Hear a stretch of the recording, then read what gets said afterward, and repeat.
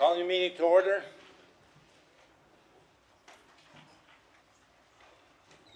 It is City of Laredo regular council meeting. All stand for a pledge of allegiance.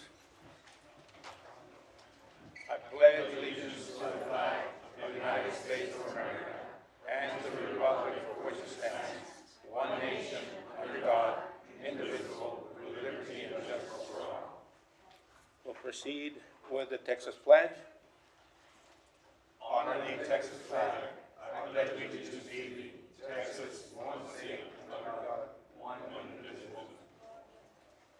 We'll proceed with a moment of silence. Please stand. We will recognize Mr. Roca Vela Sr. in memory of his great work. Keep his family in our prayers.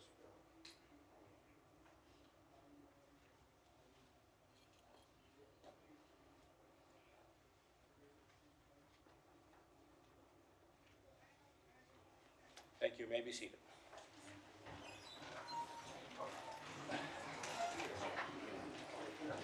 Mayor, if I may, Yes, go ahead. because we do not have a quorum yet, I would say suspend the roll call until after we reach a quorum, but I believe you are welcome to proceed with your recognition. All right. We went for it. We have a quorum. Oh, yes, sir. All right, we'll proceed with recognitions. Yeah, go ahead. So my item is, my recognition is under my items. Okay, doesn't matter to me. We'll just pull it forward. Yeah, we'll pull it forward with recognition. We have a quorum. We do. Right on target. Do you want to go through the roll? Yes. No, you go ahead, brother. Oh, you're.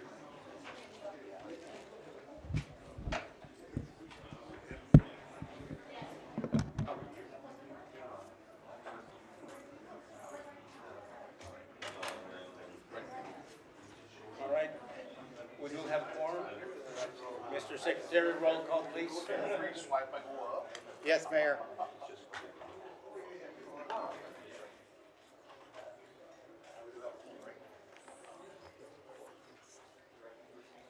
Honorable Mayor, Dr. Victor D. Trevino, Present. Honorable Mayor Pro Tem and Councilmember District 1, Gilbert Gonzalez. Honorable Councilmember District 2, Ricardo Rangel Jr. Honorable Councilmember District 3, Melissa Cigarroa. Here, Honorable Councilmember District 4, Ricardo Rick Garza. Honorable Councilmember District 5, Ruben Gutierrez Jr. Present. Honorable Councilmember District 6, Dr. Tyler King. Here. Honorable Councilmember District 7, Vanessa Perez. Honorable Councilmember District 8, Alisa Cigarroa. Mayor, you have a quorum. Thank you. Mayor, motion to excuse the members of the council missing. Motion second, all in favor? Aye. Opposed, motion passed. Mayor, motion to approve the minutes of June 26, 2026, June 15, 2026, and June 11, 2026. Motion and second, all in favor? Aye. Opposed, motion passed. Recognitions, Mayor. We will proceed with recognitions. Mayor, may I, if you don't mind, if we could bring up also my recognition, item 154, to join Second. in with the other recognitions. Motion and second, all in favor? Aye. Opposed, motion passed.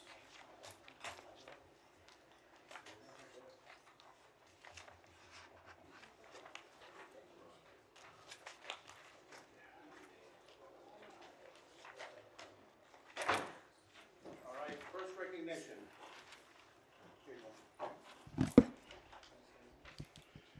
City of Laredo Mayor and Council recognize Cynthia Chapa for her outstanding achievement in earning first place in the world of adaptive short stature impairment division at the Hydrox World Championships in Sweden, and for serving as an inspiration through your resilience, dedication, and commitment to excellence while representing our community with pride. Congratulations.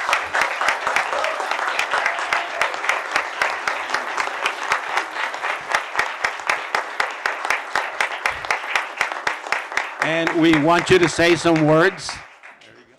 I want to thank all my family, my home gym, Triumph Fit Training, my coaches, main coaches, Claudia and David Ramirez, and all my other members that make up Triumph Fit, and of course, God.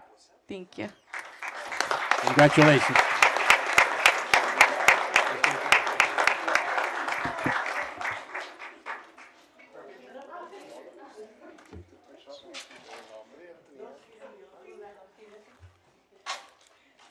Mr. Secretary, just to note that Councilmember Gilbert Gonzalez is here.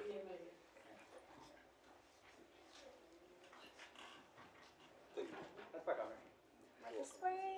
There you go. Right here? Okay, perfect. Ready? 1, 2, 3. One right here with me.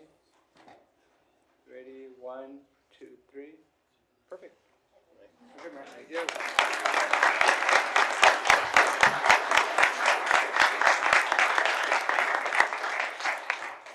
Mayor, I will say thank you, Triumph Fit, because the Mommy and Me class saved my wife's life during the pandemic, so thank you. All right. Next recognition. City of Laredo Mayor and City Council recognizes Jaime Garza in appreciation for his 13 years of dedicated service and commitment as a member of the Blue Ribbon Committee. See here? There you go.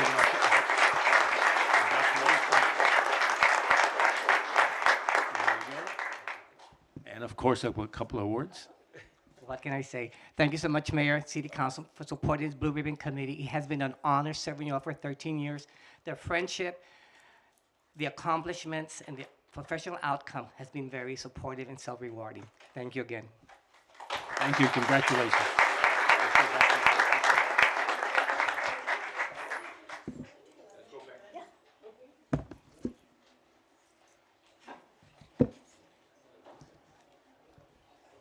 You want me to take a picture with your phone? I'll take it if you want. Yeah. Sit up? Okay. We'll start off with her phone. Ready? 1, 2, 3. Now over here. Ready? 1, 2, 3. One more. Ready, 1, 2, 3. Perfect.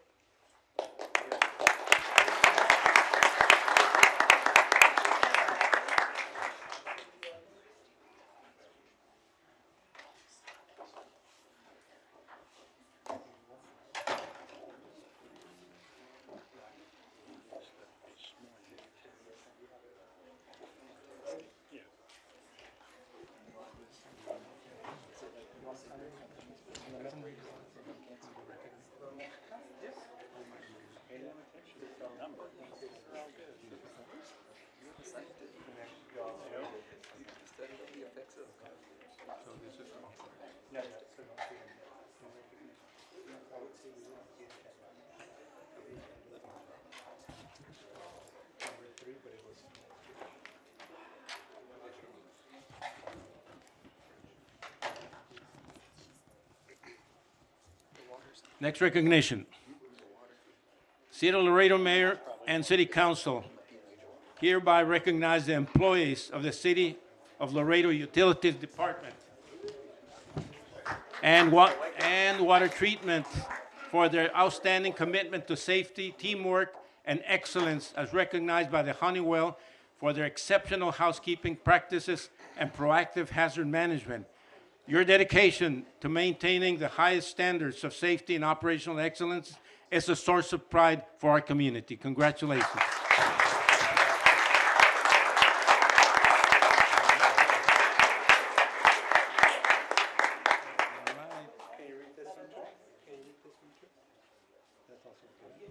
And this is also recognizing for safety and operational excellences. Water treatment plants, your professionalism and commitment to workplace safety are sincerely appreciated and set a standard of excellence for others to follow. Congratulations.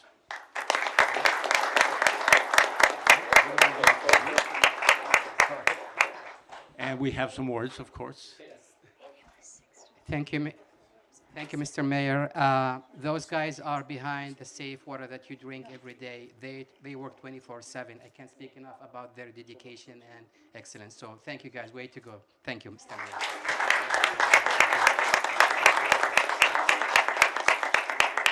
Let's go back there for a picture. We're gonna go back there. Hello, Mr. Simon.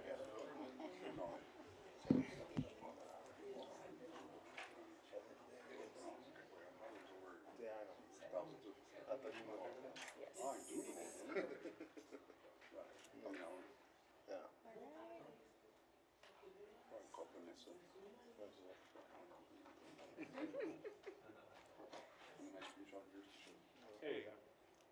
All right, ready? Over here. 1, 2, 3.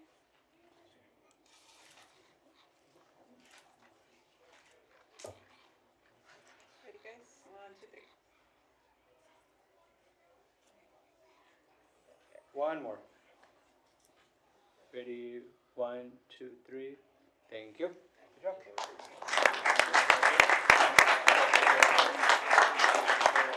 Congrats, guys. Thank you all for all your hard work. Appreciate it a lot. Thank you, guys. thank you so much.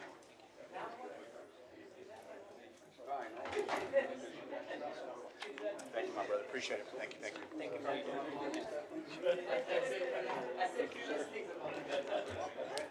So much. Thank you.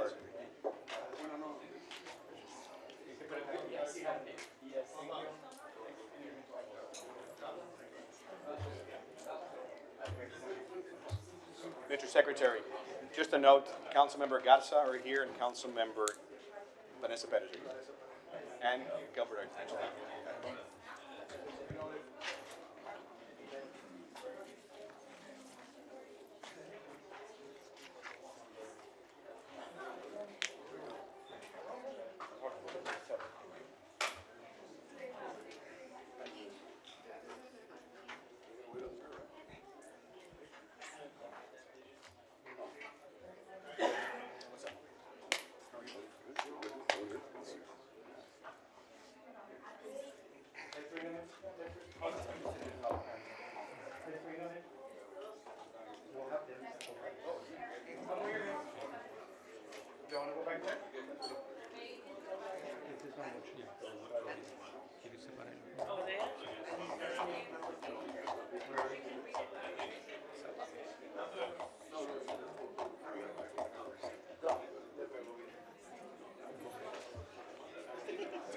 How are you? Doing all right? Good. Good to see you. Congratulations. Let's come over here this side. Two rows.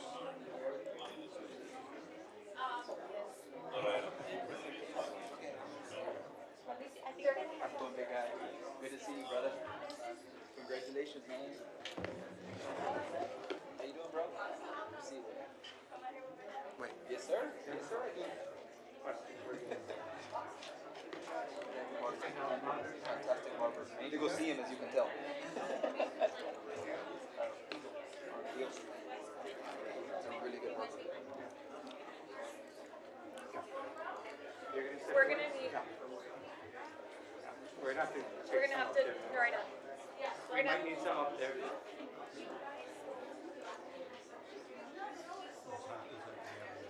He's gonna bring up the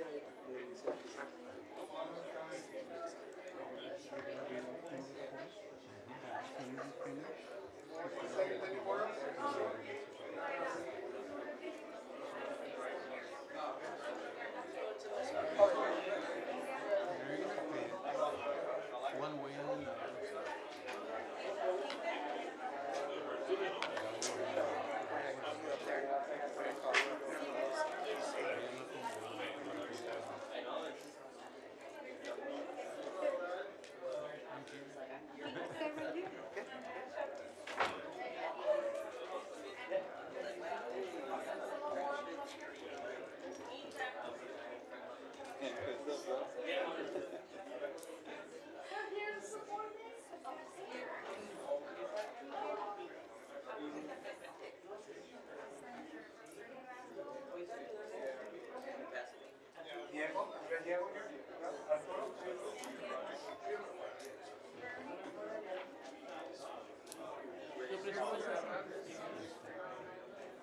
Arturo, Diego. How many different classes are there? Is there just like this one big class?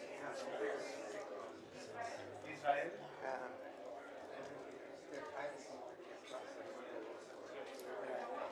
No.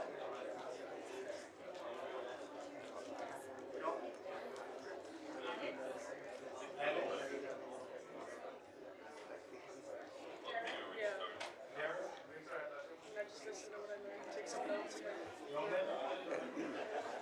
There's 6 classes.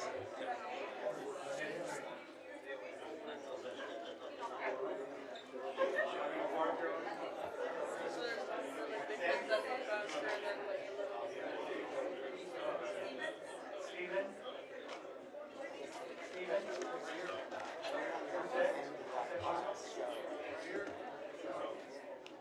But you have no class. Oh, actually, he does. He's trying to have class.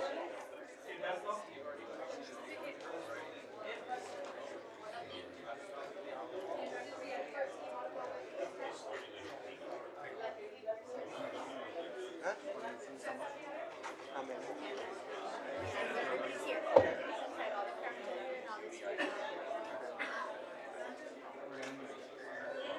So we have one class, so we're the first class that comes in. Go ahead. Ready?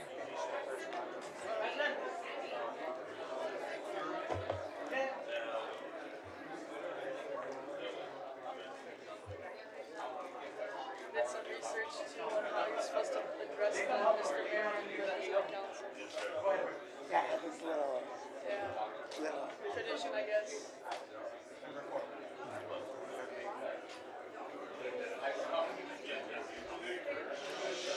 All right.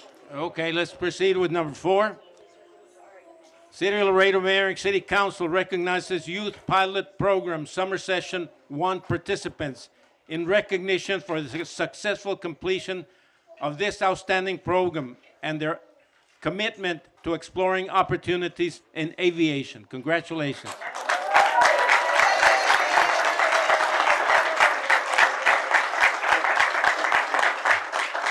Now we have some words. You're going to say some words? Yeah, well, okay, good evening, Mayor, City Council, City Management. Thank you for having us today.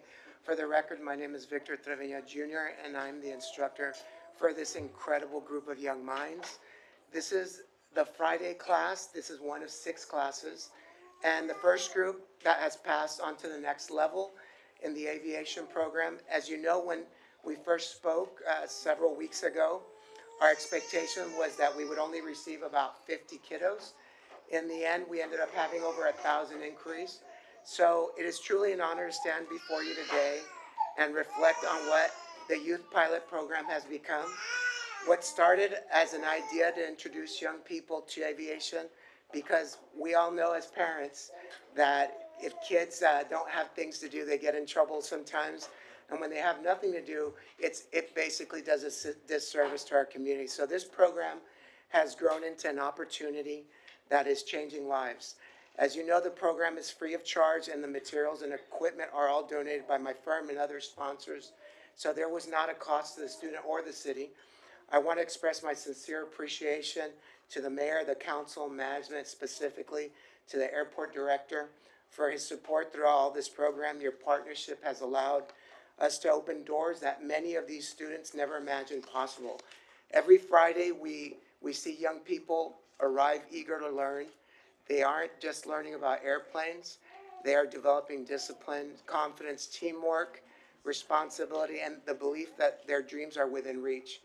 And aviation is a vehicle, but the real destination is preparation for the successful futures.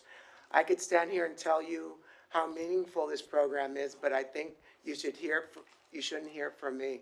The true impact of this youth pilot program is best told by the young people whose lives it impacts. So I would like to call up 2 student aviators, if you can go ahead and say that.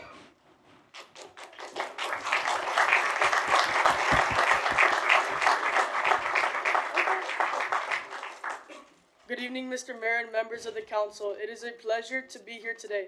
My name is Noah MacDonald, and I just wanted to share a few words about my personal experience and why I wanted to join the Youth Pilot Program.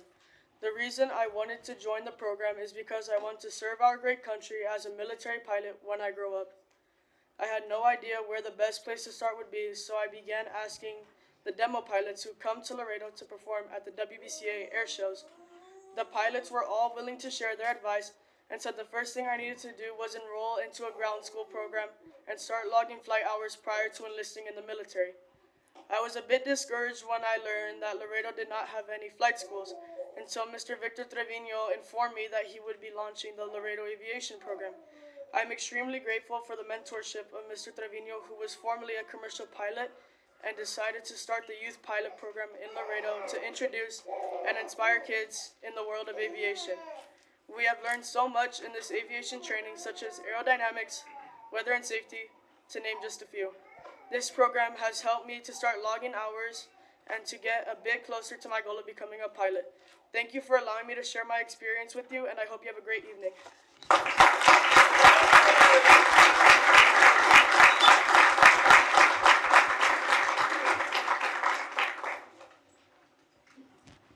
Hi everyone, my name is Ethan Gavan and I'm 12 years old. I just finished the first part of ground school. That's the class where you learn all the book stuff before you actually get to fly. I'll be honest, I didn't know how much about flying before this. Our teacher made learning really fun. Now I can't stop talking about it. We learned about weathers, maps, and how planes turn, and how they stay up in the air. My favorite part was learning about radio calls. I practiced them at home. Sorry, Mom and Dad. I never thought I'd get to do something like this. It was free, which is the only reason I could sign up. And now I've done all that, I don't want to stop. I know there are other kids in downtown who would love this just as much as I do it. And I hope someday they get the same chance. Thank you so much for being here today, and thank you for caring about stuff like this. It means a lot to me.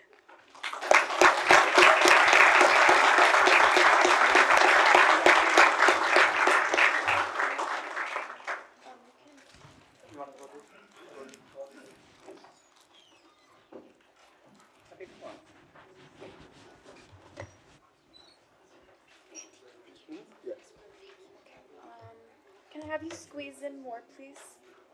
Right there. And can we squeeze in a little bit more this way as well? All right. Over here. Ready? 1, 2, 3. Okay, right here with me. Oh, sorry. Right here, ready? 1, 2, 3. One more. 1, 2, 3. Go ahead, parents. If y'all want to take pictures, parents.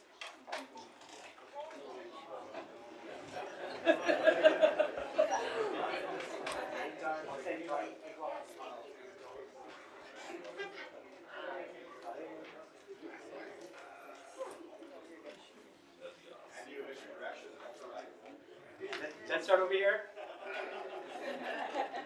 Right here. Did you get one? Did you get one? Yes, sir. Right over here. Right here. Right here. Did you get one? Left. You want to move?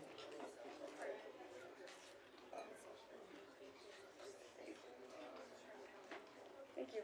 We're good, right?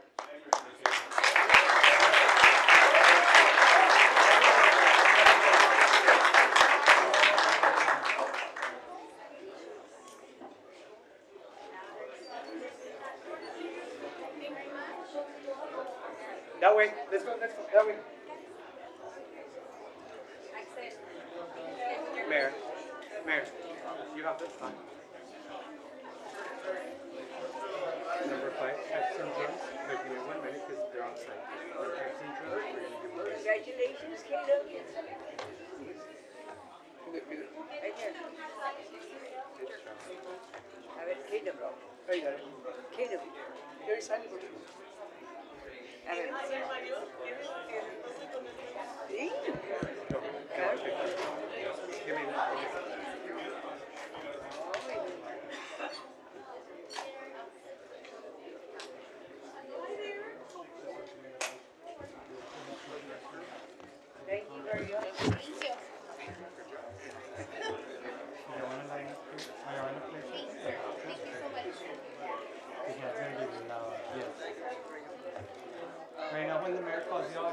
See that guy with the red shirt?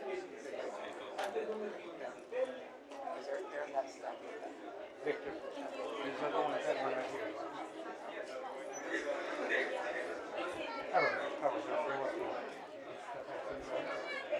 And number 5.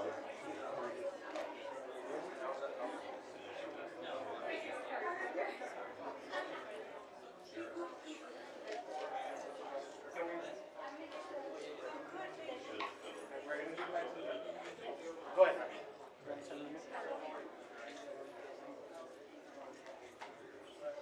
All right, next recognition.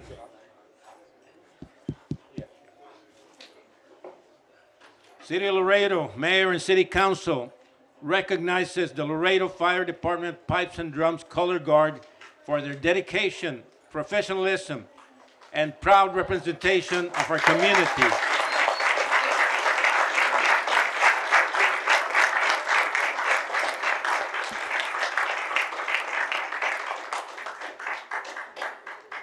And tradition and service. Congratulations. So do we have a spokesman?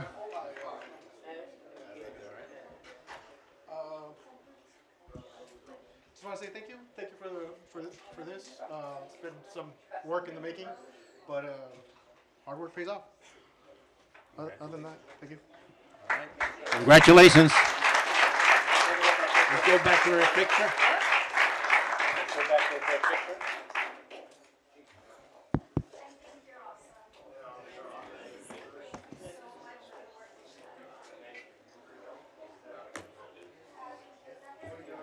There you go.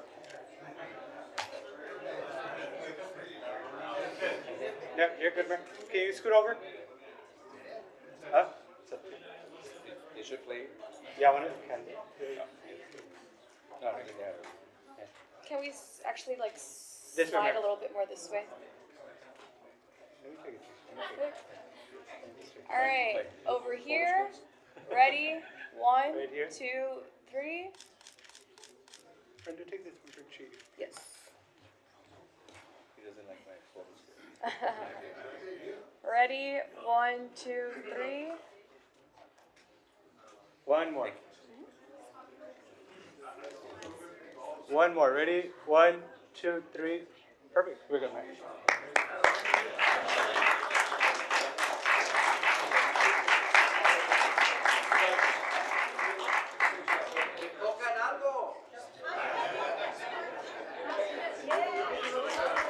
They don't have all these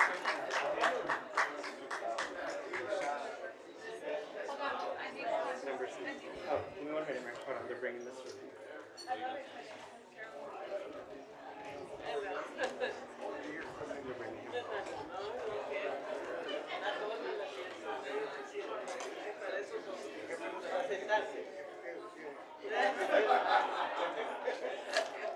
Hold on.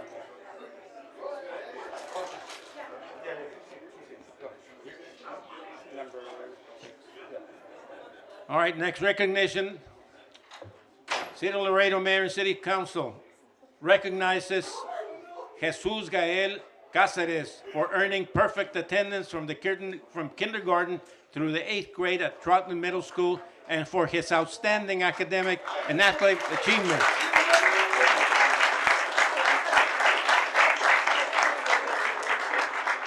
And his dedication, perseverance are reflected in his membership of the National Junior Honor Society, recipient of the President's Education Award and accomplishment in a district champion in track and field. Congratulations. Couple of words. First and foremost, I want to thank God for bringing me this far in life. Shout out to the God. And second and foremost, I want to thank my family for supporting me through my journey over there.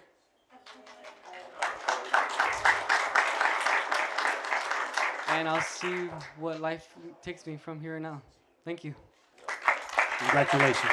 Let's go get a picture back there.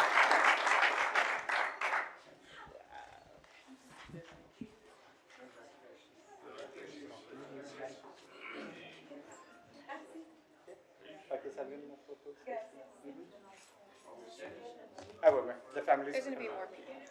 You wanna go up there? We'll take it, right? Brenda, we'll take it.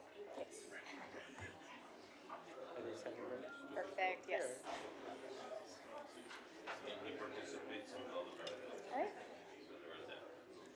There you go. great. Over here. 1, 2, 3. We have a couple more. 3 more, Mayor. 1, 2, 3.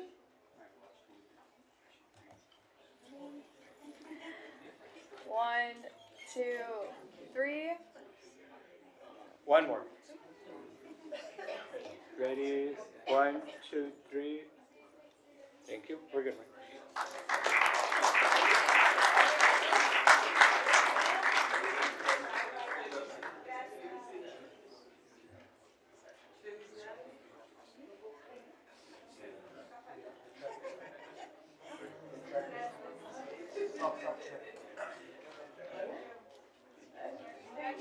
Yes, thank you.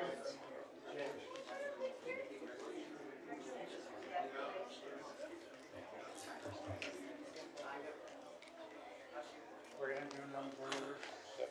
Number 7. Number 2.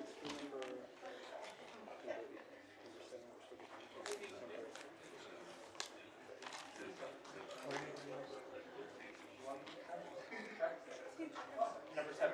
Sorry.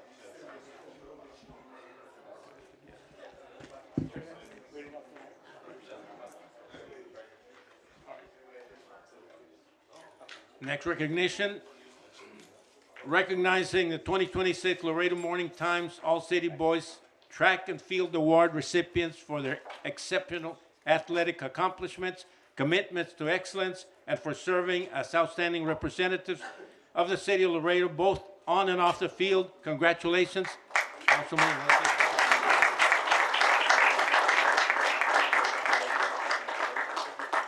First of all, I just want to say, guys, thank you all so much for representing. You all do a wonderful job representing the city of Laredo.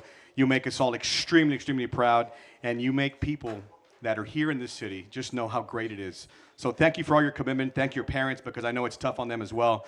And thank you guys for putting in the hard work every single day. Thank you so much, guys. Congratulations. And here's your plaque. Couple of words. Who wants to say some words?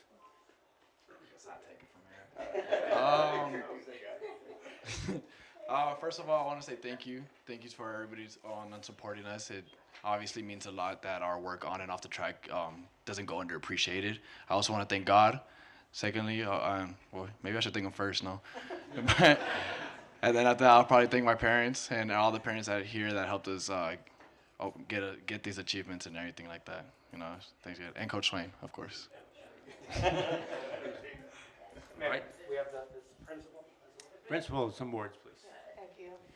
Thank you to the City of Laredo Mayor. Thank you for this achievement and recognition. We'd like to congratulate our coach, Coach Swain, also for doing such a great job with our kids and our students, and of course our athletes, very talented athletes. We're very proud of them. They are moving forward. They are graduated. We're already graduated and moving forward, so we're going to miss them tremendously. And also I'd like to introduce to you our the athletic director, Mr.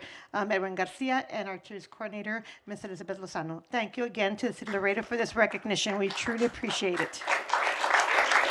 Congratulations, guys.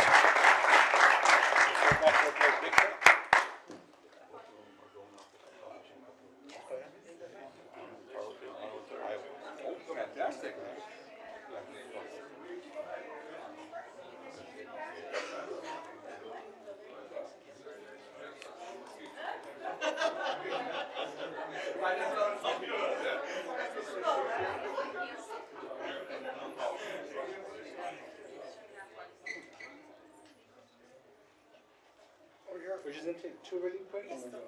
That's correct.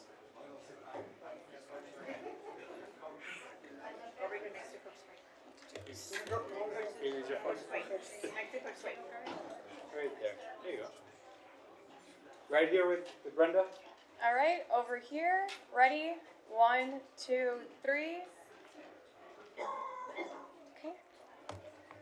Have another phone? Sorry.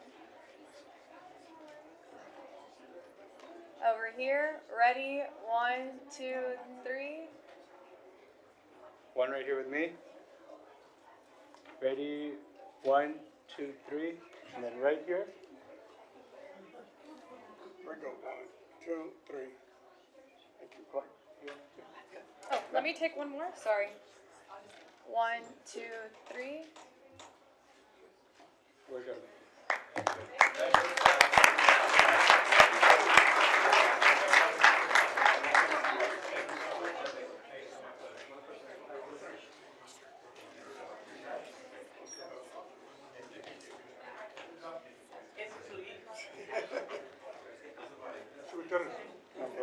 Number 8, Mayor.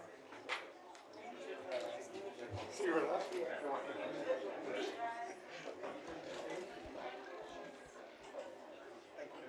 All right.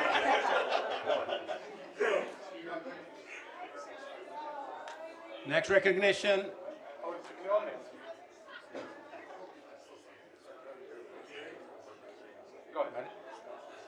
In recognition of the Lady Vixens 10U softball team for earning the title of 2026 Pony International World Series champions, competing against top international teams, they achieved a perfect 9-0 undefeated record, demonstrating exceptional talent, perseverance, and teamwork while representing the city of Laredo. Congratulations.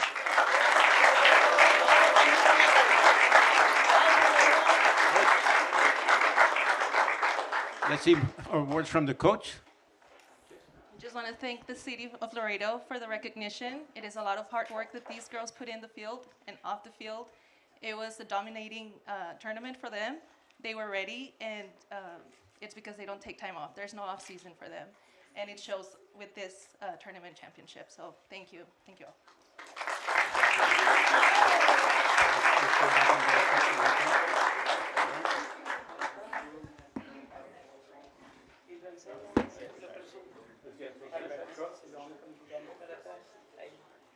Let's go back here.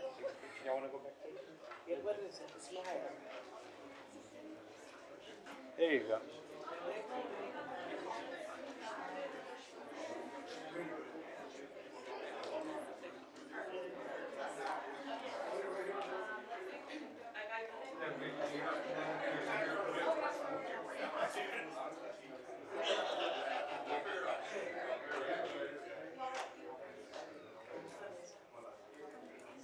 Yeah, that's Jay. Jay.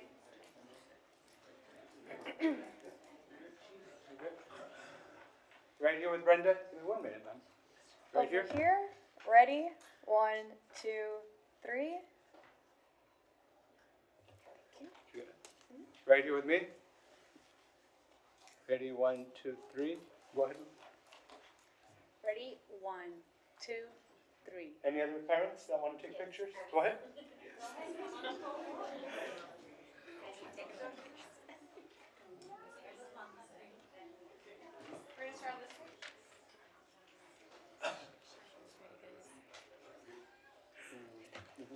One more, girls. Okay. 1, 2, 3. There you go. Good job.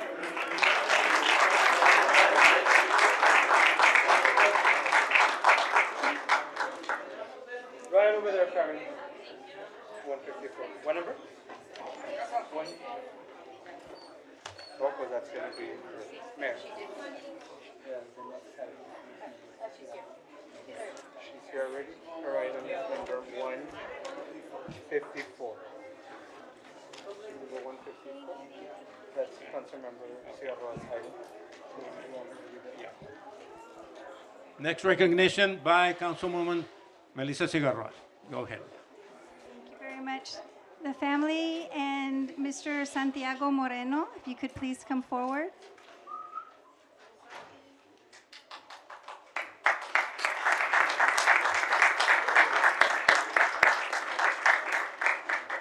So, Santiago, congratulations. Santiago Moreno was recognized by communities and schools of Laredo and chosen as the national ambassador and represented the city at the National Do the Right Thing Summit in Washington, D.C.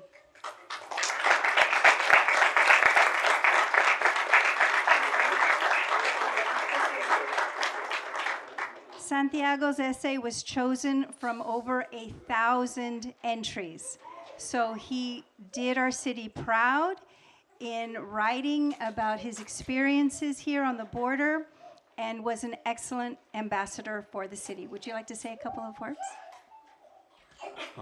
Thank you for being here, and I hope that I could change some people's lives for after what I wrote, and I know I would be able to help some other kids for some other stuff that they might gone through as like I have.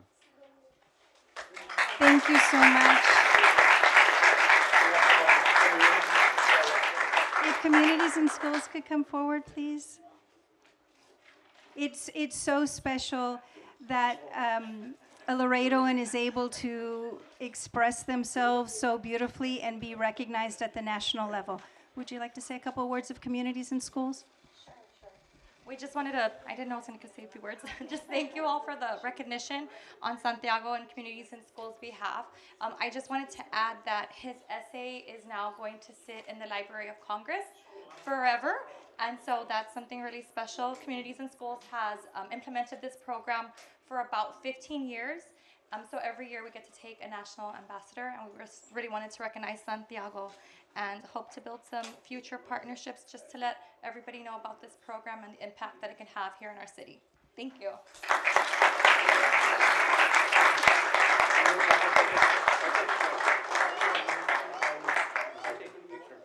Yes.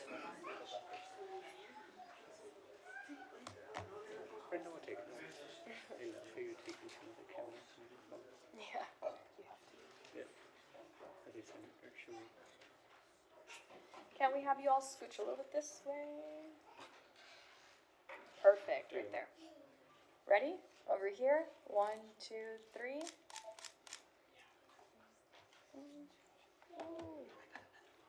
Okay.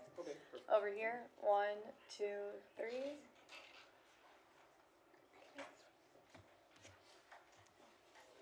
One, 2, 3.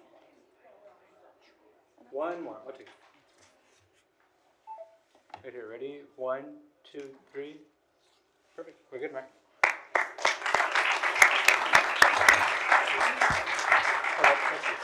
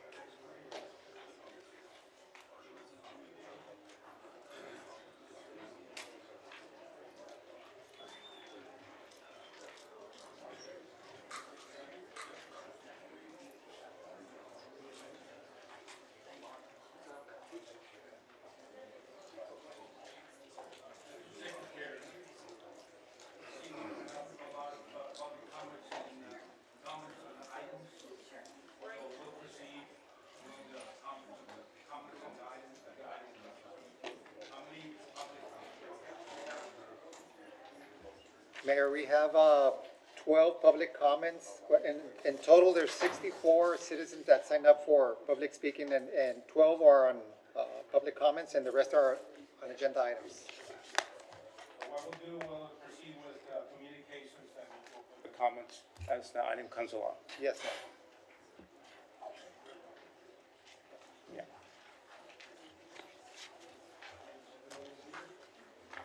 All right, we'll proceed with communications. Presentation by mayor, providing general comments on city matters, upcoming initiatives, and other relevant updates for the city council and public. I want to announce that Port Laredo once again has retained its top position as the #1 inland port in the Western Hemisphere, showing a 17% increase from the same time in May of last year. I want to congratulate the Bridge Department and our industry partners for continuing to earn this designation, because this does produce jobs and economic growth in our community. Ms. Elsa Hinojosa, can you please come up and give us a report? If she's present. Not present? All right. We'll put a hold on that. Let's see if she's present.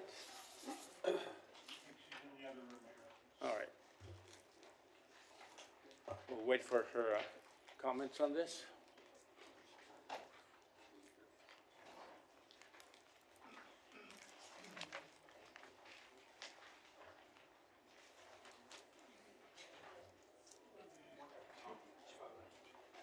Far away.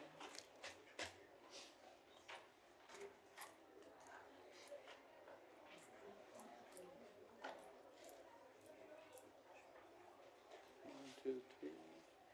No.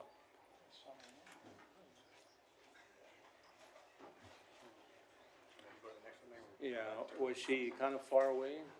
They're in the other room. There's a lot of people in the hallway, so All right. if you want to move on, and we can bring her back. Yeah, we can move on to the next one. Yes, sir. Emergency Management Director and City After Action Report on the most recent flood emergency declarations. No. Before I pass the podium to Mr. Neb and Chief Hurd, I want to inform the public that at the press conference and the After Action Report, we went over the timeline and response from our Emergency Operations Center, and from a policy standpoint, the city, through a letter I sent to Congressman Cuellar, with copies to Senator Cornyn and Senator Cruz and Commissioner Scott, we expressed a request to have more studies on the impact of the buoys and what they may have on our local community. This will also be discussed at my South Texas Alliance of the Cities meeting, which consists of border mayors, so that we can have a unified message as border communities. So, Mr. Neb, can you please come up and with Chief Hurd and do your presentation?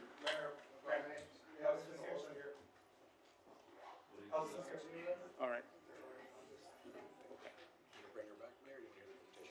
Well, we can bring her back. Is she there? Yeah, we can. All right. Let's have the presentation from Ms. Hinojosa first, and we'll go back to this. Good evening, Mayor, council Evening. members. I apologize. The staircase is closed, so just waiting for the elevator. Elsa Hinojosa from Laredo Bridge Department. I want to thank you. I know we had the press conference in the morning.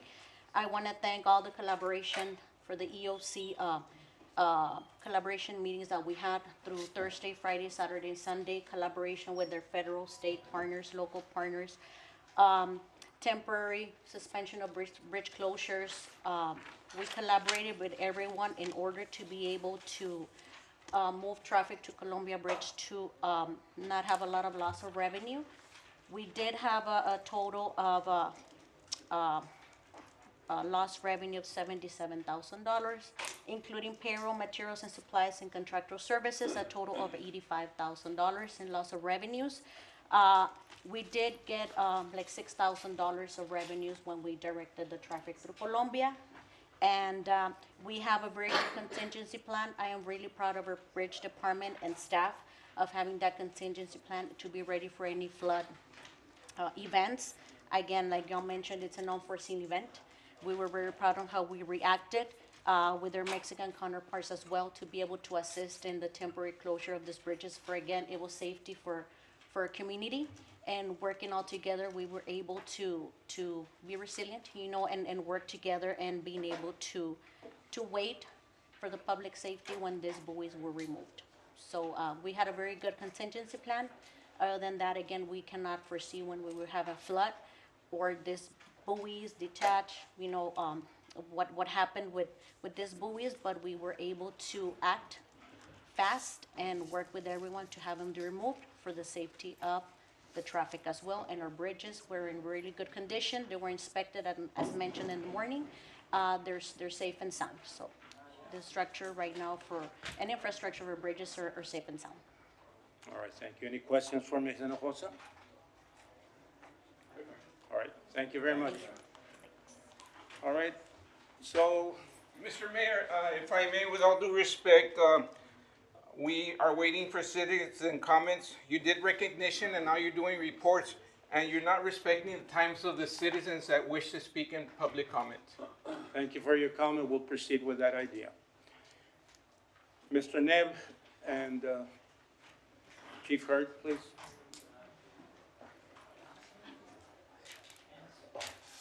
Mr. Mayor, and I'll keep my comments brief because I want to have you talk with our emergency management coordinator and talk about our after action report from our recent flood event. So before I turn it over to Chief Hurd, I just wanted to take a moment to recognize the tremendous effort that went into protecting our community during this event. First, I want to thank Mayor Dr. Trevino and the members of the City Council for your support and confidence in our emergency response. Your trust allowed our team to make timely decisions while keeping public safety as our highest priority. Also want to thank Congressman Cuellar, Representative Raymond, Representative McLaughlin, Senators Cruz, Cornyn, Commissioner Rodney Scott with the Border Patrol as well too, and just all of our congressional delegation and our many federal, state, county, and local partners. Throughout this event, agencies worked side by side with us, upstream and downstream, sharing information, coordinating resources, and responding as one team. That level of cooperation was instrumental in our success of walking through this emergency. I want to say thank you to our city employees. Emergencies like this remind us that responding to a crisis is never the responsibility of one department alone. It takes an entire organization working together.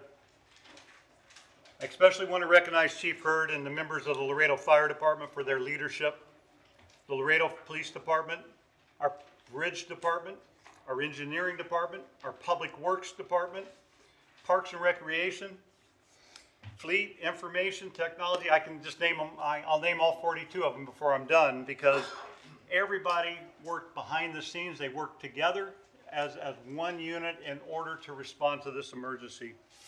So whether they were in the field, in the Emergency Operations Center, monitoring conditions, coordinating resources, communicating with the public, or keeping essential city services operating while we're responding to this, their professionalism and commitment were evident throughout this entire incident. Finally, I want to thank the residents and businesses of Laredo for their patience, their understanding and cooperation during the temporary traffic disruptions and operational changes. The community support allowed our first responders and our partner agencies to focus on keeping people safe. This incident demonstrated that what can be accomplished when public servants at every level of government work together toward a common purpose. On behalf of the City of Laredo, thank you to everyone who played a role in protecting our community. I'm going to ask Chief Hurd to come up and cover the after action report. I think he did a fantastic job this morning as well too. And so I just wanted to make sure that everybody understands my appreciation, your appreciation for everything that everybody did. Chief? Thanks, boss.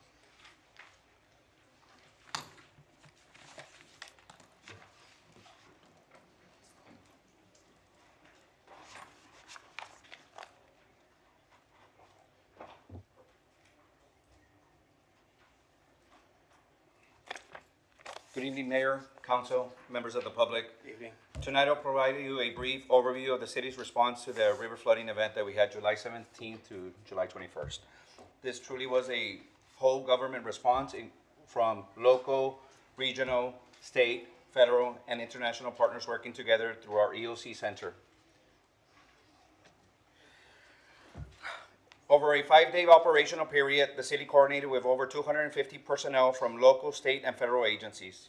During the incident, we monitored about 80 to 70 river hazards, including buoys, potentially threatening our bridge infrastructure. We also implemented contingency plans to protect our water treatment system by staging water resources and continuously monitoring both treatment plants. Most importantly, our objectives were achieved. We had no loss of life, no major bridge damage. Our water treatment operations remained uninterrupted. Commerce continued with only temporary adjustments. Our unified command structure allowed us to scale the response as conditions change and transitions safely into a recovery effort.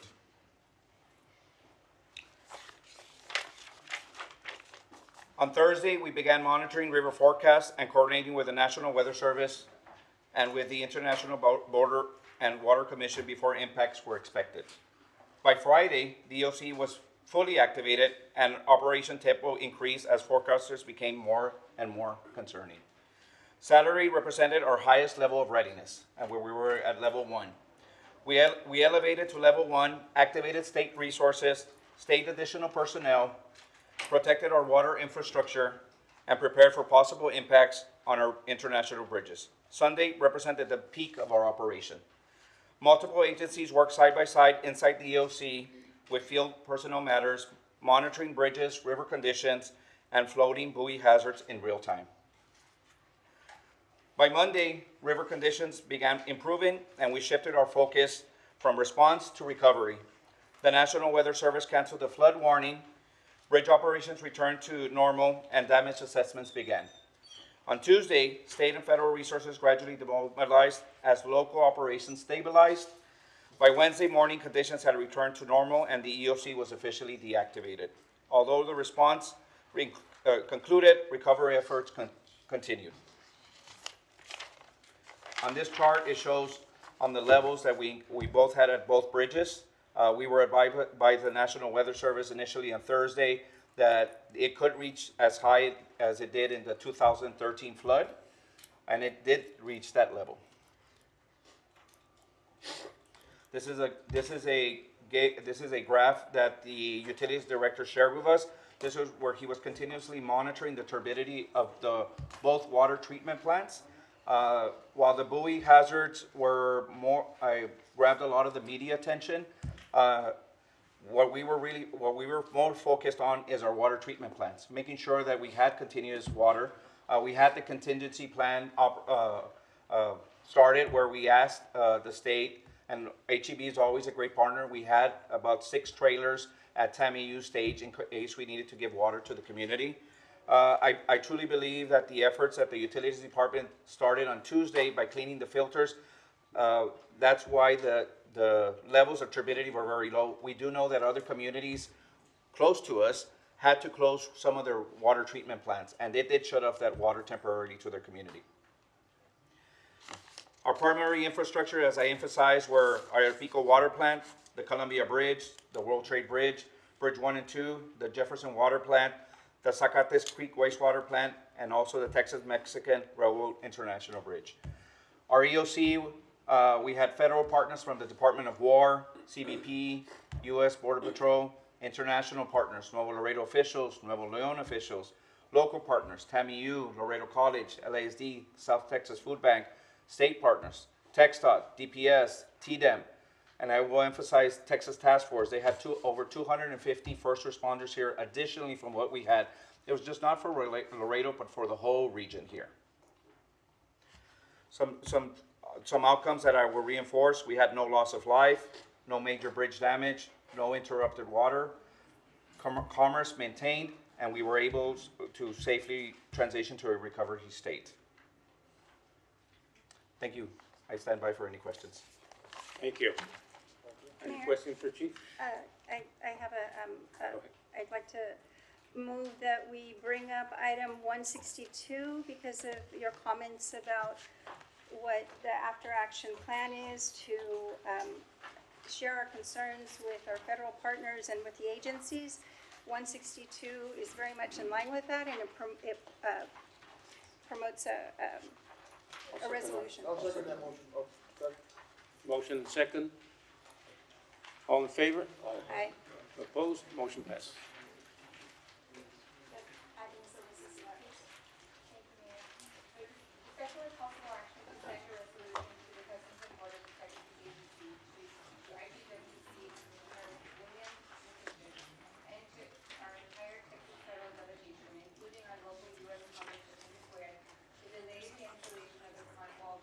security system, which includes the 41 plus miles of border buoys and bollard fencing along the City of Laredo city limits and its floodplain, in addition to the rest of the U.S.-Mexico border in Texas, upstream from these limits until such time that environmental and engineering impact studies can assess the design of the anchoring system for the buoys, the possible impacts of sedimentation and turbidity of them in the river, and the potential flooding risks and treaty violations posed by the bollard fencing on the residents of Laredo.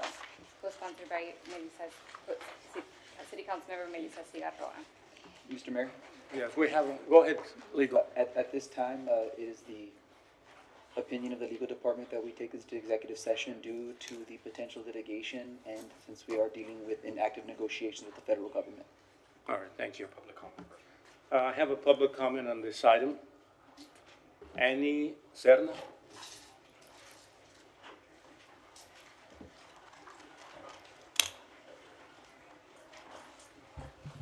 Good evening, Mayor, You. council members, administrative staff,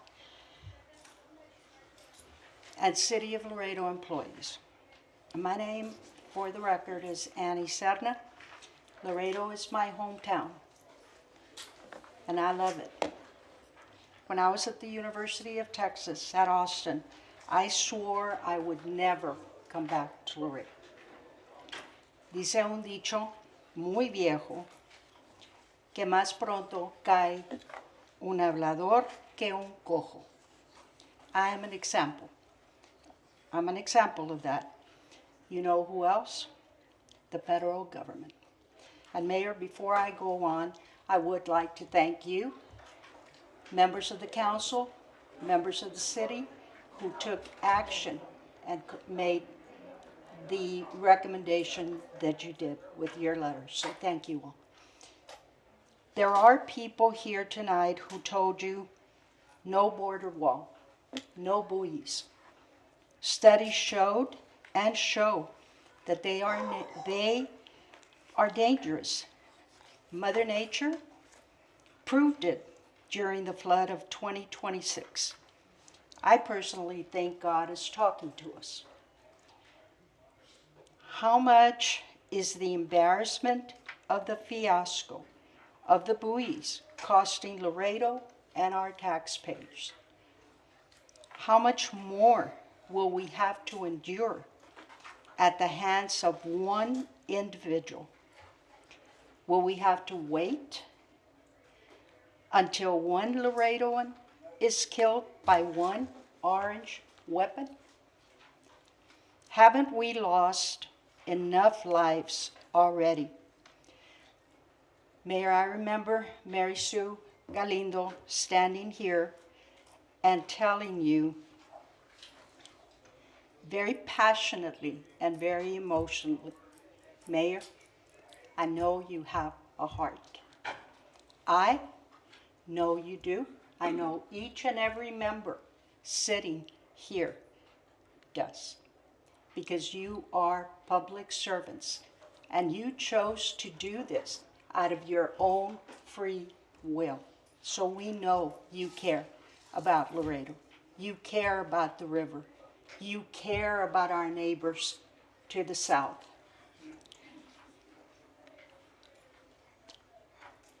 Let's do the right thing. Do not pollute our river anymore. Let us come together collectively and say no to the man. Thank you. Thank you.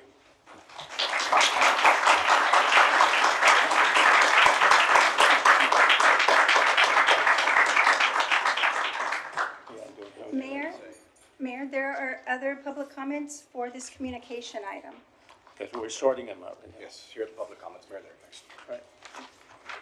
We have on this item.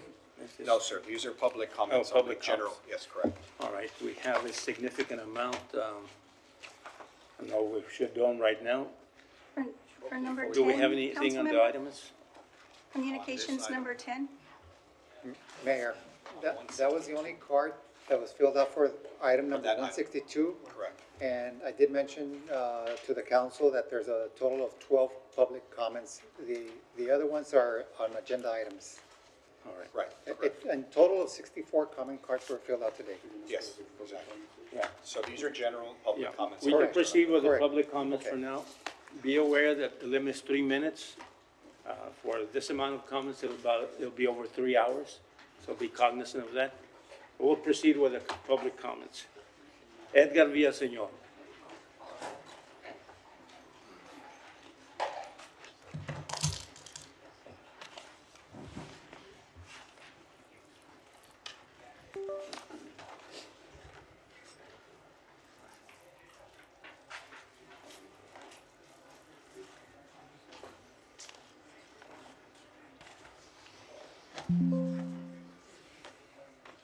Ready?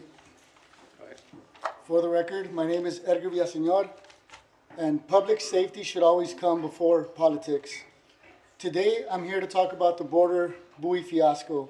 A few months ago, we stood here and we showed you Dr. Tompkins' report, showing you what could happen during the flooding. And then bam, all of a sudden, oh, it happened. Just like Dr. Tompkins had mentioned. And today what I want to take a look at is, what does a buoy look like? According to Texas Public Radio, these cylinders are approximately 15 feet long and 4 feet high and weigh about a ton each. About 200 buoys were dislodged with just this moderate flooding, and they flowed downstream from Eagle Pass to Laredo, creating a threat to our public safety and forcing our international bridges to shut down. Laredo has about 42 river miles hugging it. With each buoy being about 15 feet, we would have over 15,000 buoys directly within Laredo. So if we were to put buoys just like the ones they have in Eagle Pass all around Laredo, this is what the image looks like. It would just be so much more, 70 times more buoys than what happened recently with the low moderate flooding. To talk about the weight and comparison, 15,000 tons, which is conservative, that would be about putting a 130 freight train right on the river. This was us in July 19, 2026. We were, Columbia Bridge is about 18 feet, and in downtown there was about 28 feet where we were in water. Just that much was enough to dislodge these buoys. The other floods that we've had are in 2010 was 42 feet, and the one in 1954 was 61 feet. If you study science, you're going to know that there's these things that are available for everyone called the FEMA flood zone layers, and they tell you that pretty much every 100 years you're going to get a big flood. And we've been asking you guys to provide an environmental assessment so that we can be prepared for that. And just a small one that we had was already a big deal. Thank you for everyone that helped out, like with the solution. Thank you, Chief. But we did we can't be reactive. We have to be proactive. We told you guys about this, and we want you guys to consider this. We were warned. This is exactly what he said in March 2026. He said, during a flood, the breeze and dislodged sections of the buoys will go downstream and get caught in the wall as well as the bridge supports. This was the image that we showed you, and that's how it Mayor, was. 3 minutes, Mayor. One more second. Go ahead and finish up, please. Thank you, sir.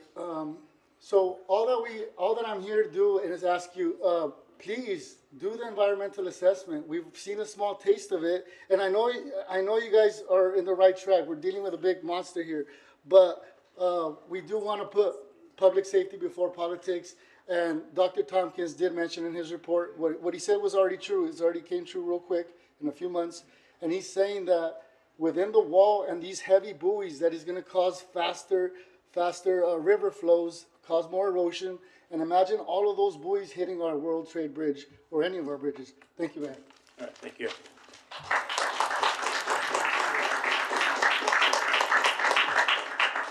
Karen Munoz Trevino. Yeah, Karen Munoz.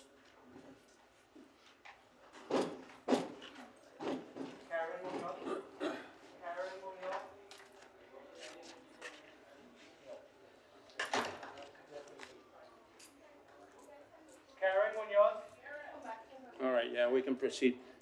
No, we can't. All right. Those are the rules. All right, we'll just go with Tania Benavides. I'm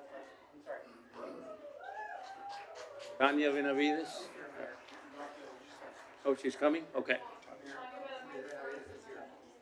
All right, well, there she is. Hi, good afternoon, Afternoon. Mayor and Council. My name is Karen Munoz. I'm a policy attorney with the Immigrant Legal Resource Center and a resident of District 8. I'm here today to speak out against flock cameras and data centers and to urge you to focus resources on true public safety, not the security theater that these AI cameras provide.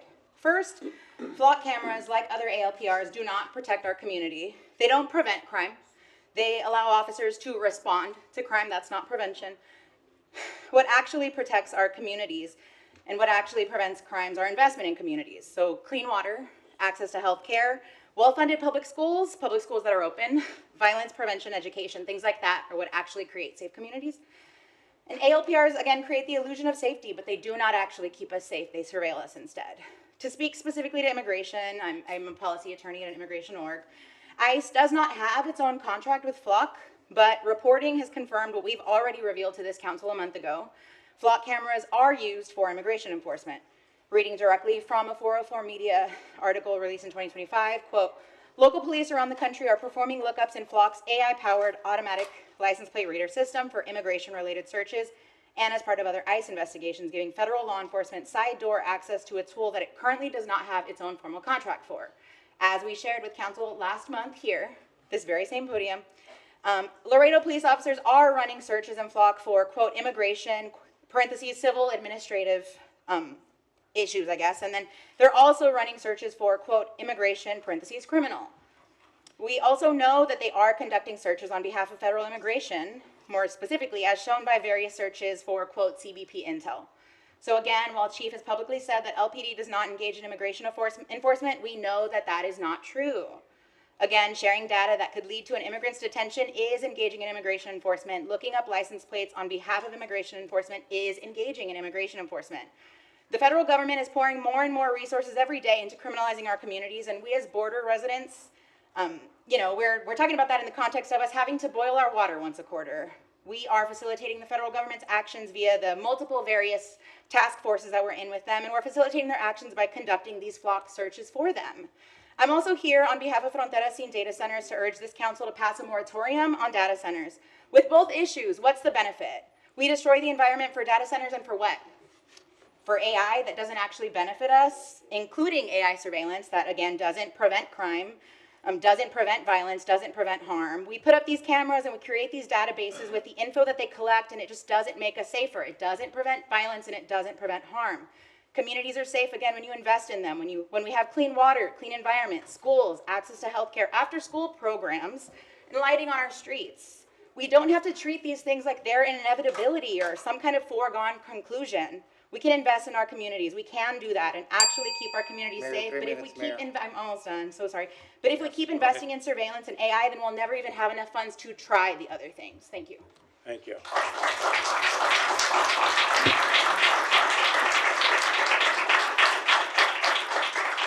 Comment, Tania Benavides, public comment.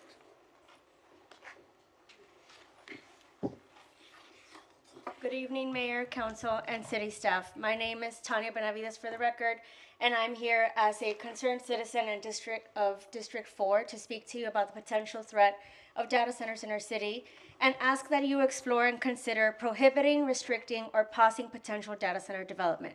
The rapid expansion of data centers in our nation and across the state of Texas is of high concern to both urban and rural localities. Data centers require robust infrastructure and natural resources to build and maintain them in operation, not to mention the multiple occurrences of air, water, and noise pollution being reported in areas where data centers have been built already. Across the state of Texas, there are over 600 data centers planned, being built or in the works, and hundreds more being targeted by developers due to Texas's lack of regulations on industry and the seeming availability of our natural resources.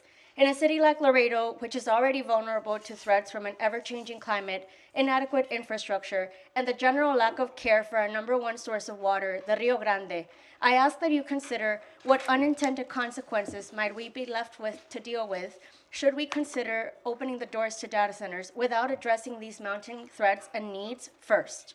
I ask that you consider the potential environmental impacts of welcoming data centers. Some farmers reporting that there have been no calves born since a data center has gone up in their community. Others have reported that data centers are killing bees, presumably due to noise pollution. And people who live near data centers have reported lack of water pressure or clean water altogether running from their taps since data centers have moved into their towns. Given how data centers have negatively affected people's quality of life, it's no surprise that data centers are overwhelmingly unpopular across the country, our state, and the political spectrum. In communities across Texas, red or blue, rural and urban, data centers have been moving everyday people into action, presumably why so many people are here today, demonstrating that there is a political reckoning coming to the polls. I ask that you consider the voices of your constituents, whose your fate, your positions are in, this upcoming November, and make fully informed decisions and take action now to safeguard us against these potential threats. Thank you. Thank you.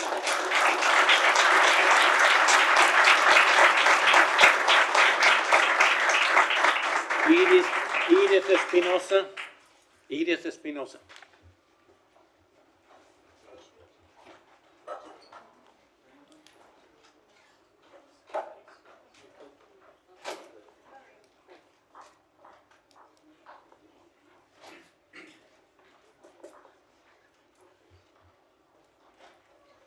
Edith Espinosa for the record. Hello, today I wanted to address 3 items. The first one is I noticed that you guys are investing a lot of money into our parks. I guess I could think that you guys care about our kids, right? But like I would like for you guys to start thinking about or preparing yourselves, right, to start investing money into our kids' education. As far as we know, right, we are very short in doctors and dentists and other areas in Laredo. If you would guys invest as much money as you guys invest in parks, right now we have more than 100 parks, and right now I saw your finances, you want to get approved more money for parks and equipment. And if we really care about our kids, maybe we should start investing in their education. And maybe we should start choosing bright students and start funding their education so they can get careers as doctors, as dentists, as what we need. Because if we get doctors from outside of Laredo, maybe they'll be a little bit uncomfortable with our city because they're not from here, and they're you know, it's hard for them to come and relocate to Laredo. Why not start investing in our kids and our future in that way instead of parks? Because what do we get from parks, basically? What is our revenue? What is our benefit from that? The second thing is the data centers, right? Right now, technology is expanding, and you know, a lot of people want to invest in land and everything, but right now Laredo is in a stage 3 drought. So I think we need to take care of our water source because we don't have any security in another second source of water. And you guys need to start working on the language. I know right now that the planning department for Laredo they're working on something right now. I think it's called Recon something that they need to be working on right now to start isolating data centers and the language when it comes to them, so that we can go ahead and start preparing for them if you guys don't want to ban them or whatever, but you guys need to start working on that. Let me see. Are you talking about RECO? Please direct Yes. the chair. Restrictions, the council can legally and efficiently block data centers by integrating restrictions directly into its current citywide code overhaul, known as Recode Laredo, because Laredo's Planning and Zoning Commission is actively rewriting the city's entire land development code. Local lawmakers have a unique window to implement an ironclad ban without facing the state-level legal obstacles that rural encounter under Texas local government standards. A successful strategy relies on 3 specific components. 1, you need to codify the data center definition into the Recode Currently, data centers are often permitted by default because they slip into broad categories like B4s or industrial zones. To stop this, the city council should Mayor, direct 3 the planning minutes, Mayor. department and establish explicit standalone definitions. So if you can please work on that. And also, I'm against the flood cameras because Laredo has a very low crime rate. And I don't really think that the equipment that we are investing money in, like, no respalda. O sea, no, that you guys don't have any support for all of this equipment and flood cameras when our crime is historically low. We have like 9 homicides a year, less than the whole nation. So why are we investing so much money into all this security? It doesn't make sense. Thank you very much.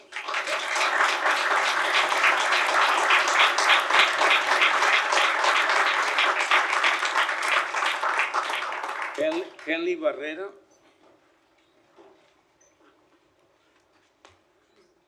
No, Kelly Barrera. No. All right. Rosie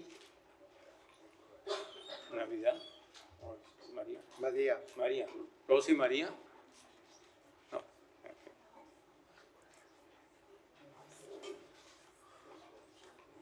Good evening, everyone. My name is Rosie Maya. I'm with District 6, resident of District 6. And before I start, I definitely want to say it's very interesting seeing all of your faces when it comes to people making comments. So I would try to pay attention.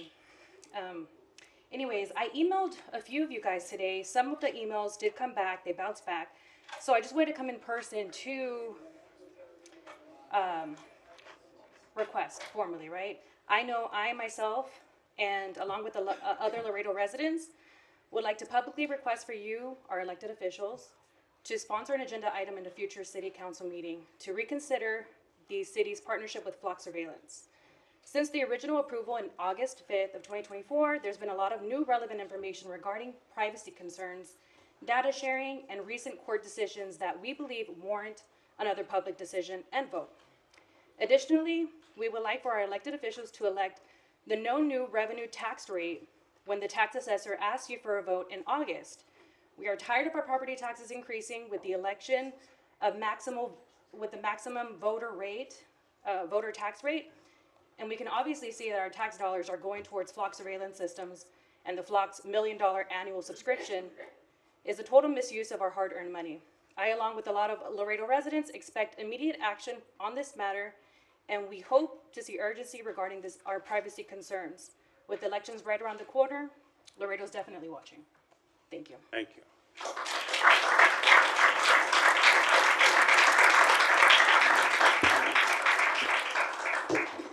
Maria Nava. Oh, there she is.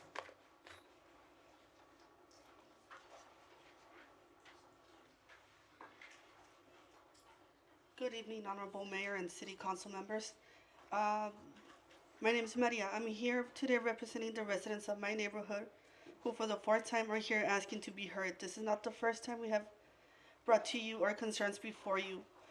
This is regarding a planned nursery that is wanting to be the ones to open in our residential area.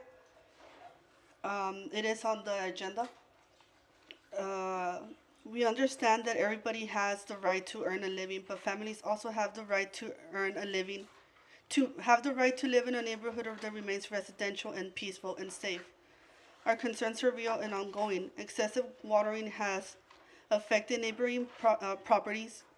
Insects concerns about pesticides being used around our homes, increased commercial activity, and the continued operation of a business where families live. We're also deeply concerned about the traffic safety when when deliveries are being unloaded with a forklift. Traffic is often stopped, creating long lines of vehicles that have at times extended onto the nearby railroads. In addition, commercial vehicles are parked along the roadway, blocking the view of oncoming traffic, creating dangerous conditions and increasing the risk of serious accidents. What concerns us the most are people who are most vulnerable. We have elderly residents, neighbors receiving dialysis treatment, stroke survivors, people living with lupus, and families with children with disabilities who deserve a healthy, safe, and secure place to call home. Many of our neighbors are living on a fixed income and simply cannot afford to hire lawyers to fight for them or navigate this process. This is why I'm here. As a former advocate for older adults, I have spent my career standing up for whose voices often go unheard. Today, I'm here standing to advocate for my own community and for the people who cannot afford to fight the battle on their own. For many years, I dedicated my career in serving the older adults and anybody with disability in 13 counties in South Texas. I worked to improve their quality of life. Many of you have seen me at your community events, health fairs, outreach programs, and resource fairs. I have proudly stood beside the city, and I believe in serving people. Today, I'm asking the same commitment in return. Now that this issue is affecting my own neighborhood, my own people, I will not stop fighting. I cannot encourage others to stand for their communities if I'm not willing to stand for mine. We are not asking for a special treatment. We are asking for equal treatment. We are asking for the same laws and standards to apply to everyone. This is the fourth time that we have come before this meeting. We have followed the process. We have presented evidence. We have shown respect. We've been respectfully asked to show this community that our voices matter. Please do not let other meetings pass. Thank you. Thank you.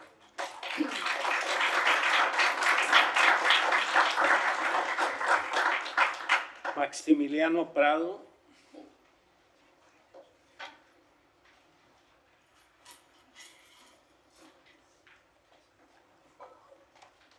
Can I create the USB or should I?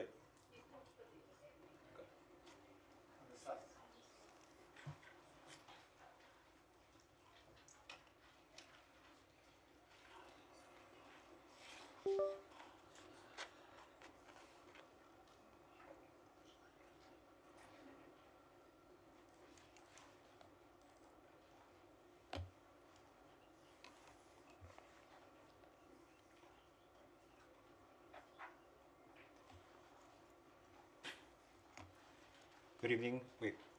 Good evening, Mayor and Council members. My name is Max Prado, and I'm here on behalf of the Laredo Immigrant Alliance to speak on the topic of the automated license plate readers known as flock cameras. There are key concerns about how the flock cameras are used in our city. Cameras in our city have a high chance of being misused for non-criminal matters like immigration enforcement, drug violations, and even invasion of privacy like stalking. It has been mentioned that this will not happen in Laredo, as the Laredo Police Department policies provide enough safeguards to avoid any potential misuse or invasion of privacy. While LPD might be able to control its own department policies, it cannot control the policies of other law enforcement agencies. The chief has mentioned that the use of our flock cameras by other law enforcement agencies are tightly controlled and are only available to a couple of partner agencies, but there are records to show otherwise. And this is exactly what I have open right here. This is what's called a network audit log. This is a record that I received through the Public Information Act request, and I was able to get it straight from the police department. And what this shows is that all searches done or performed using our city's flock cameras. And even though it was mentioned that it was only limited to a handful of law enforcement agencies, this includes agencies like the Houston Texas Police Department, Dallas PD, Harris County Constable Precinct 5, Texas Department of Public Safety, Pasadena PD, Crum PD, Webster PD, Reeves County Sheriff's Office, and many more law enforcement agencies. This is over 27 pages long. This is a search is only done from the dates of May 27, 2026 to June 10, 2026, just 13 days. How are we able to have oversight over this amount of searches? The complete logs is 13,577 pages, and most of them don't include case numbers. Most of them were not even done by the city of Laredo. One agency, just to name one of many, the Department of Public Safety, performed over 7,000 searches using our flock cameras in Laredo. Well, it would have been more, but I can't. My computer crashed after it reached 7,000. How are we able to tell how they're using our flock camera? How are we able to tell that they're not being misused? They can be lying about what the proper reason they're putting in these records. They could be lying to like about the probable cause of the case number. At times there's not even a case number. How can we guarantee the city of Laredo, the people of your communities, that it's not being misused? I'm gonna keep scrolling, but this, you can see for yourselves. Houston PD, Texas Department of Public Safety, Haltom City, Texas Police Department, and so Mayor, much 3 many minutes, more. Mayor. There are communities that are not even near our city of Laredo. Communities in West Texas, communities in North Texas, in East Texas. Why do they have access to our flock cameras? It's time that you all take some accountability or like initiative and look into this. Because if I shouldn't be here having to like have oversight, trying to keep the police department accountable, or keeping the flock cameras accountable. There needs to be safeguards, and if if flock cameras are lying, and they're telling the police chief one thing, then we should end their contract. But please look into this, because this should be a really high privacy concern, and there needs to be more discussion about this, besides just an hour-long presentation by our police chief. Thank you.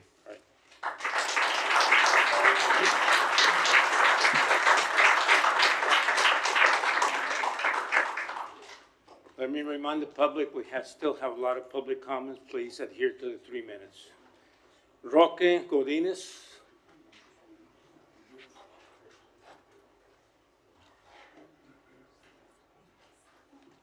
Mayor, Councilman, thank you all.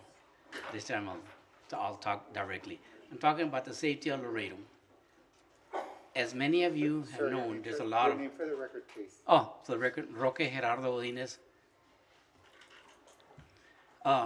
For the record, most of you have known there's a lot of construction going on around our city, but a lot of the wires are dangling, dangerous to our people. Poles, I've seen up to 3 poles in one section. It should be transferred over to the new pole, not wait, I'm gonna say maybe over years before they transfer it. They should be transferred, and all the wires that are dangling on the floor, who's responsible? Is the company responsible, or you all are responsible? You are our people. You should be out there looking at this stuff. You go around Nixon, you see wires dangling there that have been destroyed for years. Nothing has been done. You go around any neighborhood. I haven't gone to a lot of your neighborhoods, especially yours, because you're too far away, Doug, but you've answered my call many times. But you see the construction going on, fine. Even here, now you got 2 poles. Get them out.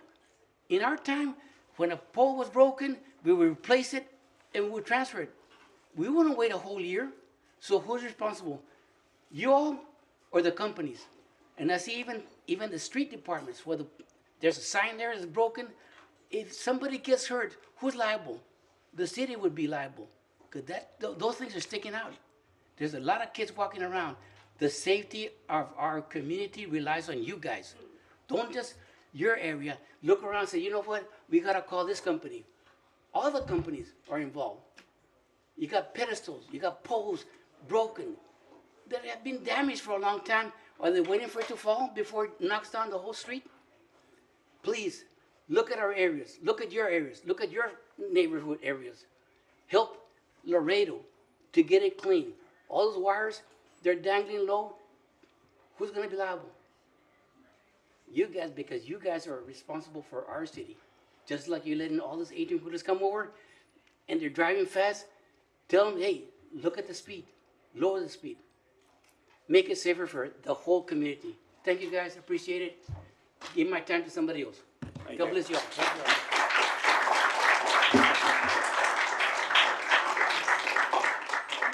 Amador Flores III.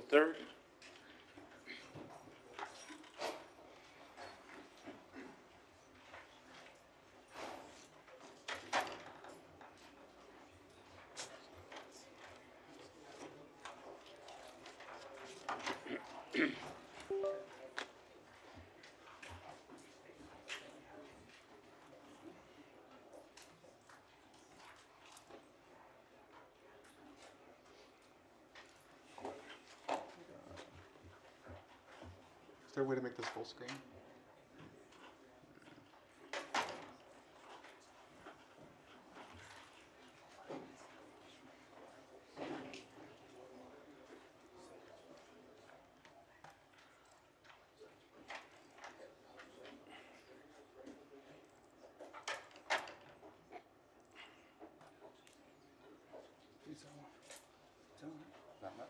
And can we put in like a person? Oh, perfect. Let's see here. Okay, awesome. Hi, my name is Amador Flores III. On June 15th, June 15th of this year, the Laredo Police Department, the Chief of Police, he gave a presentation on Vantari, why these flock systems are effective in our community. I'm here to dispute one of the main claims that he made, that the Chief of Police, Mr. Rodriguez, made, saying, okay, so here is a recreation of one of the slides that he presented. What we see here, again, I'm gonna go lightning round. One of the claims that he made is that with the installation of flock cameras beginning this year, we saw a 60% decrease in the total amount of crime. So the reason why this claim is inaccurate is because the 60% claim, it compares 12 months of data from 2025 to only 5.5 months of data from 2026. And so because we're not making a year-to-date comparison, we're comparing a full year versus half a year. Of course, we're going to see a large decrease in crime. So when I accounted for this fact, I pulled the data from January 1st to June 15th of 2025 to January 1st, June 15th of 2026. What we find is that we only see about a 13% decrease in crime overall. Here, again, I'm going to go really quickly. I submitted open records requests basically asking where did these numbers come from? In this slide right here, where did these numbers come from? And after going through a bit of a battle with the city attorney, my request was then deferred to the Office of the Attorney General, where it was then delayed until about September 17th, 2026. I'm not going to go through all of this, but basically what's going on here is that the city is citing a Texas government code that's a discretionary exemption, and I'm arguing the fact that these sources aren't made to be confidential because the city had already presented these in an open meeting, and they were made for a government body. What I found out in my own research is that I looked at what the LPD reported to the FBI, and in fact, when I took a closer look at this table, all of these numbers were discrepant. Every single correction, every single marking in red or orange is a correction that I had to make. And if you're like me, you're probably wondering how do we get these numbers so wrong, especially for something that was presented to us by the Laredo Police Department for you guys. This is really concerning because when we look at this new data that was reported to the FBI, there wasn't a 51% drop in aggravated assaults. There was only an 8.8% drop. Burglaries from 55% to 2%. So instead of looking at the 60% after I've made these corrections, when we look at the new data from the FBI, we only measure a 16% drop. So maybe you're thinking, oh, okay, well, these new flock cameras created a 16% drop in crime. But even then, when we compare that 60% to the national crime decline of 11%, we only have about a 5% increase in crime, which isn't significant at all. One of the last points I want to hammer in on here. Please wrap it up, please. Okay. The U.S. Department of Justice even said, quote, there's no statistically significant program effects on general crime, auto-related crime, or auto theft when it comes to the installation of these ALPRs. There's no independent proof that advocates that flock cameras also reduce crime. Flock's own study that touted that they stop up to 10% of crimes, one of the professors that oversaw the study publicly distanced himself after saying that the underlying police data that they used to conduct that study was too incomplete for meaningful analysis. The same thing that I'm talking about now with the 60% reduction that isn't quite true also happened in San Marino, one of Flock's showcase cities, where they touted, again, a 70% reduction, but their police chief had to concede that fact because it wasn't true. There's been 15 years of independent study and 0 rigorous studies showing that ALPRs reduce crime. Thank you very much. All right. All right, my can cut out. Thank you.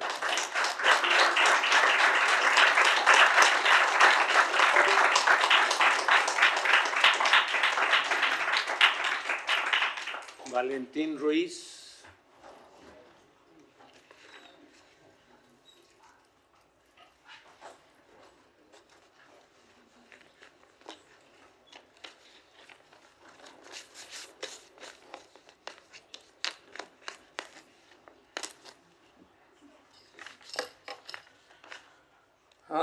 Valentin Ruiz, veteran advocate for the people. I believe our city deserves leadership that fights its future, not a city manager or a mayor that remains silent because of fear of our government. For years, many of us are pro-border security, and we oppose the border wall, the floating buoys along the Rio Grande. These projects do not build Laredo's economy. They do not create tourism. They do not generate lasting jobs or economic growth. A revitalized riverfront and a Laredo River would give us economic growth. That is the future many citizens have envisioned, yet I have not seen our city manager and mayor fight with the urgency that this vision deserves. It makes me wonder if both of you are being offered government jobs for your silence. Historically, when people remain silent, communities pay the price. Since 1778, the United States has broken hundreds of treaties with my people, leading to land seizures, forced removals, and broken promises. Today, taxpayers deserve a government that invests in its people and its infrastructure, not one that expects communities to simply accept decisions that harm their long-term interest. We pay our taxes. I also call for greater transparency and respect for the public. Under your leadership, Mayor, and the support of Mrs. Perez, citizen speakers wait hours for public comments, only to be delayed. Some leave before their names are even called. My solution is simple. Assign every public speaker a number timestamp when they sign in, and then call the speakers in that order. Every resident deserves equal treatment. Citizens deserve better communication about city projects and advance notice for public events funded by taxpayer dollars. A 10-day notice for the U.S. 250-year anniversary is not enough, especially when you don't have it on the correct date, Mayor. Same as your Virgen de Guadalupe event, great idea, but not a single council member that I called knew of your event, much less our citizens.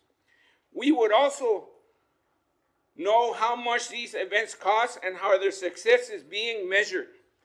That includes the police officers, investigators that you use on events to escort you on city events to play bodyguard. Mayor, many cities believe you work harder on your image, i.e. your ego, and we have lost confidence because we feel unheard, uninformed, and left out of decisions that affect our lives. I ask that Mayor prove us wrong. I ask the council to continue their strong support. Plazo Camati, thank you. All right.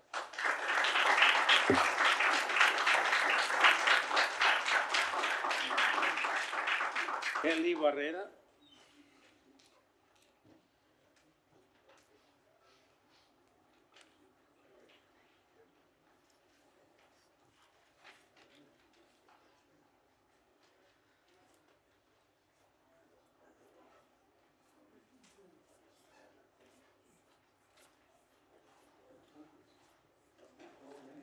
Kelly Barrera?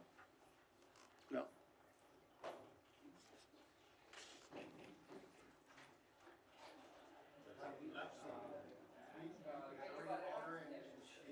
He wasn't there.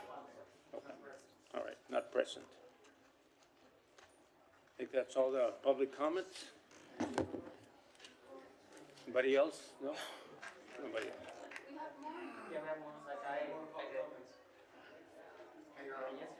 All the other comment cards that were filled out are for agenda items. Agenda item. Oh, she's coming? Okay. I think you said she's coming, yeah.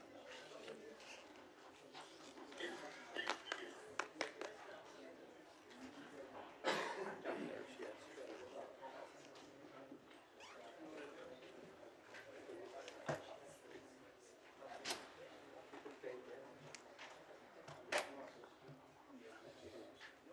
Sorry, this is my first time. How do I put in the pin drive? Just name for the record, please. Name for the record is Kelly Barrera. Right.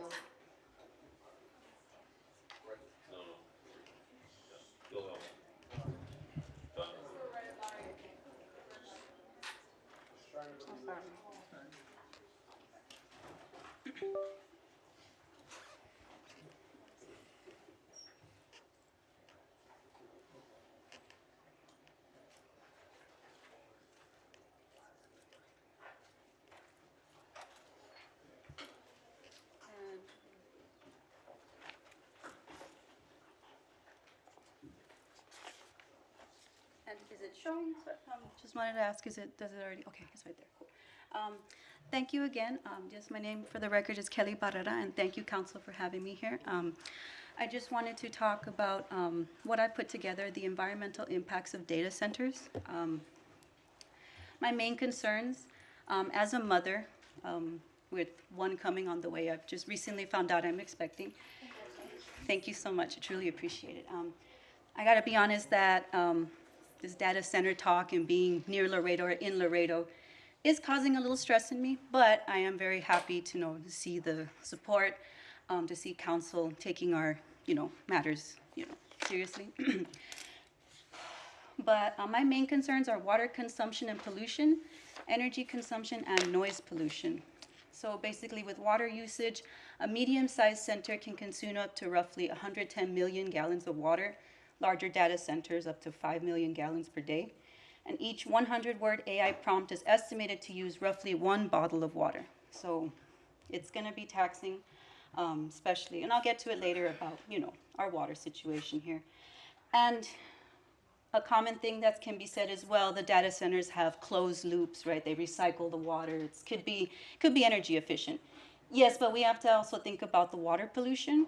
PFAS, these are the forever chemicals. Those are used to cool data centers, servers, and to suppress fire. And pollution, it can get into our water supply. They can harm communities and ecosystems near the center. I think this is pronounced Chemours, largest global producer of PFAS and biggest supplier of PFAS materials for data center coolants. These are forever chemicals. They don't go away in our bodies, health issues, cancer, low birth weight. It's too much to talk about right now, but if I have sources listed here, and I have them on paper too. Now, for the centers that don't use water to cool their servers, we're at risk of noise pollution. Data centers that use cooling systems rather than water cooling can be noisier from the humming of cooling systems, generators. People that live nearby can cause sleep deprivation, hypertension to nearby residents. As in the state of Laredo, as of 2024, stage 3 drought. The Rio Grande is our only source of water. Not much left of backup water. I know we could probably profit from having a data center, but we're the largest port in the U.S., inland port. We make this much money, but we're still 21% of the population lives under the poverty line. So will they really boost our economy and drive up wages at the cost of our health? I don't really think it's good to gamble with that. Solutions, if I can just say it real quick, restrict rather than ban. We have to plan with our zoning department, adopt strict zoning rules, special use permits, requirements that developers should meet. 3 minutes, Mayor. And I just want to say that we already have data centers that we can support, and there are public libraries that we actually have used for the people. But thank you very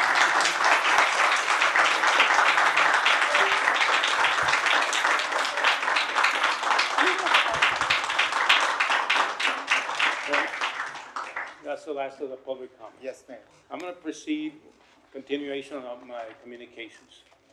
Mayor, Yes. we're on We're in the item, and 162, the Mayor. attorney recommended that we discuss this issue in executive session, so You want to continue executive session right now? I'd like to make a motion to, Okay, let's do it.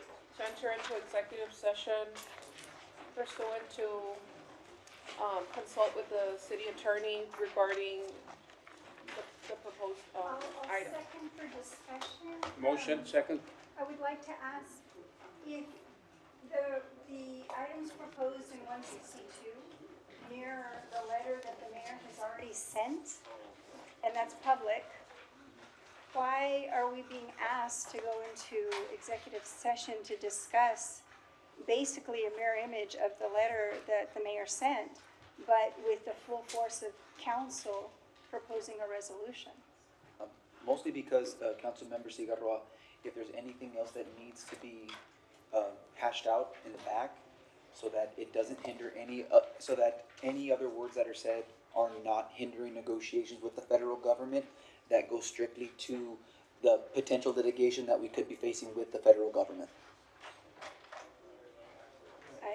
I guess I disagree because I think the language is exactly what has already been presented in the public, so I don't see where the additional information is going to cause some problem with litigation in the future. Yeah, Mayor, if I may help answer Yes, go that as ahead. well too, a little bit, because if the council is going to adopt what the mayor has already written to the federal government, I think that's acceptable. We don't have a resolution written today for this item. And so I think if it is that, if you wanted to shift the motion to adopt what the mayor has already done within his negotiation structure, I would accept that. The challenge we have is that we shared this with our legal counsel, our outside legal counsel, within the structure of the border security negotiations and all those conversations. That's why we're kind of tiptoeing around this just a little bit, is that we want to make sure that whatever we do from this body does not interfere with our framework that we've already established, as well as making sure that it makes the impact. So I would state that if it is about what the mayor has already submitted out, and it is a ratification or putting the stronger, because there is something to be said for the city council taking that position and assisting the mayor within that. I think there is something really good for that. I would say that would probably be acceptable. What I was going to ask for within this, if you still want to consider this item, what I would ask for is to do a closed session where we can have Jackson Walker on next council meeting if you want to talk about this farther. I don't know if we have to go into closed session today, Mayor, if the idea is that the council is to kind of meet what you've already got. Otherwise, we need to talk a little bit broader with some of the legalities of what we're trying to accomplish. Yes, go ahead. Well, Mr. Knapp, the city attorney recommended that we enter He into did. executive session, and now you're saying that we don't need to, so which one is it? Do we need to or do we not? Councilman Perez, I think that if we are going to, if whatever action we're going to take is going to mirror what the mayor has already put forward, that's fine. But I have a strong feeling that with, 9 people in a body, that there will be certain things that are said that may interfere with the negotiations that we are entering into with the federal government.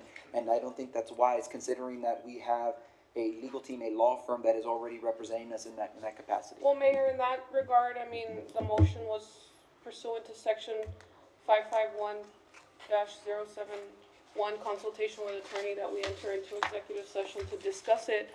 And it could be something that you tell us whatever you need to tell us, and then we come out and we're not gonna make any decisions in the back, so. All right. That's the motion on the floor. Mayor, may I ask Yes, go ahead. a larger motion on that? We have a few other items that have certain connotations to the back room as well too. Precisely. Item number 150, 152, and 161, I believe is the one that was talked about, right? Yes, absolutely. All right. So, Mayor. Yes, go ahead. Mayor, if I may answer. Go ahead. You said my discussion with the 152, my item. I just want to have some conversation, a little bit of conversation, and we can discuss whatever you want in the back, but I just got some questions I want to, we're out in public, so. And we're gonna bring it up, that's fine. Mayor, if I may. Go ahead. I understand that we have other executive session items, but we also do have consent agenda items and zone changes, and we have people waiting here for that, so I think we should probably address this item, maybe get to the other items on the agenda, the city business items, and then we can pursue executive session for another item as needed when we get to it. So is that your motion?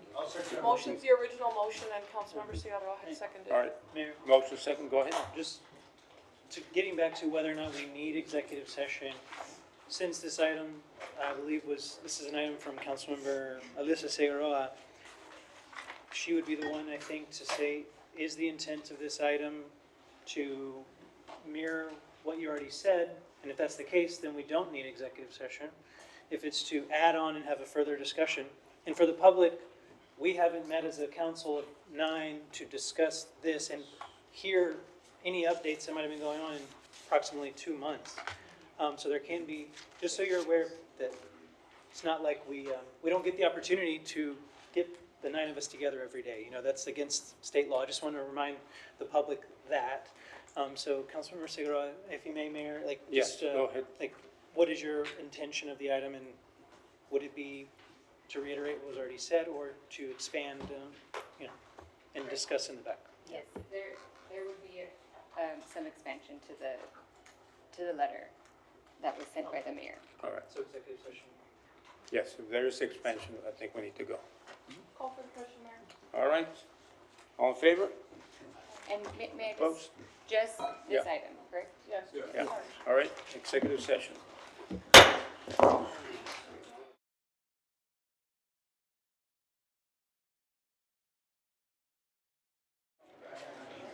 Back to session.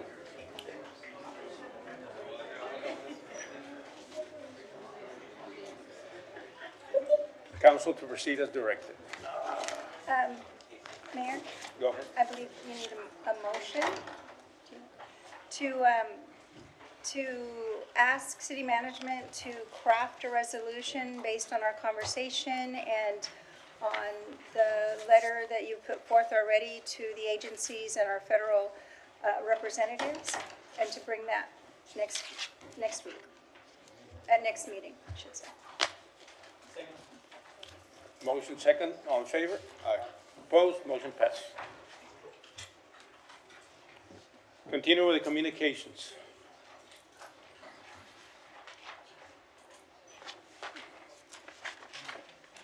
It was number 11, update on the City of Laredo Police Department body-worn camera policy and protocols for immigration-related traffic stops and law enforcement interactions. This is important to the public. I wanted to give us this as a communication item because the public needs to be informed as to our policy at the City of Laredo Police Department, especially when it comes to body cameras, tasers, and immigration stops. After the fatal shooting of Lorenzo Araujo in Houston, I sent my support to Mayor Whitmire, which is also part of the large city mayors group, especially because I received several phone calls and messages about our policy and whether our law enforcement were required to wear body cameras. And after several discussions with Chief Rodriguez, I understand that every police officer on patrol is required to wear a body camera in the city. I also asked about non-lethal measures that we have, such as tasers to each officer. And the chief also assured me that the officers who need tasers have them. I also offered that if there is a shortfall, because the taser costs from $5,000 and up, to bring it to my attention to see if there's some money from my priority fundings, because this is a policy I feel strong about. So the Chief Gonzalez is here, you are there. Can you please come up and discuss the policy on body cameras, tasers, and immigration stops? Good evening, Ricardo Gonzalez, Assistant Chief, Laredo Police Department. Honorable Mayor, distinguished members of council. In regards to the question about body camera policy, the Laredo Police Department has had a policy that is very robust. We've had it for over a decade. Not only we've expanded it as new requirements, new best practices come into the picture, but more than anything, we have it because we are required by law to have it. The Laredo Police Department has body cameras for all its officers, and those, the patrol officers, and those that work in an enforcement capacity. We have over 450 cameras out there. A third of them are purchased with grant funding. Funding initiatives that have been brought here before you to support it, to expand the use of body cameras by as many members of the department. Because we participate in that program, we're required by law to have a policy that dictates not only the use, when I use it, and that's going to be in every enforcement encounter, not just traffic stops. We go even beyond that. We ensure that our officers, as they're going to be working in off-duty capacity, we require for them to use it as well. So it's not just while on duty and not just traffic stops. Whenever they go into a home and they're conducting an investigation, or anywhere else for that matter. And that's why we follow the law, because the law is very structured as far as the retention, the release, the protection of this video. And we abide by all these requirements. All right, thank you. Have any questions? All right, thank you very much for that report.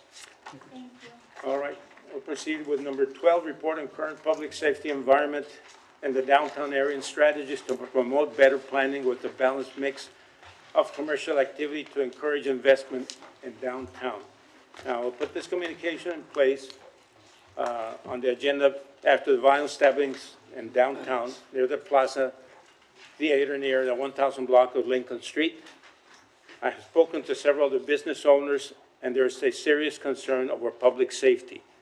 So besides asking Mr. Neff for action, or an action plan or a next city council meeting, I have also asked management to come up with a better downtown business application strategy on the types of businesses that are incentivized to come into downtown, and whether the oversaturation of certain business is a good move for the city to allow, specifically where we received an inquiry for another plasma center at the downtown area, which, if it's allowed, would be 4 plasma center within a 5-block radius.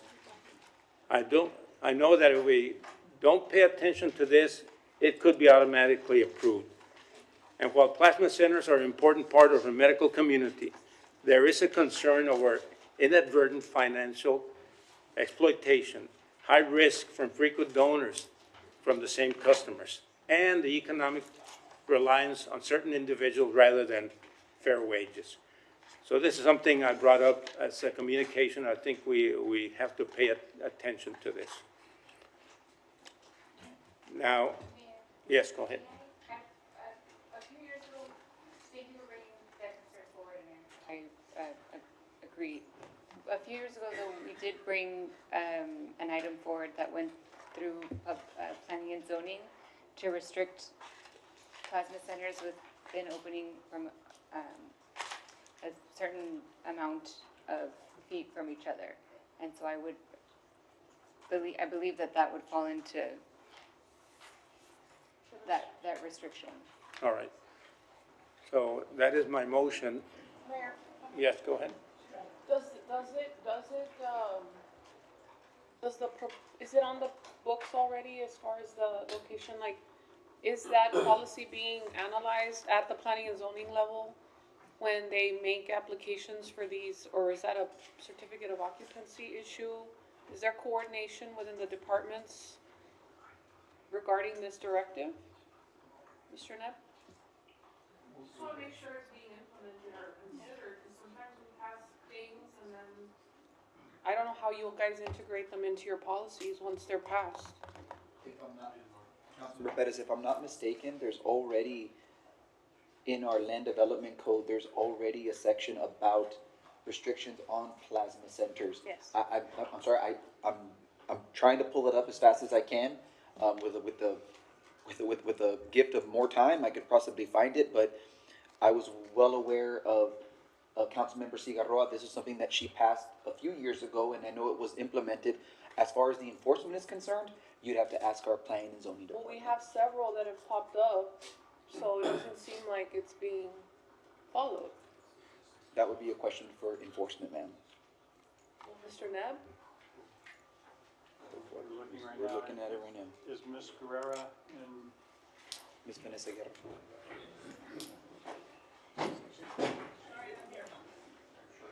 There we go. That's okay. No sweat, Vanessa. Sorry. We were asking about the. Name for the record, please. Vanessa Guerra, planning and building staff.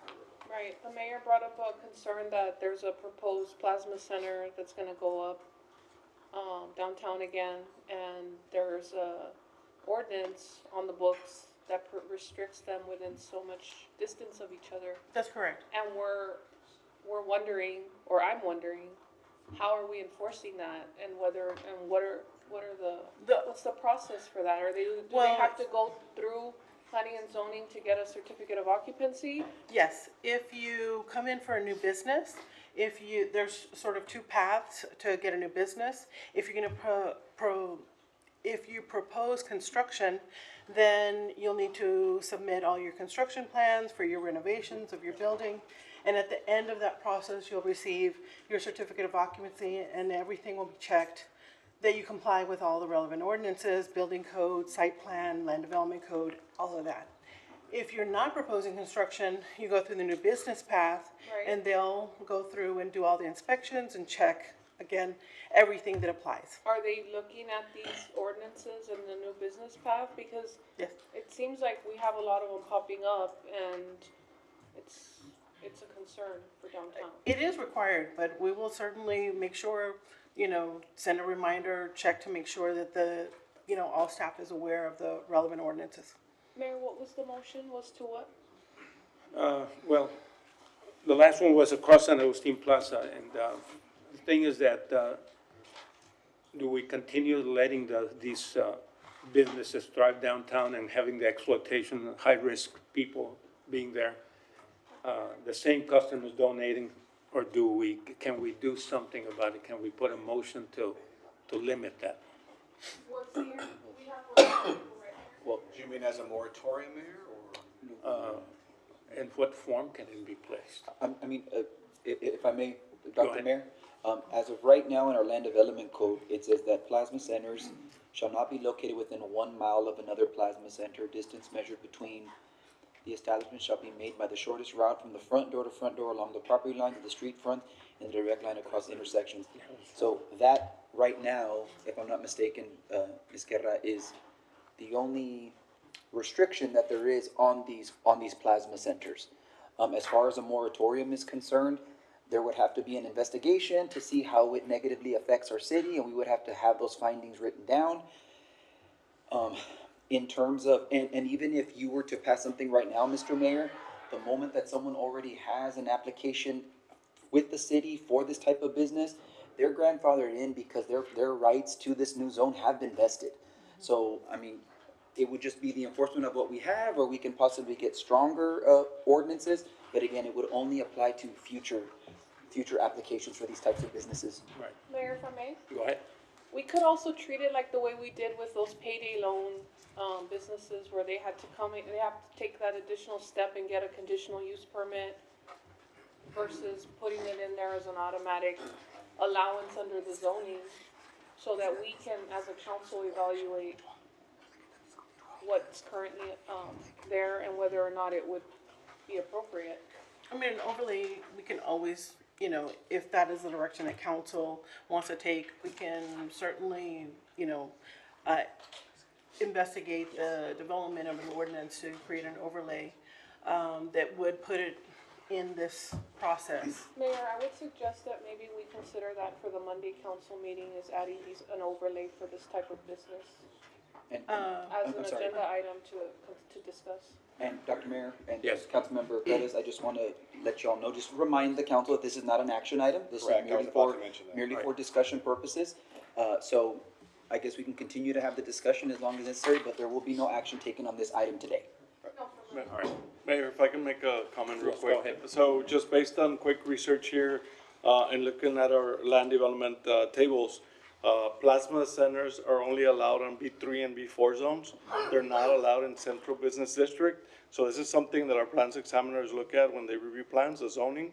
So we can definitely, further, review this, but that's just based on quick, information that I'm getting here. So they wouldn't be allowed in central business district or downtown, but we can certainly confirm it. And another thing, Dr. Mayor, I'm sorry to bring this up.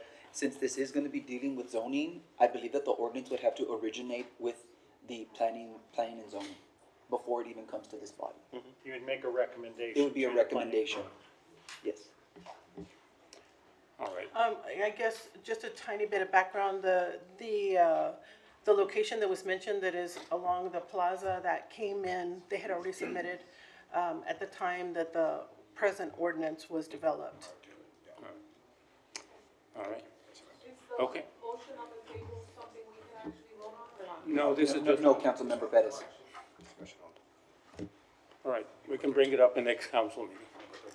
Thank you, All right, Dr. Mayor. number 13, update on the Hamilton Hotel Senior Apartments living situation. I wanted to ask the Community Development Director, who's here, if she can give us an update on the current state of affairs of the Hamilton Senior Apartment Building and if the declaration parameters have been met.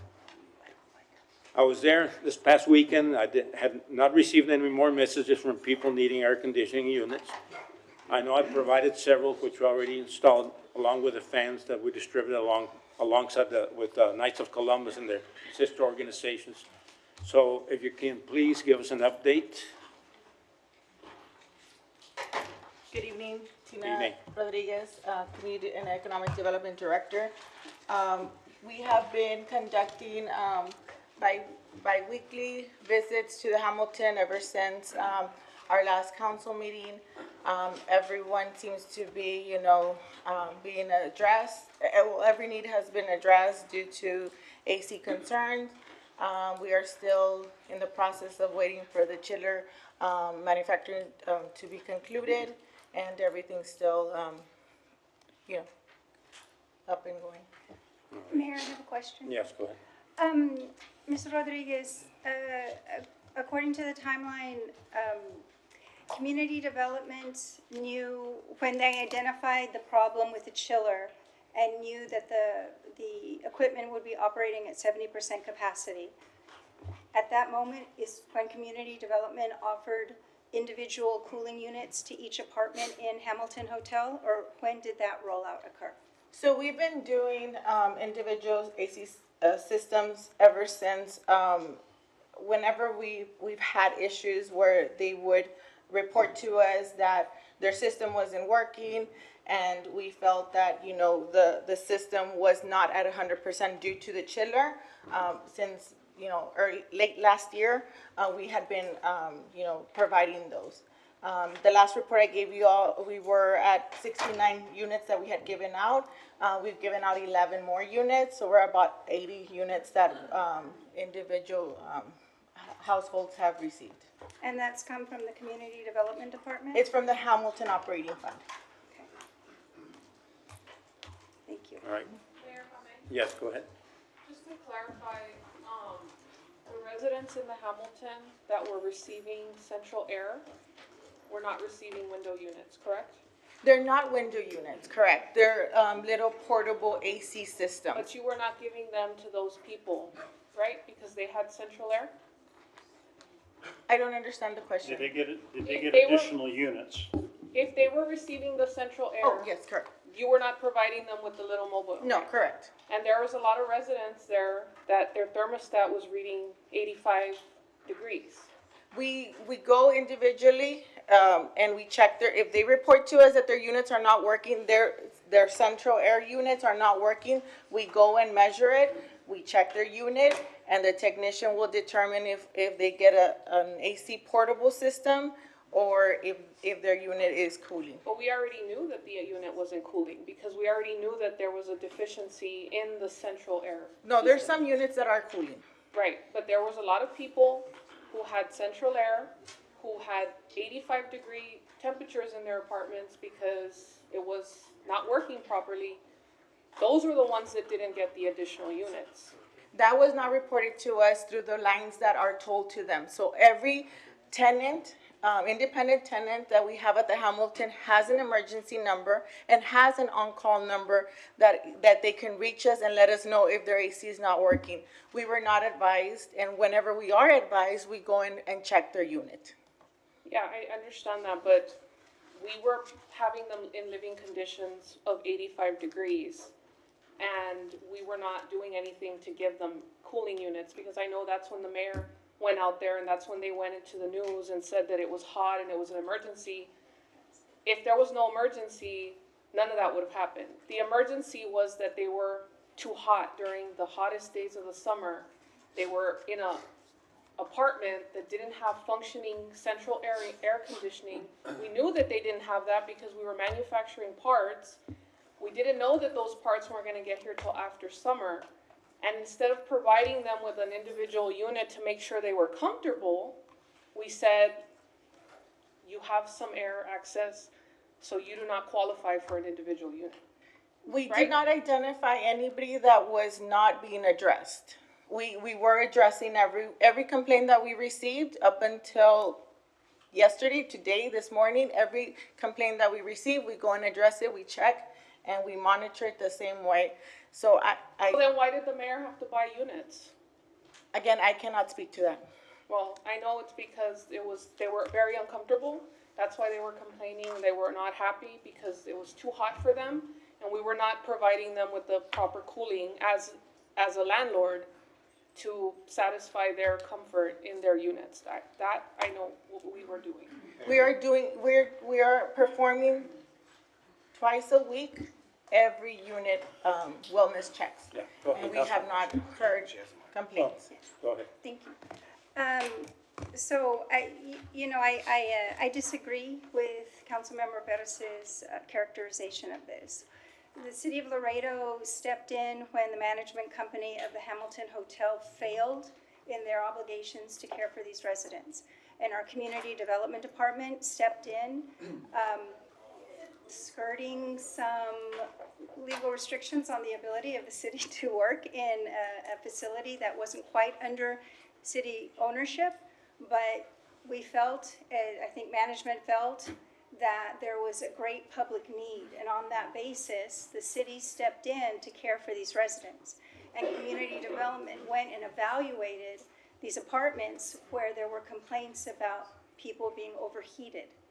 Again, the chiller was working up to 70%. And if you have an elderly relative, you know that sometimes they prefer a warmer climate. That does not mean to say that if they complained of overheating, they weren't being attended to. I think our community development department did an excellent job in working with the residents and making sure that all those needs were met. I think there was some confusion because the Hamilton Hotel is an older facility, does not have AC in the hallways. So if you cruise the hallways of the Hamilton, you will find that it is quite uncomfortable.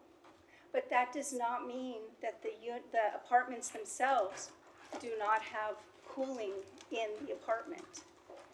So I take issue with the characterization that somehow the city wasn't meeting the needs of the residents when the city stepped in to care for our seniors, because as we are a community of Laredo, we believe that the elderly deserve the respect and care for their basic needs. And I want to thank your department for doing that.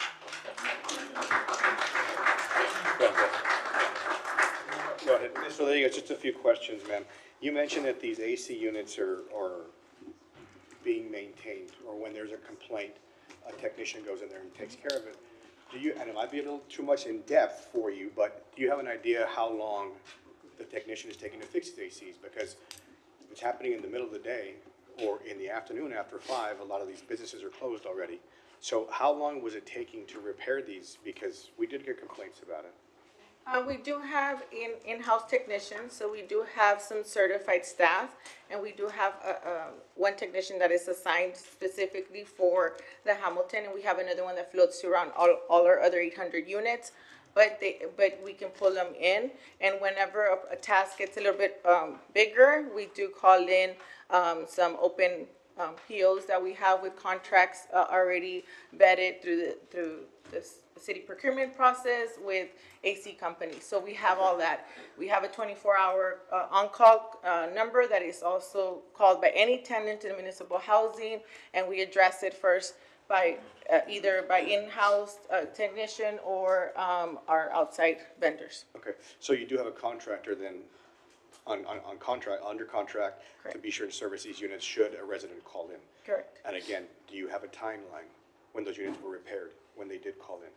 I would need to come back to and get you that information because every unit is a little bit different. I mean, staff has been telling me that they've been doing some washes, they've been doing some filter changes. So a call can be something simple where they go and just address certain things. Maintenance-wise, right. Some calls were even some tenants that didn't exactly know how to work the new system, so we had to retrain them, show them how to turn it on, don't turn it off, explain that the system is different than the one that they were used to on the wall. So some of it was that. So it just depends. There's different turnaround time depending on what the severity of the question was. Or the call. And should a technician take 2 to 3 days to repair the AC unit? Do we have portable units, and you have a sufficient amount of them to be sure to keep these individuals cooled at 110 degree weather? Yes, so we've been buying more as we use them up, we're buying more. So we're making sure that we have some on stock in case another unit comes offline. And again, we're just, taking it, but we always make sure that we have something that we can offer them. We've actually also addressed some, we did notice that some of the units, because of the position that they were in, they have more windows, so we offered to maybe move them. Some of them have chosen not to move because, they're comfortable in their unit. Again, we've gotten creative. We do have some units that we were able to move them, we fixed some units and we were able, but some of them have taken that and some of them have decided not. Well, thank you for doing the best you can there. We appreciate that. Please take care of our resident, as always. Yes, Thank go you. ahead. Yes, thank you. Now the question is gonna be, and I'm sorry I didn't hear you, or didn't I get it right? But you said that the parts are gonna be here for the chiller late August, I believe it was September. The date is September. September? Yes. So you're looking at about, it's gonna be ready October 1st. We might as well say it's gonna be done by the end of summer. Now, the bigger question is gonna be, if you have 100 portable units, you're already gonna have somewhere to store them after the fact? That's correct. And somewhere in that location where they're accessible, for just such an occasion again, right? And we're actually thinking that this is a best practice for us to think even so, too. consider for all our other units. We have a lot of other apartment complexes, and they're not just strictly elderly, but sometimes we do spend a lot of money calling that on-call vendor. So I think even using some of what we've been using here at the Hamilton as a best practice to providing these units might be a best practice for us to even save cost efficient for our I other would houses. suggest to you that that is the best practice. Always have some available. Most apartment complexes, most hotels that have individual units have about 4 or 5 in stock for just such an occasion. In this particular case, you're gonna, I think, run into the same problem over the next 3 years. So, plus, I mean, any building here in town that belongs to the city, you can have access to that kind of stuff. So those things serve a great purpose. I recommend that you, as soon as they're done, clean them, put them away nicely where they don't get dirty, and they're ready to use. I myself has about 6 or 7 of them that I use in that manner. Why? Because those people that you're calling in the middle of the night are not inexpensive, right? So your guys can go in there and just plug one in and move on, and whenever they have the time, so it doesn't have to be an emergency call, you can use those. So thank you very much for your service. Mayor, I'm sorry, go ahead, Councilman. No, I was just gonna reiterate, what Ms. Rodriguez mentioned right now, that, we are under the leadership of Mr. Nab. He has instructed her to send her folks at least twice a week to monitor each person. So they're visiting with everybody, and if there's any concerns, they'll bring them up during that time, and then we try to address them immediately. All right. Yes, go ahead. I mean, I'm glad to see that we're doing this at least in a reactive way, but I think the proactive component is definitely appreciated for future incidents. I do think that it would be important, Mayor, for us to get a after incident report, action report on the timeline and the validity, because there does seem to be some discrepancy between different accounts of what took place, saying that they didn't know how to work the machines and turn on their AC unit versus whether or not it was actually adequately cooling, whether or not we were okay with them being in a unit at 85 degrees at 70% operating on a unit versus whether or not we were, as a practice, providing them with cooling units. I think all of this would be well put into a report, just so we can understand what really happened and make sure that we learn from it and improve from it going forward. Yeah, and being there since the beginning, I can tell you, I was witness to what happened. A lot of the rooms were not, they had air conditioning, but it was not cool enough, and their thermostats were down to 60 and the temperature was 85. So it stands to reason that the main central unit was not functioning well. At that time, it was addressed. Some units were bought for certain people. The city bought some units also. So what we get from all of this, the good thing is that something is gonna be done about it, and the parts are coming in.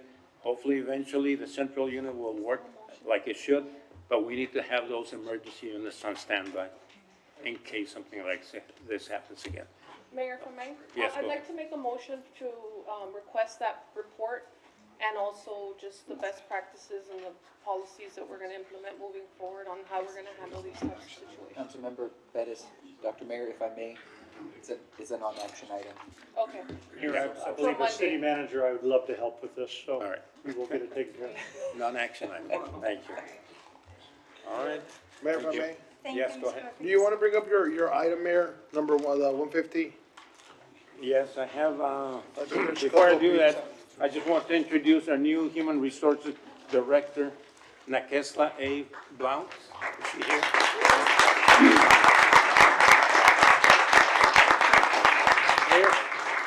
Mayor and the members of the city council, I got a few words to say about our Director of Human Resources. So I do want to take a moment this evening to introduce our new Director of Human Resources, Ms. Nakesla Blunt. After conducting a nationwide recruitment, we were looking for a leader who not only possessed strong technical expertise in human resources, but also shared our vision of building a modern, service-oriented organization that supports both our employees and our departments. Nakesla brings more than 16 years of progressively responsible human resource leadership experience in both the public and private sectors. Most recently, she served as a human resource director for the Louisiana Housing Corporation, where she led initiatives in workforce planning, recruitment, employee relations, compensation, policy development, and organizational effectiveness. She holds a Master of Business Administration with a concentration in human resources and has earned 2 of the profession's highest certifications, the SHRM Senior Certified Professional and the Professional in Human Resource PHR designation. What impressed me the most during the re-interview process, however, wasn't simply her resume, it was her leadership philosophy. She understands that human resources is much more than policies and procedures. It's about serving the employees, supporting the supervisors, attracting and retaining talented people, developing future leaders, and building a culture of accountability, professionalism, and excellence. Over the coming months, Nakesla will be working closely with our executive team, our department directors, supervisors, and employees to develop and implement a strategic roadmap for human resources that strengthens the recruitment and retention, modernizes our policies and procedures, enhances leadership development, advances succession planning, and improves customer service throughout the organization. I am excited about the direction she will help take our human resource department, and I am confident she will be an outstanding addition to our executive leadership team. Nakesla, welcome to the city of Laredo. We are happy to have you with us, and we look forward to your leadership and contributions in the years ahead. Mayor, with your permission, I'd like to ask Ms. Blunt, she's a forward, so that the council and the public can meet her. All right. All right. Welcome, thank you. Thanks. Well, thank you for that warm welcome. I'm so excited to meet the council. I've heard great things about you. I will have to say something about my team. They are amazing, just so you know. They have a true passion for the employees and a true passion for looking beyond saying this is what we've always done in the past. So I'm excited to get on this journey with you guys and make sure I'm an asset to the city of Laredo. So, thank you. Thank you very much.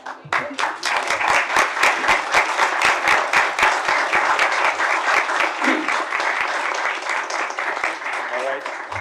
I'd like to proceed with the presentation by Mayoral Rio Grande Riverfront Coordination and Advisory Ad Hoc Committee. Okay, well, hold on. Okay. Yeah. All right. Mayor, City Council members, my name is Hector Alanis for the record, and Steve Lamantia is with me. Today I am presenting as Vice Chair of the Rio Grande Riverfront Coordination Advisory Committee. Formed by Mayor Trevino and chaired by Steve Lamantia, this specialized advisory body was created to ensure that the City of Laredo has a powerful, data-driven seat at the table as federal agencies roll out our new border security and barrier infrastructures along our border. Committee members include Steve Lamantia, as I said, Miguel Conchas, Nick Benavides, Martin Castro, who's next to me, Ricardo de Anda, myself, Hector Alanis, Henry Savigny, and Sister Rosemary Walsh. Next slide, please. I think I got this one. There you go. Oh, that's too far. Just go back there. There you go. Okay, there you go. All right. So while Laredo spans 41 miles along the river, the specific mandate of this committee is laser focused. Sorry. There you go. This committee is laser focused on protecting the roughly 12 to 15 miles of city-owned municipal land. This includes critical local assets like our parks, water treatment plants, trade bridge terminals, and the Max Mandel Golf Course. The goal is simple. Ensure federal infrastructure projects do not compromise city operations or trap public land. To evaluate federal infrastructure impact, the committee structures its work around 5 core priorities. First, public safety and flood resilience. Second, economic continuity for Port Laredo. Third, environmental stewardship of our primary water source. Fourth, maintain community access to public green spaces. And fifth, governance. This framework ensures every proposal is evaluated on evidence and not assumptions. The committee is moving rapidly. Just recently, city leadership advanced a comprehensive flood risk study covering Laredo's entire 41-mile river corridor. This study directly assesses how federal walls and buoy infrastructure affect water displacement and public safety.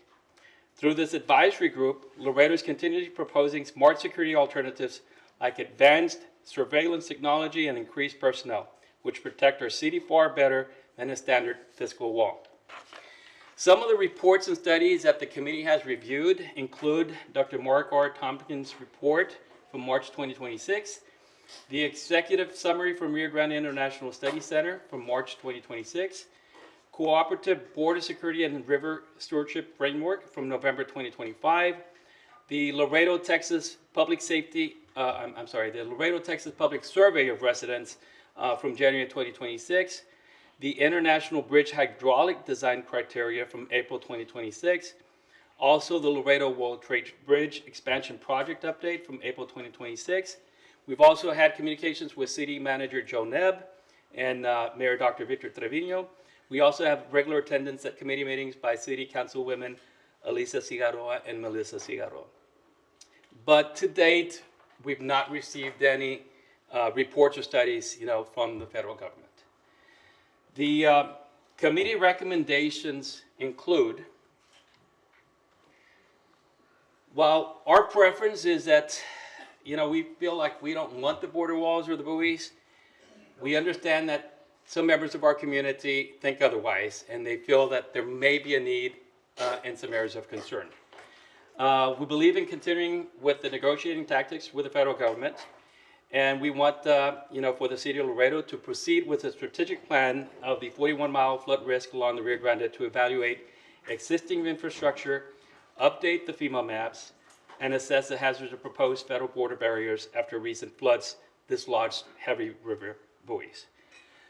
We believe that the recent, river flooding and the cresting that we experienced over the last 10 days, or about 10 days ago, serves as kind of an exercise or a warning of what could happen should we have an event like what happened in Uvalde with the Nueces River or in Curvo. In conclusion, and in summary, Laredo is prioritizing a data-driven, unified approach to safeguard its public, municipal lands, environmental assets, and flood infrastructure against upcoming federal border barriers. The Rio Grande Riverfront Advisory Committee represents Laredo's unified front. It bridges the gap between necessary border safety and municipal preservation. By ensuring our local decisions are guided by strict engineering data and citizen transparency, we protect the heart of Laredo for generations to come. Thank you, and we will now take any questions from you. All right, thank you. And that's precisely why the committee was formed, to get precise information based on facts and based on things that are established. So the work they do is very important, so we can have something to present whenever we're saying that we don't want whatever the government is putting, but these are the alternate structures or measures that we suggest that make sense. So that's what it's all about. And thank you for your work. Thank you. Thank you. Any questions? Yes, go ahead.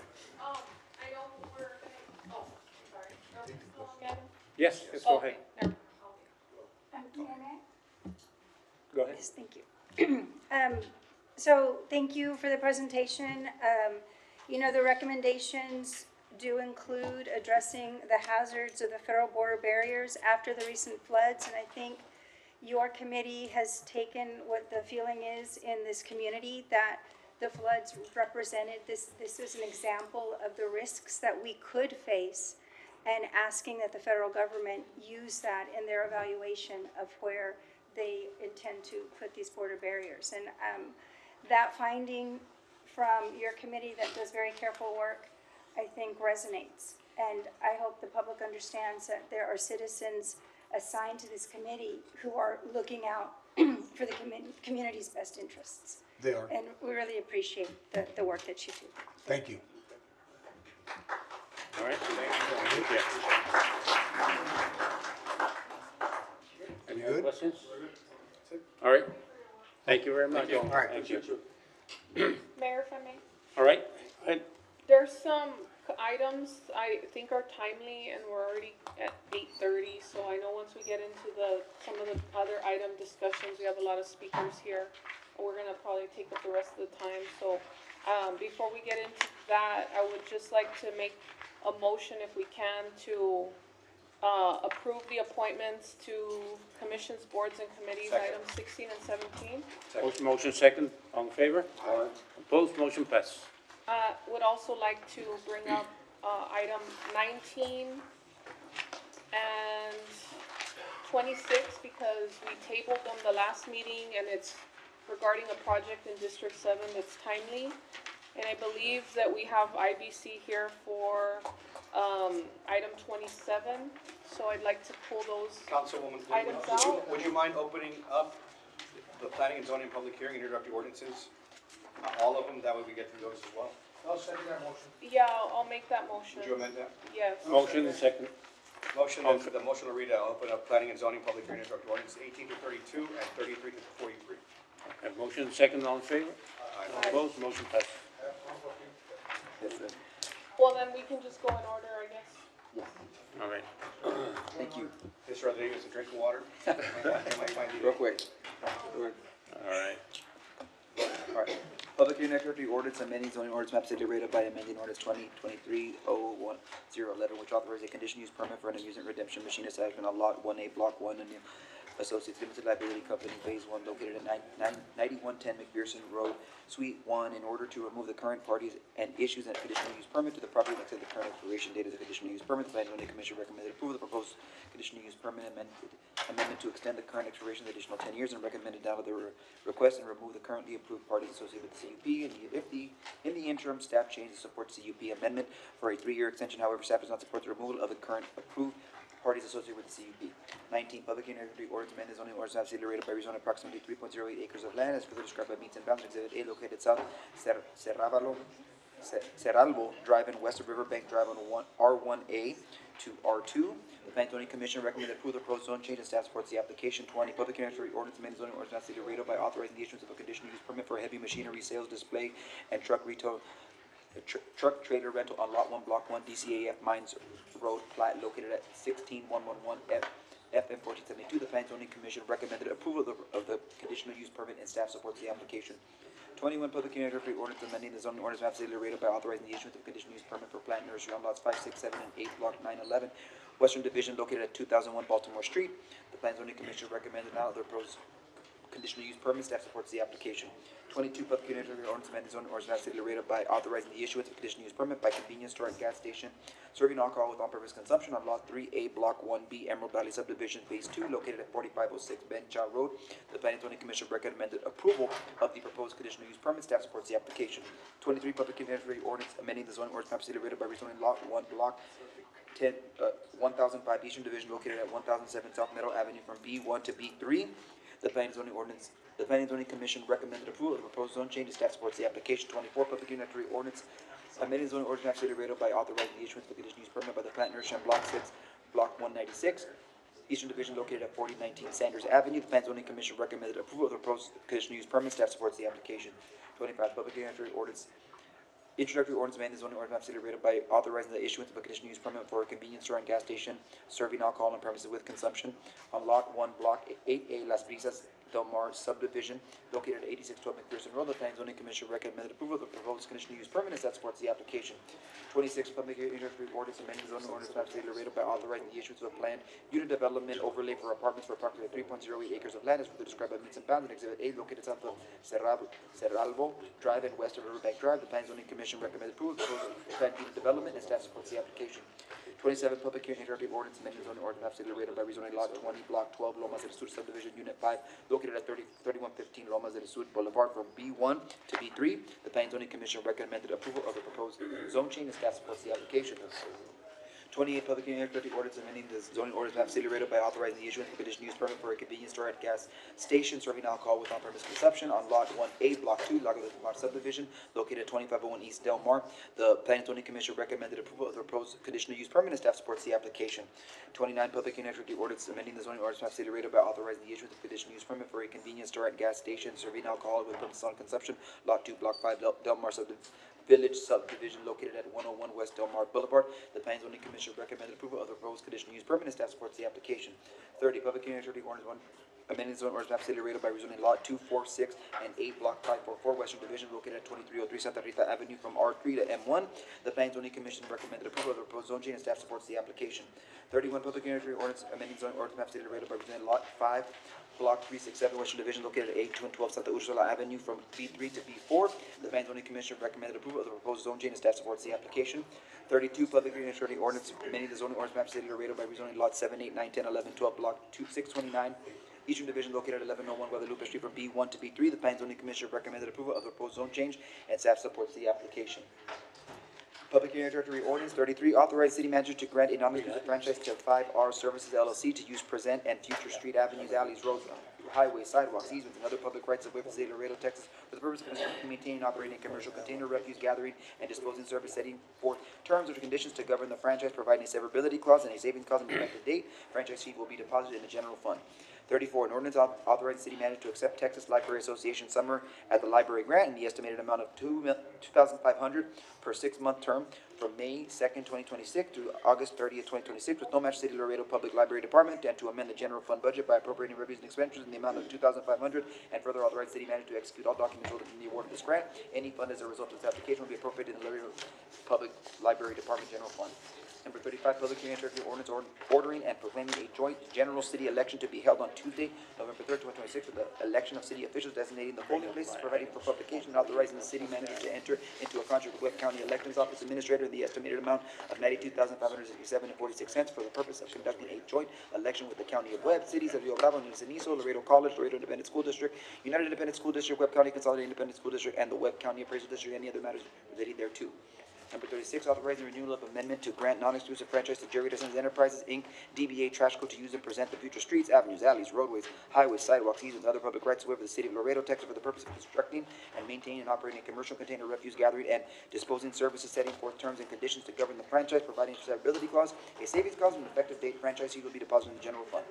37, public hearing, introductory ordinance authorizing city manager to accept the American Conversation Project grant in the estimated total amount of $500 per 6-month term, the June 19, 2026 through November 30, 2026, with no match to the City of Laredo Public Library Department, and to amend the general fund budget by appropriating revenues and expenditures in the amount of $500, and further authorizing city manager to execute all documents related to the award of this grant. Any funding as a result of this application will be appropriated in the Laredo Public Library Department general fund. 38, ordinance City Council, City of Laredo, Texas, authorizing Community Development Department, subject to the approval of the city manager and his or her designee, to administratively establish, revise, and adjust rental rates for certain city-owned senior housing and affordable housing properties, requiring advance written notice to tenants and rental rate increases, authorizing city manager to and/or his designee to execute lease amendments and related documents, providing for severability, providing for an effective date. There is no immediate fiscal impact associated with the adoption of this ordinance. 39, public hearing to ordinance City of Laredo, Texas, amending the City of Laredo fiscal year 2025-2026 annual budget by appropriating revenues and expenditures to the estimated amount of $600,228 in the 2025 tax note. The interest earnings being appropriated are to complete the amount originally allocated during the sale of the 2025 tax note for the McPherson-Shiloh intersection improvement southeast section in the amount of $468,065, and the remaining $132,163 will be placed in the 2025 tax note reserved for allowable expenses under the 2025-0169 ordinance. Funding is available in the 2025 tax note. 40, public hearing after ordinance authorizing city manager to sit and amend the City of Laredo Code of Ordinances, Chapter 17, allowing the addition of new fees associated with new and expanded services and the deletion of fees for purposes no longer offered, and updating the policies associated with these services at the Laredo Public Library, and updated the Library Advisory Committee and the Arts and Culture Advisory Committee, and changes to the public art program providing for publication effective date. 41, public hearing introductory ordinance of the City of Laredo, Texas, amending City of Laredo fiscal year 2025-2026 annual budget by increasing revenue and expenditures in the amount of $81,290 in the 2019 CO bond in transit. The interest earnings being appropriated are to complete the original amount allocated with the renovation of project of the Metro Transit Center building maintenance improvements in the amount of $1,694,575. Funding is available in the 2019 CO transit bond. 42, public hearing introductory ordinance authorizing city manager to amend the City of Laredo fiscal year 2026 airport operations budget to appropriate revenue and expenses in the amount of $2,213,456 with the Federal Aviation Administration grant number LRD SWG 3-480136-108-2026. Said grant will be used for the extension of a runway 18R and the removal of EMAS 90% federal funds, $2,102,868, and 10% local match, $110,677 available in the airport operations fund in the total of $2,213,456, and is provided for severability and provided for an effective date. 43, public hearing and consideration for a motion to consider the exterior alteration of the facade by replacing the original storefront windows of stucco wall on lots 8 and 9, block 42, Western Division, located at 901 Hidalgo Street. This property is within Old Mercado Historic District. Historic District Landmark Board failed to establish quorum on June 11, 2026 and July 9, 2026. Therefore, the item is being presented to council consideration pursuant to Municipal Code of Ordinances, Section 2-156, which states to the extent permitted by law, if the committee is unable to establish a quorum of a regularly scheduled meeting, the city manager may bypass the committee and place any item on the committee's agenda at the meeting of the next regularly scheduled city council meeting.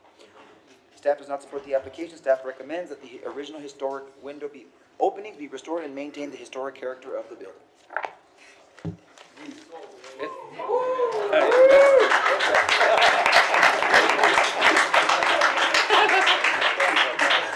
Did y'all get that? Y'all got that? Thank you. All right. Starting with number 18. For or against, for or against, for or against. Yeah. Ms. Gary, you're here, right? Yeah. So I see there's a difference between planning and zoning, recommending continuing the CUP for an additional 10 years, with denial of the request to remove names, and then staff went with 3 years and the same denial. I was gonna split it to 5 years in between the two. So motion to close and introduce with a 5-year extension. Okay. To the current owners only, or to transfer? No, just to keep that, keep it the way it is. All right. Yeah. A motion and a second? Oh, With, go ahead. And how does that impact the parties? Because it says They would need, I believe, the current permit is issued to Vicencio Barcenas.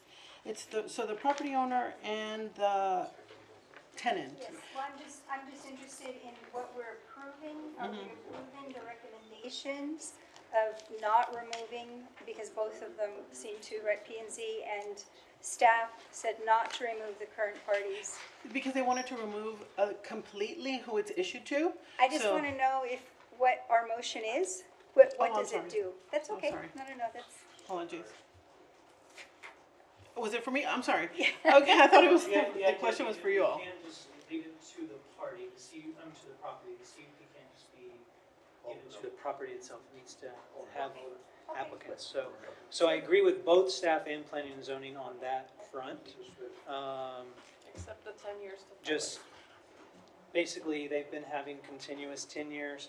We're gonna do 5 instead of 10. You know, it splits the difference between the two recommendations, so, yeah. All right. Motion and a second. All in favor? Aye. Opposed? Motion passes. Number 19. For or against, for or against, for or against. Mayor, I'd like to make a motion to close and introduce. Second. Motion and second. All in favor? Aye. Opposed? Motion passes. Number 20. For or against, for or against, for or against.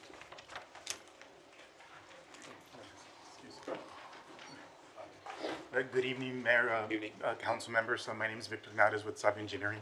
I'm here on behalf of the owner and in support of the CUP, and I'm also available for any questions, if any. Mayor, I do have a question. Go ahead. This item, I believe, last time we tabled it because we were pending access. There's a driveway there that is Yes. on the other person's lot, and it's also a residential street that does not have access for this lot, because it's the third lot at the very end, not the one right off the street. Okay. And I had requested that the owner provide proof of access either through TxDOT or an agreement with the actual person who does have the curb cut, that this lot was gonna have that access. And if anything, I wanted to provide documentation to help support the comment. Pretty much, just to summarize, the driveway at the center of the lot, there's lot 1, 2, and 3. Currently, there's a driveway that TxDOT approved on lot number 2. And the condition, and the reason I'm aware of this is because I was able to develop that driveway permit for the 3 customers. And so one of the conditions, really similar to yours, council member, where the TxDOT wanted an access easement for all 3 lots. And so I just wanted to just provide you or show you the instrument, that it was done on a separate instrument for an access easement, which allows pretty much the 3 lots to access through that one driveway. Mayor, I'd like to recommend that we table this for the Monday council meeting, so I can have time to review the documents Sure. in advance. Okay. Motion and second? No. All in favor? Excuse me, table for, to Table? put on the agenda for the Monday council meeting, and then I'll meet with you Sure. tomorrow. Okay. No, I was just asking if we had to renotice under the law, and she's saying that, no, we don't. No, because I Table, wanna I'm see, sure. because I know there is some discrepancies with the access on it, and we're having a council meeting Monday, so we'll just table it for Monday. All right, Understood, yes. okay. So, motion and second, all in favor? Aye, Okay, thank you. Motion passes. thank you. Number 21, for or against, for or against, for or against. Mayor, we have comments, public comments? We have comments on number 21. We had a public comment regarding 21 earlier, I believe, during general. Yes. Yes. Councilmember Go for the Cigarroa, did comments. you wanna motion? Okay. What did they? Comments on number 21, George Algill. This is a public hearing, correct? Yes. Good evening, everybody, Honorable Mayor, City Council. My name is George Altkill. For purposes of your record, today I'm here before you on behalf of Mr. and Mrs. Galvan. They are also present. They've also filed their request to make a public comment, as well as several of their neighbors, immediately adjacent neighbors, as well as some neighbors within the neighborhood. And so to paint a bit of a picture for you, about 21 years ago, the Galvanes purchased that property here in District 8, right off of the railroad tracks. And they raised their 4 children there for the most part. They currently have 2 children that are still living at home. And they're both enrolled at TAMIU. And they were able to provide for their family by cultivating, propagating, and selling plants. And they basically converted their yard into a garden, a garden that they could then take their plants and go to the different pulgas around town. And so how cool is that, right? To take your own backyard and turn it into the means to provide for your family. And so in doing so, over the years, unfortunately, they have one neighbor. You all have already heard from her, one immediate neighbor who's very much against this conditional use permit. And what you'll see in the data that staff has provided is that same neighbor has made a multitude of different complaints, given that they're growing plants. And on each one of those incidents, none of those complaints resulted in a citation for purported mosquitoes or chemicals or things along those lines. I would also like to point out that in addition to representing Mr. Galvan in this matter before you here today, is that I'm also representing him in a lawsuit against that same neighbor who's came to complain today, because that neighbor encroached onto his property and finished building out their home on his property. consider the source, there's litigation involved.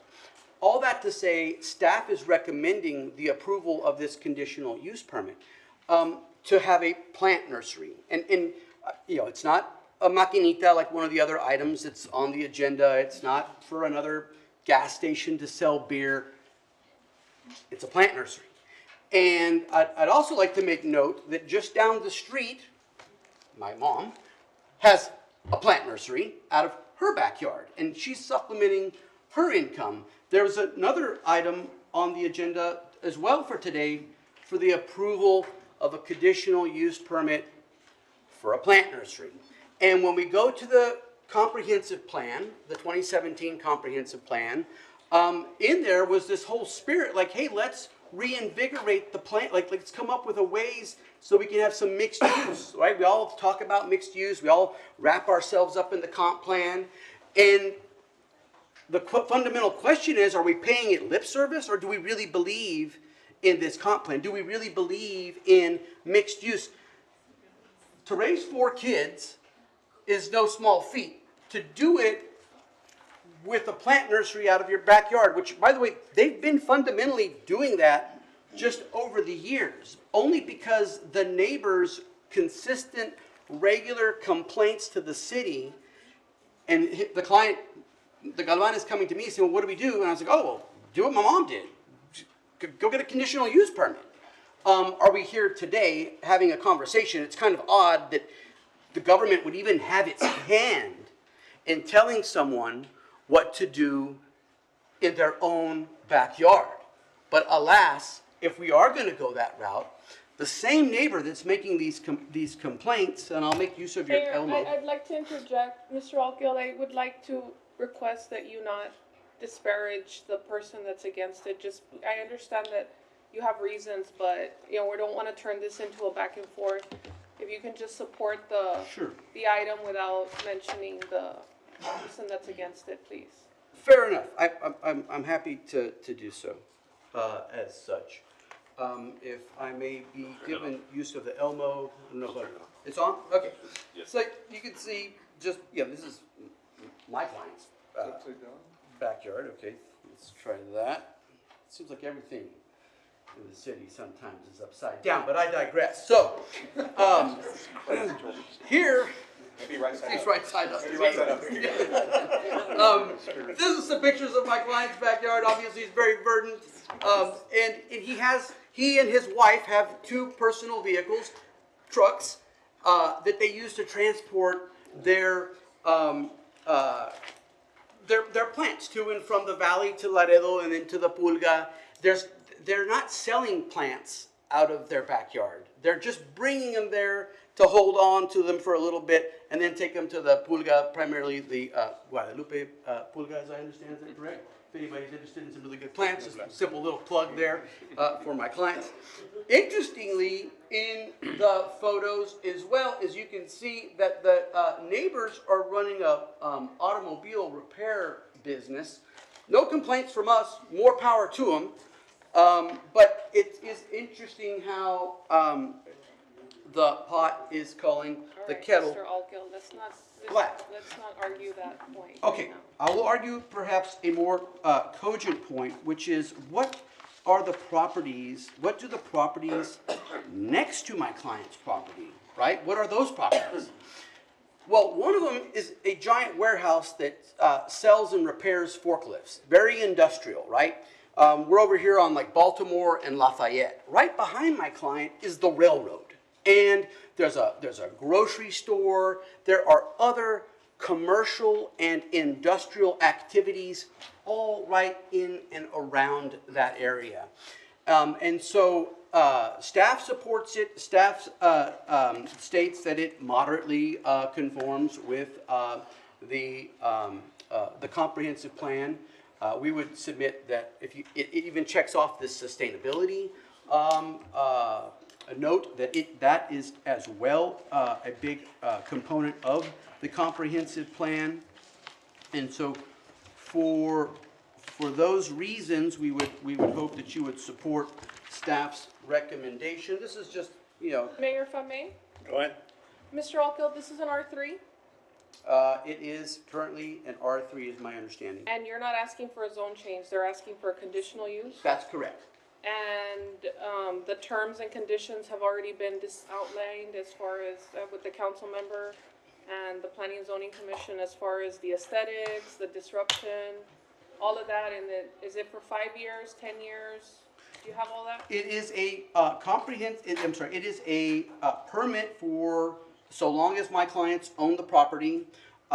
Staff went so far as to draft an ordinance to show a draft ordinance of what the different terms and conditions are Does it for talk that. about traffic disruption? It talks about not obstructing traffic. It also makes note of the fact that will be limited impact to the traffic because it's just my client's two personal vehicles. Are they gonna have a store there, or are they gonna still continue the practice of transporting the plants as they've done this whole time? No store there. So it's just No. There won't be- permission to do what they've been doing? That's correct. Right, yeah, they would just be storing but not selling out of their residence. So they would be relocating it to the Pulga for purposes of resale. I don't know if anybody else has any questions for you, but I do have a question for Ms. Guerra. I don't know if anybody wants to ask anything, or if you still have any more comments? Any questions? Mr. Go ahead, Alcala? Councilman. My question is just why did the Planning and Zoning Commission deny it? Because the staff, usually it's the other way around. Staff denies, Planning and Zoning supports. Why in this case is staff supporting and Planning and Zoning Commission denying? Well, with regard to staff, I mean, we noticed, sure. I don't know if that's helpful or not. Thank you so much, appreciate it. Well, at that location, it is an R3, however, as noted previously, the railroad line is directly adjacent. Right in front is an MXD zoning. It's the most intense zoning that you can have here in Laredo. One block on the other side is all M1. So this is a house. I mean, it's a single-family residence that they're doing only no sales, no retail activity on site. So it is simply just the growing of the plants. We've sought to make sure that we limit the loading of from Saturday to Sunday so that they can't load, in the middle of the night. We made sure to include a mosquito abatement program so that they would have to abide by, no standing water, larvicides, litter, Mayor, if I may? all of that. Yes, go ahead. Did they have any other objections besides one? Or We how many objections had- did you have to the people that got sent out? Let me get it for you. Did you have anybody speak out in favor? Let me see, hold on. Where am I? Trailer. I don't see a problem with the conditional use. 21.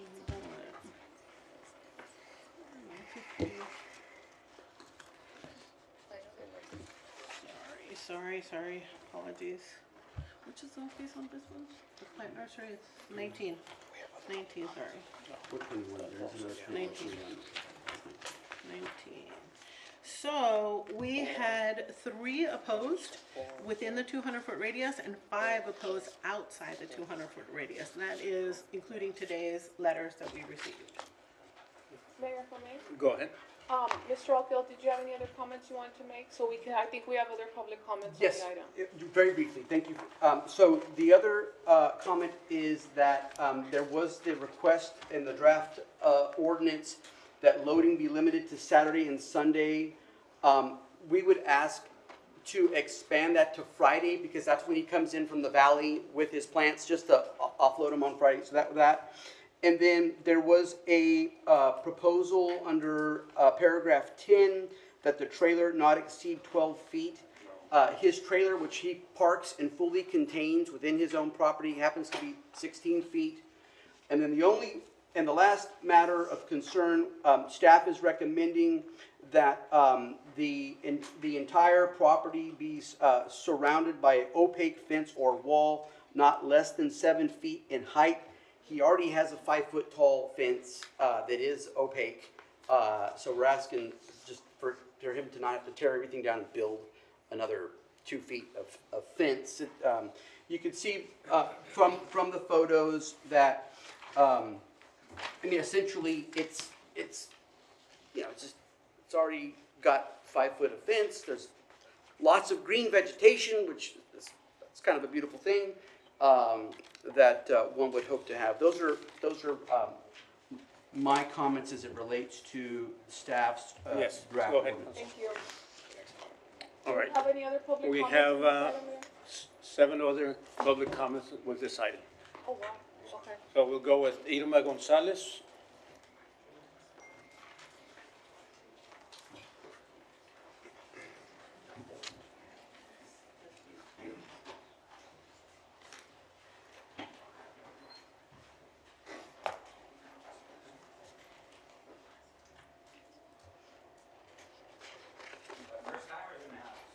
Good evening.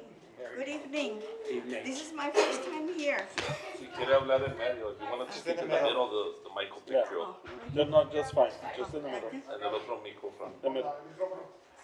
The red light right there. Okay. Right there. Okay. Good evening. My name is Irma Gonzalez, and I'm a neighbor. I'm a neighbor of. I'm a neighbor of the Galvan family, which they have the plant nursery. And I support them because they're a very lovely couple and they're very friendly and they work very hard to keep everything clean and they make an amazing contribution to the city of Laredo.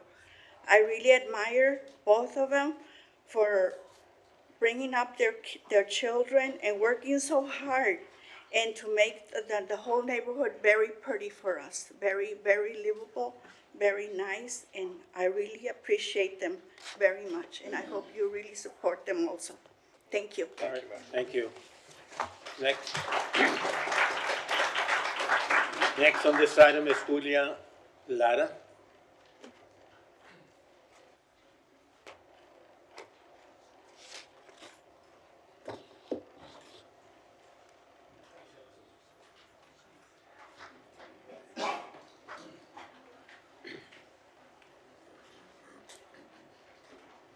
Well, I want to say it's a beautiful place. It's real clean.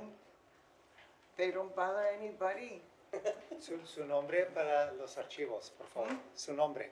Julia Lara. Gracias. And I've been living there for 45 years. And we have never had any problems. And you go through there and you can see the plants and all that, but it's real clean. So we don't have anything, I don't think we have a problem with that. That's for leaving for the family. Thank you, Ms. Lara. All right. Okay, thank you. Thank you very much. Next is Marco Valdo Guajardo.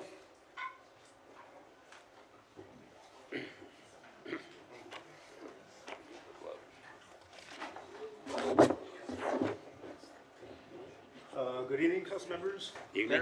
Mayor. I would just like to reiterate what they also said. If you can state your name for the record, please. Yes, Marco Guajardo. And all I have to say is concerning the traffic, the only traffic that accumulates there is because it's in a real unique, space in between 2 train tracks. So if you get any type of obstruction of traffic, it's because either one train, they're waiting the commercial traders that are going to the bodegas that are close by, well, they have to stop right there. But when both trains are there, that's when, it becomes an issue. And especially, I have to say, the people around the area who have medical conditions, stuff like that, I would only put that on the stoppage that's being caused by the railroad tracks. Other than that, I have nothing but good things to say about the neighbors, anything, that's about it. Okay. Yes, I'm in favor. All right. Well, thank you very much. Have a good night. Thank you. Next one is Gregorio Moreno.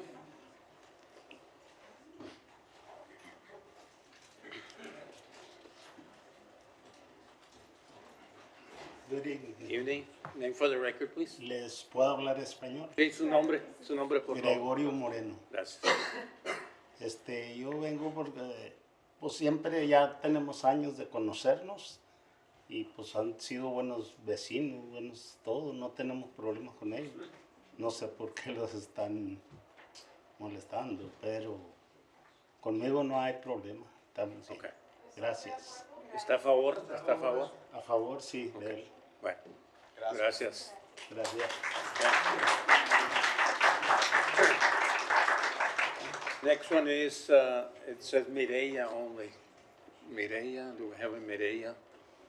Ahí está.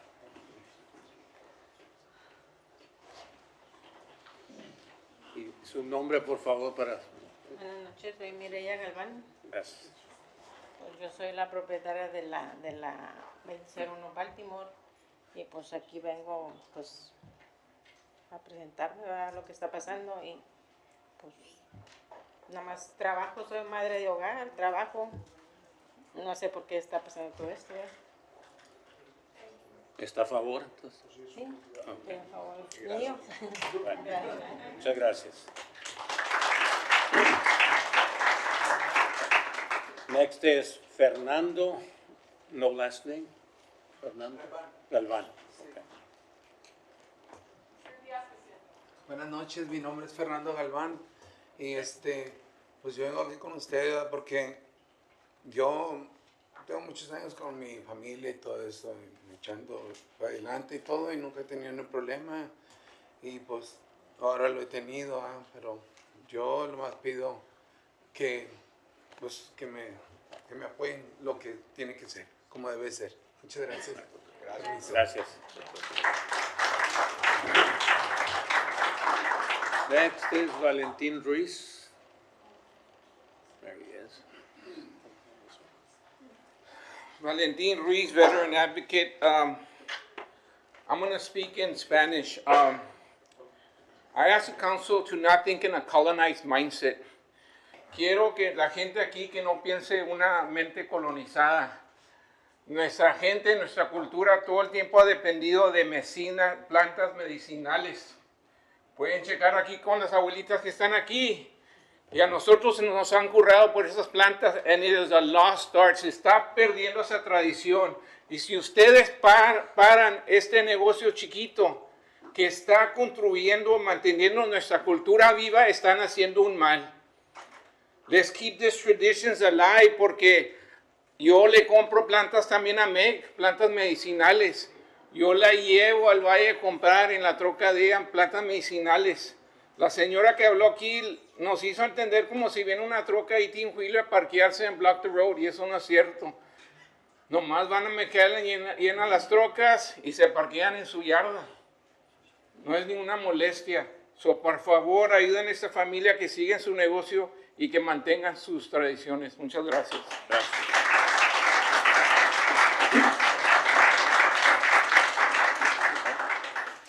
Okay, that was it on public comments for this item.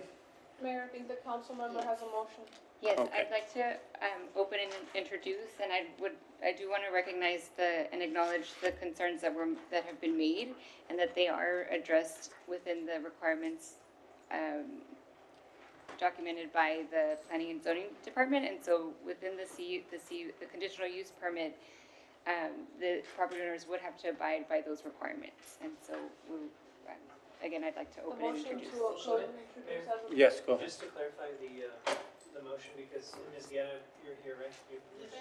Just because the Planning and Zoning Commission denied, I just want to make sure that the motion is done to reflect that, because my understanding is if you introduce then it's basically what you're accepting what Planning and Zoning Commission said, and we don't want to do that because her wishes, I believe, correct me if I'm wrong, are to support staff's recommendations and not what. No, the item goes forward as is, so it's not that it goes forward as a denial. Okay, I didn't want to accidentally have a mistake in the outcome here. Okay. Mayor, I think the council clearly supports, And I just have one request. So the applicant, through his attorney, asked to expand the delivery hours to include Friday. Yes. So we want to include the, Yes. sorry, we want to include the amendment to extend the delivery hours to include Friday as well, and to allow the 16-foot trailer, or no? Is it completely in the property? The trailer? I don't believe the trailer can fit in the property. I think they would probably have to put the trailer in front, but that's probably there. Oh. I think he said that everything. Oh, yeah, the reduction in the fence height. Just to address the question. Go ahead. The 16-foot trailer, including the tongue, fits entirely within the property, as per my client's representation. Okay.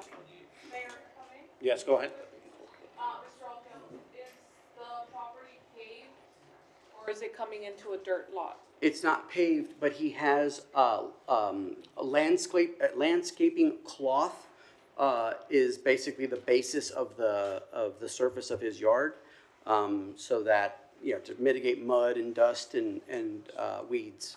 Well, yeah, we would want to make sure that he also complies with the caliche or the minimum requirements so that he's not dragging from that trailer dust and dirt onto the roadway, because that becomes an issue. He would have to. Correct. That wouldn't, that is commercial property. Will that apply to commercial property only? Do we know? We Legal? would have to comply with The paving. That, assuming it's applicable, we would have to comply with that. And we would also have to comply with all the common law requirements that we not create a nuisance to any of the properties next door, including any dust mitigation. Well, it's coming back for second reading, so. Do I have a legal opinion there? On legal? I don't know if this only applies to commercial property, because this is a residential area. So, Yeah. I'm going to defer to Ms. Guerra. Do you know of anything? There's a distinction? With regard to the conditional use permit, I mean, if it is gonna get a certificate of occupancy for a business, they typically would have to comply with all the, you know, building regulations for commercial use. So, unless it's given some sort of a reduction or exemption at this time, then they would be required to Yes, go ahead. You know, I've seen these businesses that are around in my district in the areas, there's areas that they have, it's a regular home. They have, if anything, it's a truck, 60-foot trailer.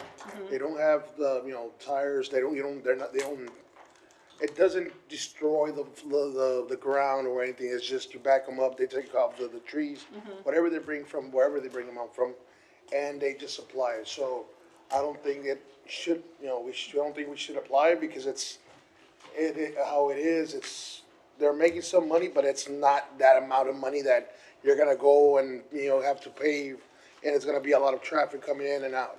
You know, it's just for delivery. So I just want the council to consider that. Yeah, go ahead. Councilmember Rangel, you're recommending we make an exemption for? Yes, sir. All right. Is that a motion? I'll second. Motion and a second? All in favor? Opposed? Motion passes. All right. So the exemption of the paving requirement, the 16-foot trailer was approved? Just, yes? The reduction in the fencing to 5 feet? Mayor, I think at this point, we don't have all the specifics, like, there's a lot of requests. I think that the motion that council member made was to approve the conditional use permit. Is there a way that you can bring us back the details on the Monday council meeting, so we can, or do you need the direction right now? He's the one that is asking for the changes. We've provided everything as is adopted in the code, and our recommendations, like the 7 foot is directly out of the line. But was it asked in the application? No. Well, and Mr. Alcalde, in all fairness, you're not the applicant, I know you represent the applicant, but Did you have an opportunity to request these things at the time of the application? No, we simply requested for the permit as is. It wasn't until, in all candor, that staff disclosed its proposed ordinance that we drilled down on the, I know it's minor, the 5 feet instead of 7 feet matter, but if, I think there's a lot of details to be hashed out, so I think the sentiment is that we're in favor. I think we just need to hash out the details, and I know council member hasn't had a chance to go over them. Would you all be opposed to bringing it back on Monday with those details so we can consider it on Monday? Because we have another council meeting in a week. sure, no We're problem on my behalf. So, do you want a motion, table it? Or proceed with the motion? Proceed with the motion and then we'll just clarify those. Clarify the second reading. Okay. All right, motion and a second. All in favor? Aye. Opposed, motion passes. All right. Good evening to you all. Thank you. All right, thank you. Number 22. Okay, we have a public comment on 22. This is a for or against, and for or against. Public comment, Dora Ramirez and Veronica Jimenez.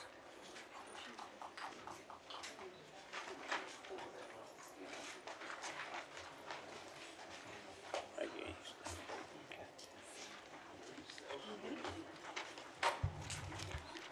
Good evening, Mayor and council members. Evening. Thank you for the opportunity to speak tonight. For the record, my name is Dora Maria Ramirez, and I am the Director of Prevention Services at Serving Children and Adults in Need, SCAN. My name is Veronica Jimenez, and I am the Program Director for the Webb County Community Coalition of SCAN.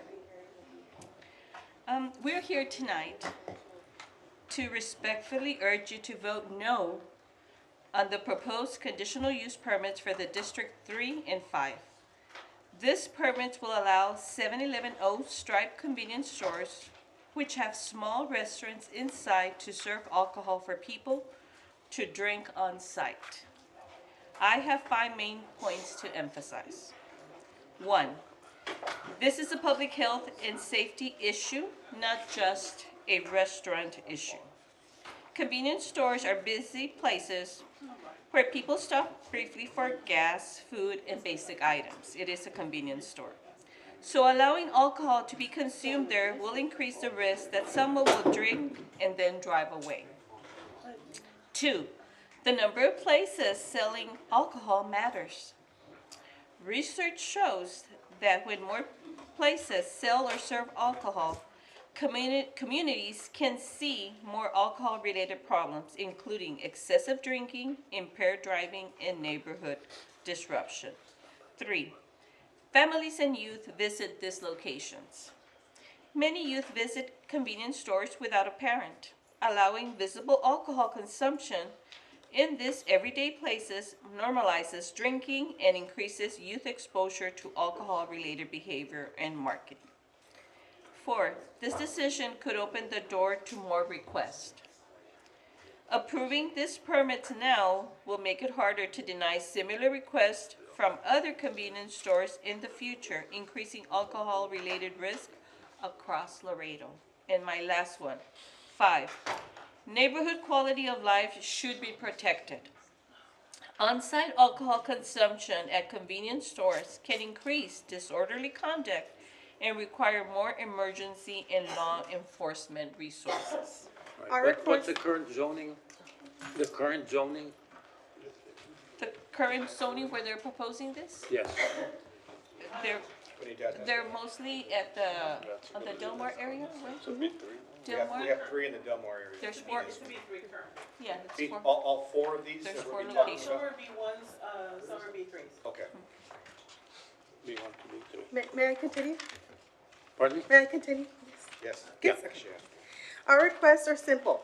Please vote no on the conditional use permits for on-premises alcohol consumption at these convenience stores. If you are considering voting yes, then please hold a public workshop first, so parents, prevention professionals, law enforcement, community residents, public health partners, and other community members can provide input. This decision should not be rushed. Before expanding where alcohol can be consumed in our neighborhoods, the city should fully consider the long-term consequences for public safety, youth protection, and community well-being. Please give the community a chance to be heard on this matter through a public workshop. Thank you so much. Thank you. Thank All right, thank you. May I Go ahead. Thank you. So I was very alarmed when I read what the intention is of selling margaritas at the 7-Elevens. I think in particular, it's the slushy machine type of margarita that they're trying to sell. It appears so. It appears so.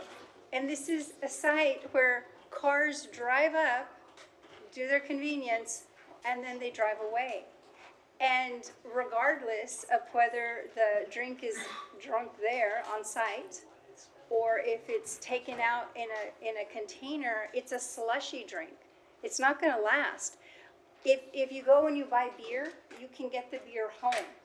And then you've bought beer for your home and you drink it there. And it's more in line with our no driving and drinking laws. But if you take a slushy, that thing is melting. And especially in our weather. So I just don't believe that people are going to wait until the thing melts and is not as attractive as it was originally purchased as. And they're going to be drinking on our roads. So while the gas stations can say that their staff is fully equipped to make sure that people leave that facility and they are not allowing open containers to leave their facility, our police officers are going to be responsible for patrolling, drinking and driving around these convenience stores to make sure they're not popping it open as soon as they can so they can enjoy the slushy drink. I just think this encourages drinking and driving. I think it's the wrong message to send. I understand that beer can already be purchased. And yes, there are consequences for that.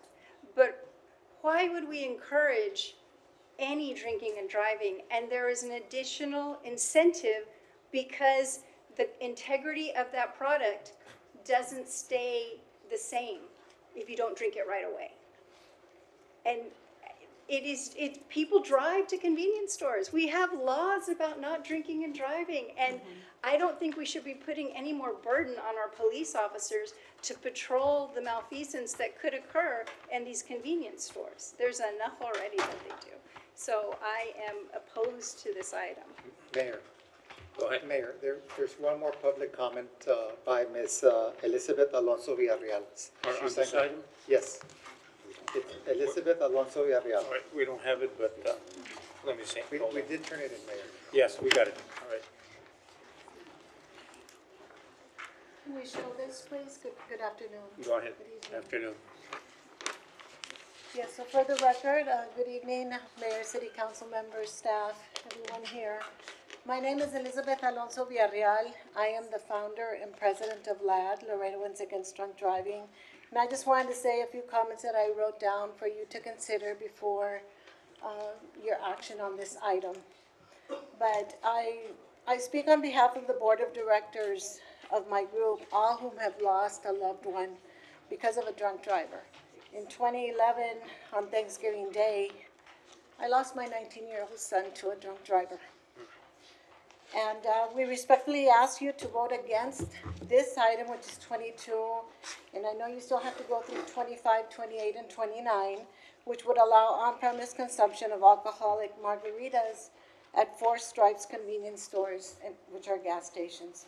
Our opposition is not directed at one company or the lawful alcohol sales. Our concern is the decision to permit alcohol consumption at businesses designed primarily for motorists. These are corner stores. Customers enter these locations in vehicles and in most cases leave in vehicles. Allowing them to consume alcohol before returning to the road creates public safety risk. Calling the alcohol service incidental or accessory does not change the basic fact. Conditions, signs, and designated consumption areas cannot guarantee that a person who has been drinking will not drive. They also cannot protect an innocent family once an impaired driver enters our streets. One of the proposed locations is next to Emerald Valley Apartments, a property owned by NHS and NeighborWorks Laredo. I'm not here speaking, I'm the director there, but I can assure you that I did not receive any letter to this regard. Our apartment complex is very close by to this one in particular, which is on, Bencha Road.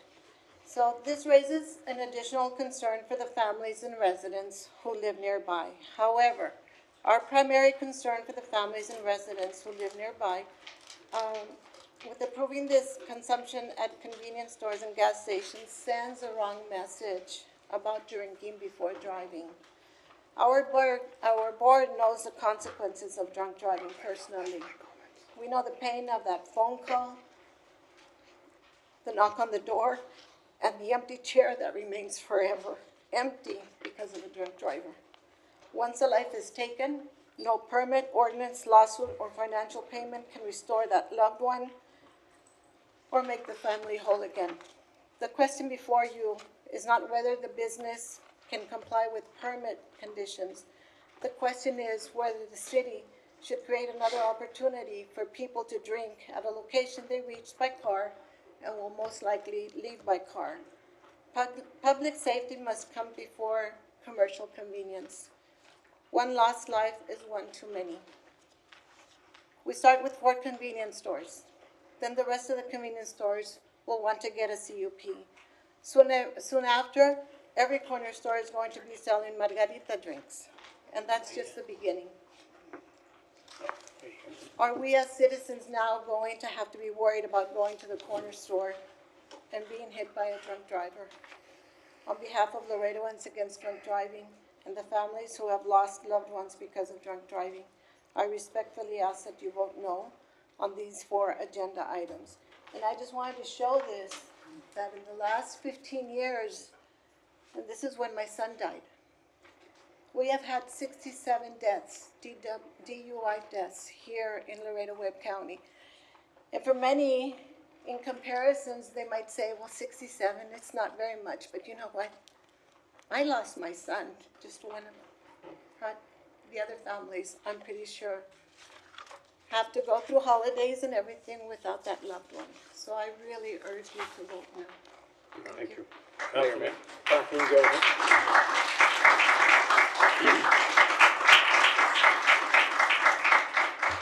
Go ahead, Ms. Villarreal, I'm glad you brought that up on that screen because as a police officer for 23 years, I worked half of those accidents that you just mentioned. And you're correct. When you have to notify the family that their loved one's not coming home because of a drunk driver, it's extremely difficult position that police officers are put in. Having people drinking on premises, if I'm not mistaken, Chief Gonzalez, is still illegal at a convenience store, but with the CUP, it would allow them to do so. Carlos Gonzalez, Assistant Chief of the Police Department for the record. So you're not allowed to drink in a convenience store. This allows for people to buy it and take it prepared, but unless it's a restaurant or you get that type of license to be able to consume, that's something different, but you cannot consume. But that's what they're asking for now. This CUP is asking for them to be able to use it as a restaurant and then consume the margarita at the place, at the convenience store. More like a restaurant. Which, just so you all know, ahead of time, you're waiting for items to come up. The District 5 ones, they're all going to be denied because this is not going to happen while I'm sitting here anyway. This is condoning drunk driving. I certainly will not do that. I've been on the other side of it, and it's a terrible situation to be in. It's horrible. Horrible. The worst thing I've ever had to do in my life is notify a family that their loved one's not coming home because of a drunk driver. And I think it's the most terrible thing that a family has to go through. So if you're here waiting for my items to come up, District 5, they're all going to be denied, just in case you're here for that. Thank you. Appreciate it, Chief. Thank you. Mayor, ma'am? Go ahead. Thank you. So, there are bars that exist, obviously, right? They're not convenience stores. And the culture now is that there's a designated driver. And there is a culture that develops when you go to a bar and you understand what you're doing there. The convenience store is not a place to turn into a bar. The drinking culture is not a place to encourage at a convenience store, right? We already have enough things that we can't control and to add convenience stores, which dot our landscape here in Laredo, it's just not something that we need to be burdening our people with. So I'm very much in agreement with Councilmember Gutierrez, and I will move that we deny item 22. Second. Motion second. Close and deny. Close and deny. Close and deny. Second. All in favor? Aye. Opposed, motion pass. All right? Thank you. Number 24. 23. Skip one. 23, for or against, for or against, for or against. District 2, which? Second. Motion and second, all in favor? Aye. Opposed, motion passed. All right, number 24. For or against, for or against, for or against. Second. Motion? Any second? Second, all in favor? Aye. Opposed, motion passed. Number 25, for or against, for or against, for or against. Motion to close and deny. Second. Motion and second, all in favor? Aye. Opposed, motion passed. 26, for or against, for or against, for or against. Second. Motion and second, all in favor? Opposed, motion passed. 27, for or against, for or against, for or against. Second. Motion and second, all in favor? Aye. Opposed, motion passed. 28, for or against, for or against, for or against. Motion to close and deny. Motion, second, all in favor? Aye. Opposed, motion passed. You said deny, right? Yes, sir. Okay. 29, for or against, for or against, for or against. Motion to close and deny. Second. Motion second, all in favor? Aye. Opposed, motion passed. Number 30, for or against, for or against, for or against. Go ahead.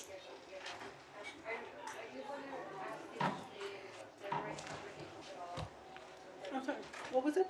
Well, I did want to ask if there were any conversations requesting for a CUP, because I would. Oh, at this location, it is our standard practice that when they're asking for a zone change, and especially if we see that, you know, they might encounter some difficulties, we always do explain the alternative, the CUP process. In this case, I'm assuming, they preferred the zone change. Yes, well, given that this warehouse is directly behind residents, I would request that we table the item and request the property owners to come back with the CUP route. Oh, I apologize, we did have specific discussions with this property owner. Yes. So, yeah, they for sure told us they did not want the CUP. All right. We have somebody to talk? Yes. Yes. Before he goes. But afterwards. He has a public hearing.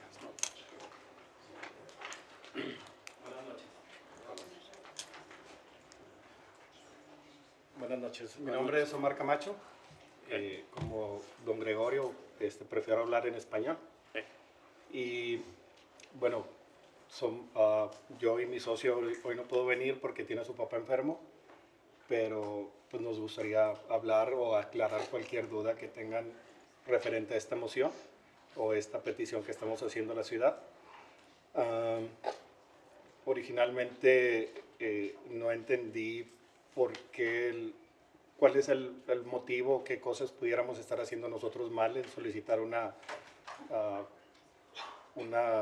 zona o que se otorgara una petición M1, porque al final de cuentas esa bodega siempre había sido una bodega de elaboración de paletas. Ahí elaboraban pallets y se llamaba Machado Pallets, y tenían pues su fábrica de pallets, tenían su forma de trabajar, su permiso de bomberos, tenían todo en orden. Con tarimas, eso es lo que dice. Sí, los pallets es hacer tarimas.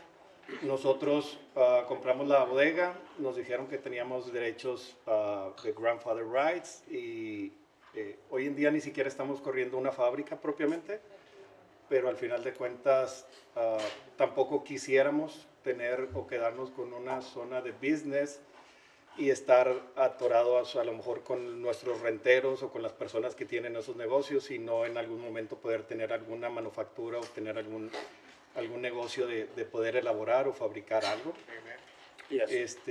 Nos queda, perdón. Permiso. ¿Qué clase de negocio quieren abrir ahí o qué es lo que Bueno, quieren hacer? nosotros hoy en día tenemos ahí, compramos montacargas, los arreglamos, los vendemos. Esa es una parte de la bodega. Pues ha estado un poquito detenido la operación. ¿Y el negocio que tienen ahí ahorita o que han tenido antes, qué clase de negocio es? Fábrica de paletas de madera, las elaboraban.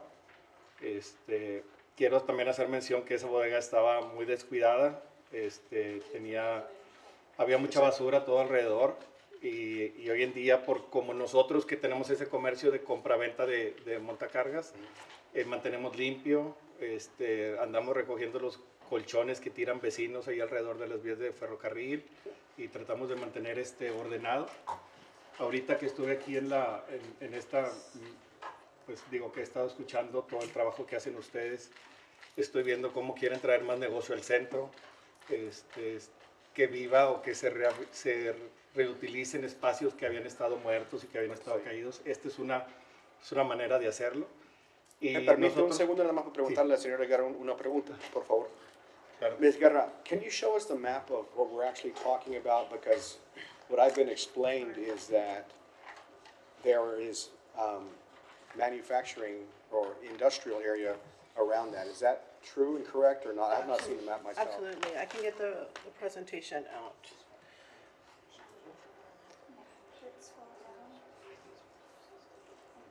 Yeah, it is directly adjacent to the railroad tracks, so it is, Would you be able to share a map with us by chance? sure can, just let me get there. Thank you.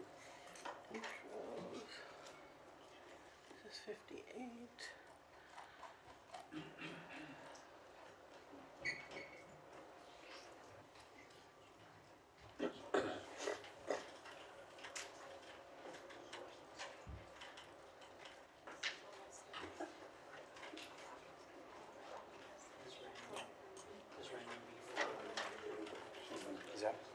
That's it?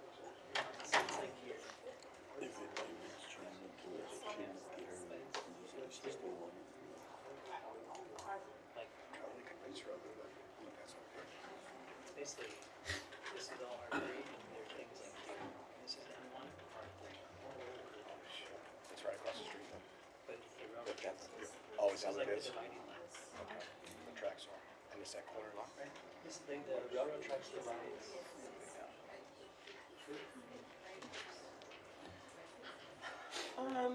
Can you all see the screen?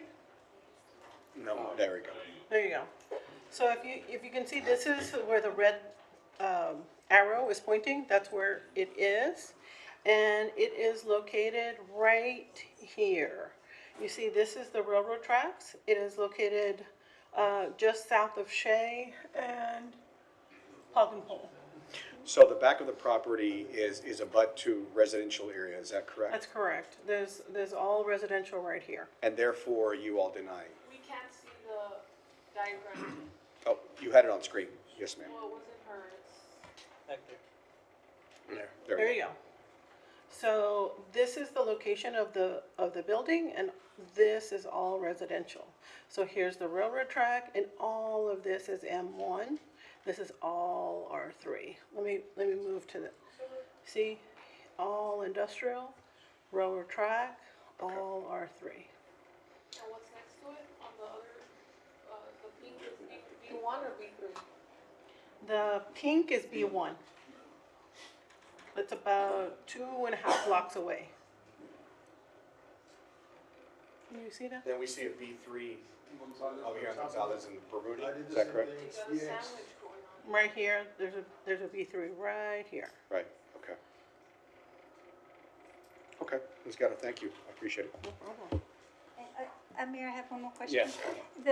So the gentleman, el señor dice que estaba porando bodega con el uso de producir algo, de manufacturar algo, antes. Y eso fue porque era de, como decimos, legacy, que así... Pues antes, me imagino, sí se usaba como bodega o manufacturaban algo, pero eso ya no existe y duró más de 6 meses que no se hacía eso. Así es que ese uso que se respetaba como grandfather uso, eso bajo la ley ya no aplica. Okay. Quisiera nada más aclarar algo. ¿Pudiera poner la foto que tiene ahí? Claro. ¿De la bodega? No, la foto de abajito.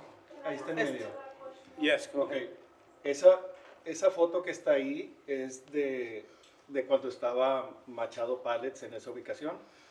Cuando nosotros compramos la bodega, ellos siguieron operando y nosotros operábamos por la parte de atrás.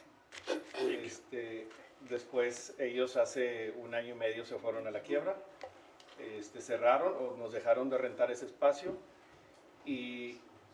pero nunca se detuvo o nunca ha dejado de operar la bodega de los dos lados. Y la manera en la que está ahorita ya no hay trailers, ya no se está haciendo en esos pallets, está pintado, o sea, la apariencia se ha mejorado bastante.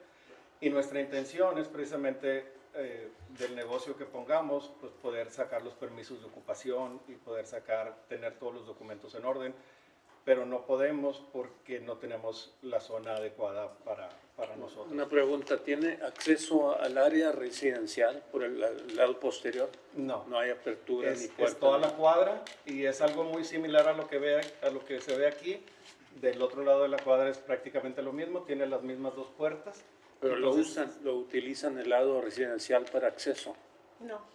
No tienen acceso del área residencial. Por decir, esta colinda con una calle que se ve esta entrada de la bodega, del otro lado que tiene las otras entradas es la Shea Street, tampoco se llega a toda la cuadra, y todo lo que está por Santa Rita es lo que pasa por un lado de la vía del ferrocarril. Entonces, Ms. Guerra, in the B3 on Gonzalez, is that grandfathered in, or why is the B3 there also next to the residential? It appears that they, I'm sure they got a zone change. Looks like, some kind of center. Tire? No. I can't read it. What year did they get the zone change? I don't have that here with me, I apologize. I don't have the B3 when they got it, sorry. Señor, y no le quiero decir cómo haga su residencial, pero no brinco a un B3, está brincando a un M1. Sí, porque el tema de yo tener el B3, o sea, si ustedes me pudieran explicar qué es lo que yo estoy haciendo mal o cuál sería la preocupación, pues al final de cuentas necesito tener un negocio ahí, ¿verdad? Y lo voy a hacer o lo voy a aceptar y lo voy a tener. Y no es lo que quiera hacer malo, es lo que puede abrir las puertas para el futuro hacer malo. Claro, pero al final de cuentas, si yo sí quisiera tener una manufactura, a mí lo que me explicaron es que pudieran tener miedo de que vendiera alcohol o que tuviera maquinitas o cosas así, que era lo que permitía el B1, y en realidad estoy muy cerca de una escuela. O sea, hay otras cosas que cuando yo vaya a sacar mi permiso de ocupación nunca me van a dejar hacer algo que vaya en contra del vecindario. Sin embargo, a puertas cerradas, pues probablemente en un futuro sí nos gustaría, o como negocio de nosotros, poder hacer algo que produzca más. Entonces, el simple hecho de no tener una limitación es lo que nos motiva a solicitar, y que creemos que estamos haciendo las cosas de forma correcta o que está dentro de nuestro derecho, es lo que nos motiva a hacer esto. Pero si el comité, ustedes decidieran que no fuera, pues... Mayor, if I may, Mayor. Yes, go ahead. Oiga, y una pregunta. Me está diciendo que el terreno que siempre ha tenido, siempre lo ha rentado. ¿Era de ustedes y se lo rentaban a alguien más? Cuando nosotros lo compramos después de la pandemia, ese lugar estaba ocupado por Machado Pallets. Tenían permiso de pero ya ocupación. estaba operando. Estaba operando. Y tenía de hecho, esa foto es de cuando estaban ellos. Ok, no, se fueron ellos, pero se quedó operando bajo su nombre y ustedes lo compraron abajo de R3, ¿o cómo lo compraron? Sí, tiene una zona de R3. Está en la zona de R3. Sí. Y cuando nosotros lo compramos, nosotros ocupábamos la parte de atrás de la bodega. O sea, estaba dividida la bodega a la mitad. Nunca le dijeron que una zona R3 iba a ser que no podía hacer nada. Sí, pero lo que nos dijeron era que teníamos los grandfather rights y que era una bodega que tenía que operar como bodega y que siempre había sido bodega. Y ahí el señor tenía un tráiler parado todos los días porque cargaba pallets y los iba a entregar y nunca tuvo ningún problema de nada. Y de hecho creo que nosotros no hemos tenido ningún problema con los vecinos y mantenemos las cosas en orden. Pero era nuestro entender que estábamos haciendo una compra bien. Go ahead. I mean, how did we get a warehouse built on an R3? Because there's no scenario where we would approve a warehouse built on an R3. I don't know, maybe it came in before the zoning. Was it a business with a CUP operational, or was this No, like there's an no illegal there's build? no CUP there. But I'm just, how did we get here? Because you have an It could have 18-wheeler. been, it could have been constructed before the zone. 1983. But again, the use is no longer. No, I understand that, but what I'm saying is, here we have an owner who purchased a property that has a warehouse that was built in a zone that it's not compatible, That's right? true. It's an R3, and he wants to use it for some business purpose that doesn't require an M1. It could have a community business zoning with a conditional use. That's correct. And we could regulate the 18-wheeler usage and all that. I mean, it doesn't even look like it's, I don't know if it's just the picture or what, but the paving, and I don't know what the disruption is for the surrounding residential, but I think we need to explain to the property owner the allowances of an M1 versus the allowances of a business district zoning, because he's just trying to figure out like what he needs to do, and he's confused, and it is confusing. So it seems like there needs to be a little bit more communication as far as what is it that he's trying to accomplish with this property, and then fit the zoning, because as much as we would want to keep it residential, there's already a warehouse there. So And we have had those discussions with the property owner. We suggested it, we recommended it, the B1 zone with a conditional use permit. We have had some discussions with some of the folks, possibly renting at this location. So, is it too late for him to modify his application for Monday, for us to hold off until Monday's council meeting on this one?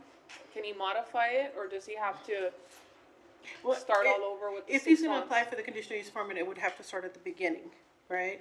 It has to be a But he doesn't separate- have to wait 6 months. No, no, he wouldn't. Which is. Yeah, so if we, No, but if, I think we talked about this earlier, if it's denied, then there would be a waiting period. But if it's tabled with a direction to, discuss or approach, we would then guide him through the process. Yes, go ahead. Oh, I'm sorry, but just basically, just wanted to, Planning and Zoning Commission said to accept it. That's correct. So what was Yes. what was the discussion at the P and Z Commission? The discussion was that we waited for the applicant. He was not currently at the meeting. When he came, he shared exactly what he shared here, that he purchased it, that he wanted to use it for M1 type uses. He would prefer not to have any limitations associated with conditional uses and having to, manage or select what type of use and if there's a change of use. So he would prefer the M1. How did the committee member for that district vote in the commission? I think they were unanimous. Let's see, what's their vote? 7-1 recommended approval But the of committee zone member for that change. district? Oh, I don't have that, who was the one that didn't vote in favor. Do you have the names? Do you have the names? Of who voted in favor, apologies, don't. I just have the count, 7-1. That's your district, right? Go ahead. I certainly appreciate the investment, but I cannot support changing the zone to an M1. And I would request that council support that we table the item and have him then reconsider coming back with a zone change of a business and a business zone, B1, B3, and a CUP. I'll second the table. Motion. Okay. Sí lo entendió. Okay, so you want to table it or deny? Your motion and second the table. Okay, okay, we have a Work with motion the and a second to resident, table. The property owner. All in favor? Opposed? Motion passes. Buenas noches. Right, right. 31, for or against, for or against, for or against. Okay. 31. Go ahead. Present the use of space? Let's look.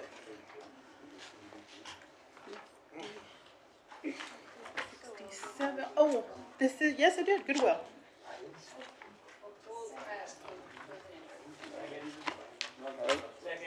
Motion second, all in favor? Did you want to come in? Oh, Are we on item 32? 31. 31, sorry. Okay. Not yet. All right, we have a motion and second, all in favor? Aye. Opposed, motion passed. 32. 32. Okay. You want 33 or 32? 32. 32, go ahead. Calisthenics. I apologize, if you were asking about the previous one. Can't speak on it before we already voted. Sorry. Ya llovió. Sorry. 61. 31. Oh, I'm sorry, the zone change number, 61, I have so many numbers. They did not specify a specific proposed use. They've got B4 right next to them, right in front of the highway. All right. Okay. 32, for or against, for or against, for or against. Now this is Walgreens. All right, go Good ahead. evening, Mayor, City Council members. My name is Hector Alanis, for the record. I'm representing the owners of this property, the Christopher Michael O'Connell 2020 Irrevocable Gift Trust. And just a little history, I promise I won't take a lot of time. It's been a late day. But just a little history. This is what Walgreens was, right there on Guadalupe, Chihuahua. This building was built in 2006. Back then, the entire parcel was 12 lots. And so when the property was built, they didn't replat it as one parcel. So what ended up happening is it ended up being a split zone. So we've got B3 for the north half lot, and then the bottom two lots, one is B1 and the other one is RO. So what we're simply requesting is that we be consistent, for a retail store, and change everything, the bottom portions from B1 and RO to B3. There's several other businesses in the area, including HEB, which are B3. There's even also some B4 zonings in there, but we're just asking just to be B3. It meets a comprehensive plan with the area. The staff supports it and the commission supports it. There were no responses for or against, on the proposition from the neighborhood. And let's see, that's pretty much it. I can answer any of the questions that you may have. Go ahead. Thank you, Mr. Alanis, for the explanation of the zone change. And, this is my neighborhood, and we were all very disappointed when Walgreens shut down. So the fact that there's another tenant coming in that's a good corporate citizen, and it is a well-traveled spot, I think it's going to serve the neighborhood. I think the mission of Goodwill is a good one, and I'm happy that the property is going to be used. It's a great, Walgreens came in and they did a beautiful job. So it makes me very happy that there's going to be more activity there now. Thank you, Councilman. Motion to close and introduce. Motion and second, all in favor? Aye. Opposed, motion passes. 33, for or against, for or against, for or against. Motion to close and introduce. Motion and second, all in favor? Aye. Opposed, motion passes. 34, for or against, for or against, for or against. Motion to close and introduce. Motion and second, all in favor? Aye. Opposed, motion passes. 35, for or against, four against, four against. Motion to close and introduce. Motion and second, all in favor? Aye. Opposed, motion passes. 36, for or against, four against, four against. Motion to close and introduce. Motion and second, all in favor? Aye. Opposed, motion passes. 37, for or against, four against, four against. Motion to close and introduce. Motion, second, all in favor? Aye. Opposed, motion passes. 38, for or against, four against, four against. Motion to close and introduce. Motion and second, all in favor? Opposed, motion passes. 39, four against, four against, four against. Motion to close and introduce. Motion and second, all in favor? Aye. Opposed, motion passes. Number 40, four against, four against, four against. Motion to close and introduce. Motion and second, all in favor? Aye. Opposed, motion passes. 41, four against, four against, four against. Motion to close and introduce. Motion and second, all in favor? Aye. Opposed, motion passes. 42, four against, four against, four against. Motion to close and introduce. Second. Motion and second, all in favor? Aye. Opposed, motion passes. 43, four against, four against, four against. Motion to close and introduce. Second. Motion and second, On 43? on 43? Okay, public comment.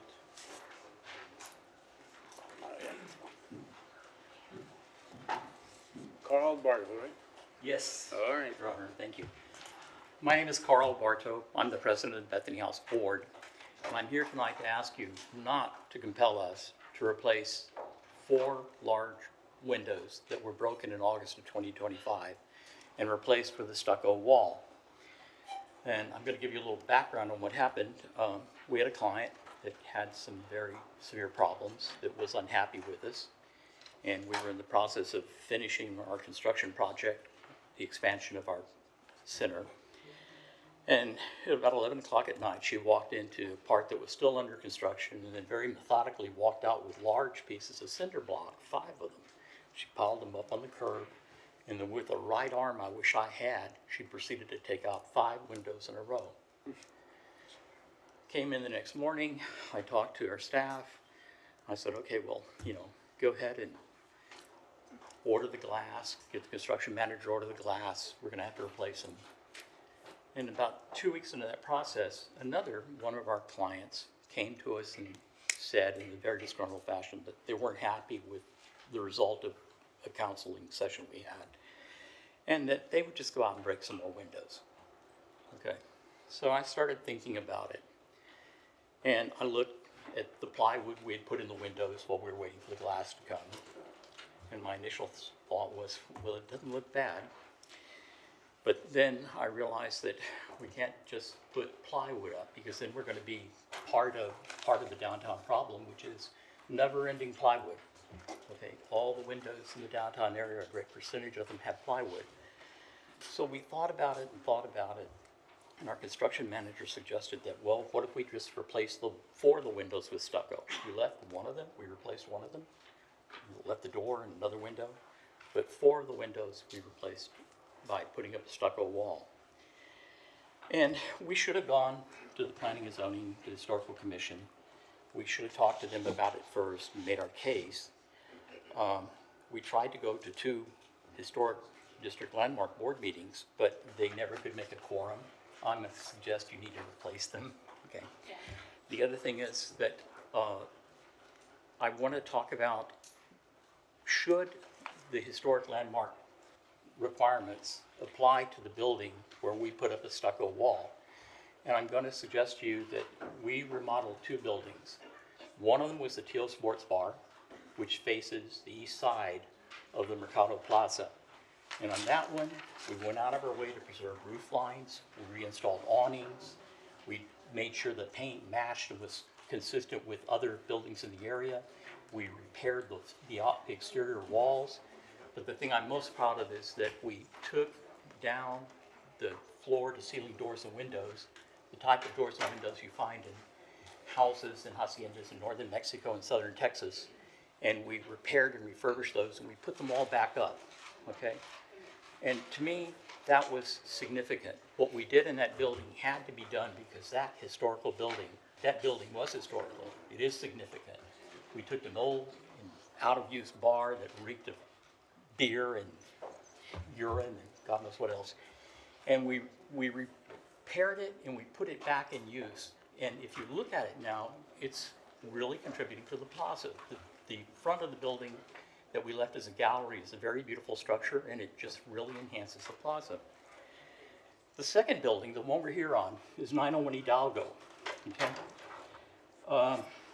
901 Hidalgo, I do not think is a significant historical structure. The historic design guidelines that we're being held to apply to all properties that are considered historically significant in the historic district. Okay? Well, if you look at our building and you look at the staff recommendation, there's nothing in the staff recommendation telling you when that building was built, what was on the site before our building was built,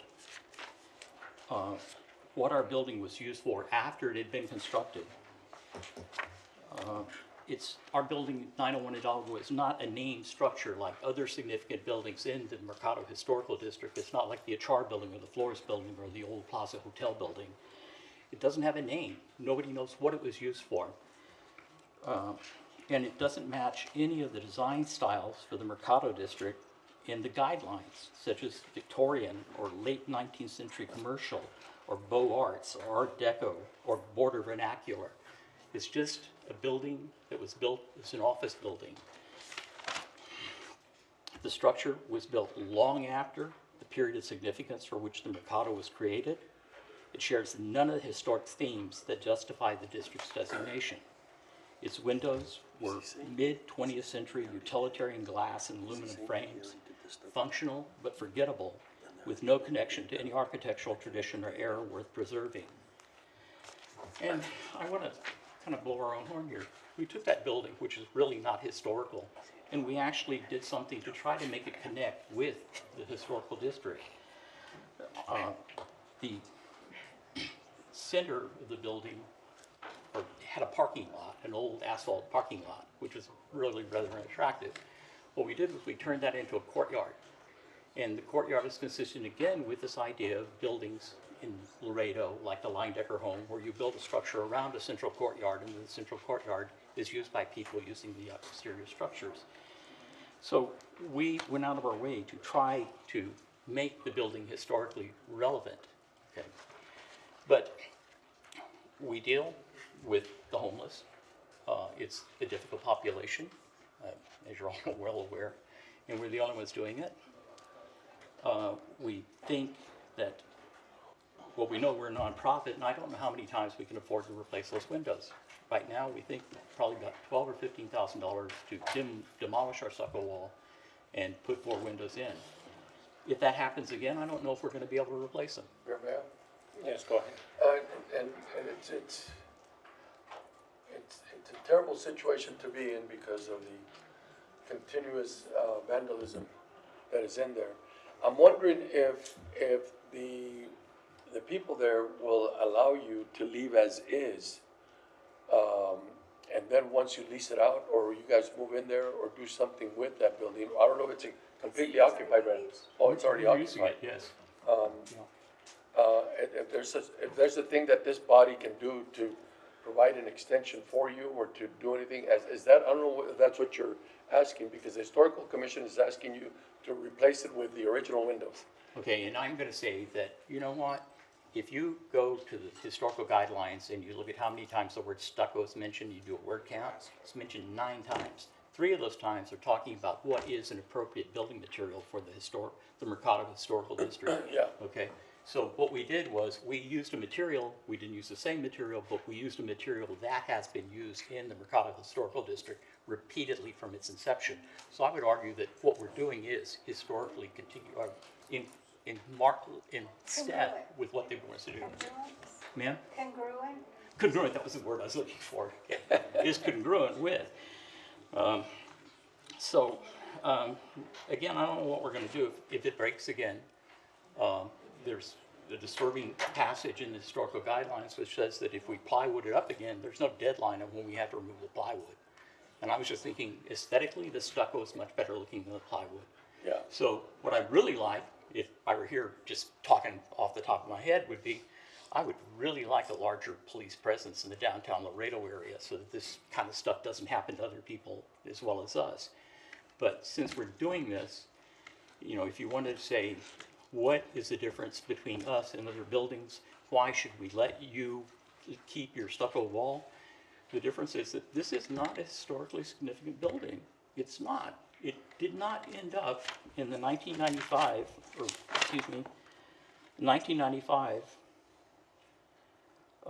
Historic Preservation Plan being designated as a contributing significant resource. It's just an office building that was built in 1941. Okay? So I'm asking you, please, do not go with the staff recommendation. Let us keep our stucco wall. Well, I was gonna say, I'm sorry, that, we have had, and over this last month, there's been a series of broken windows by, vagrants and people of that sort, all around the downtown area, all that area. So it is not an epidemic, but it is a quite frequent problem that's going on in there. And PD has informed us of it, and they're doing something about that. I mean, obviously, they've caught them in broad daylight, and right in the middle of that. So, in the response to that it's not part of the 1995. Yes. I'm not sure if staff used that as a recommendation point to say, put the windows back up. Yes, yes. No, the point is, it's not a significant contributing resource by a 1995 designation. So it's not a significant historical structure, and there's nothing in the staff report that indicates why it should be considered a significant historical structure. It's not a named building in the Historical District Act. They don't know when it was built. They don't know what it was used for. It's one thing to say, oh, the Achar building, I went there and shot when my mom took me as a kid. Nobody has any recollection of this, and believe me, I've been asking. All my relatives who can usually talk about, who's related to who, and, who was the grandmother, the grandfather, so blood starts coming out of my ears. Okay, those people don't know what this building was used for. Okay. Mayor, if I may? Go ahead. Ms. Guerra Yes, sir. and Mr. Bartow, would you all be okay if you all can sit down and bring us back something that you both agreed to? Now, I'm sure the next meeting is going to be very difficult to do so. But maybe the following? We have had some meetings, and I guess let me just provide a little bit of background. The historic district rules apply to all structures located within the historic district, not only landmarks or named buildings or those designated as significant or contributing. No, that's not correct. That is correct. No, they're introduction, section 3. The designation guidelines apply You to two, all there's no properties. discussion between both of you. that are There's no discussion. considered- You direct us. You don't direct each other. Oh, I'm sorry. I'm going to motion to table the item for now. Second. Here's my problem. Sir, there's no more discussion after there's a second on the table. Motion and table. A second.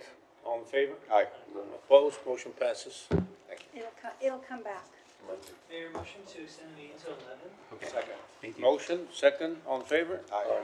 Opposed? Motion passes. Extend Council the meeting introduce till. number 44. No motion, no second needed.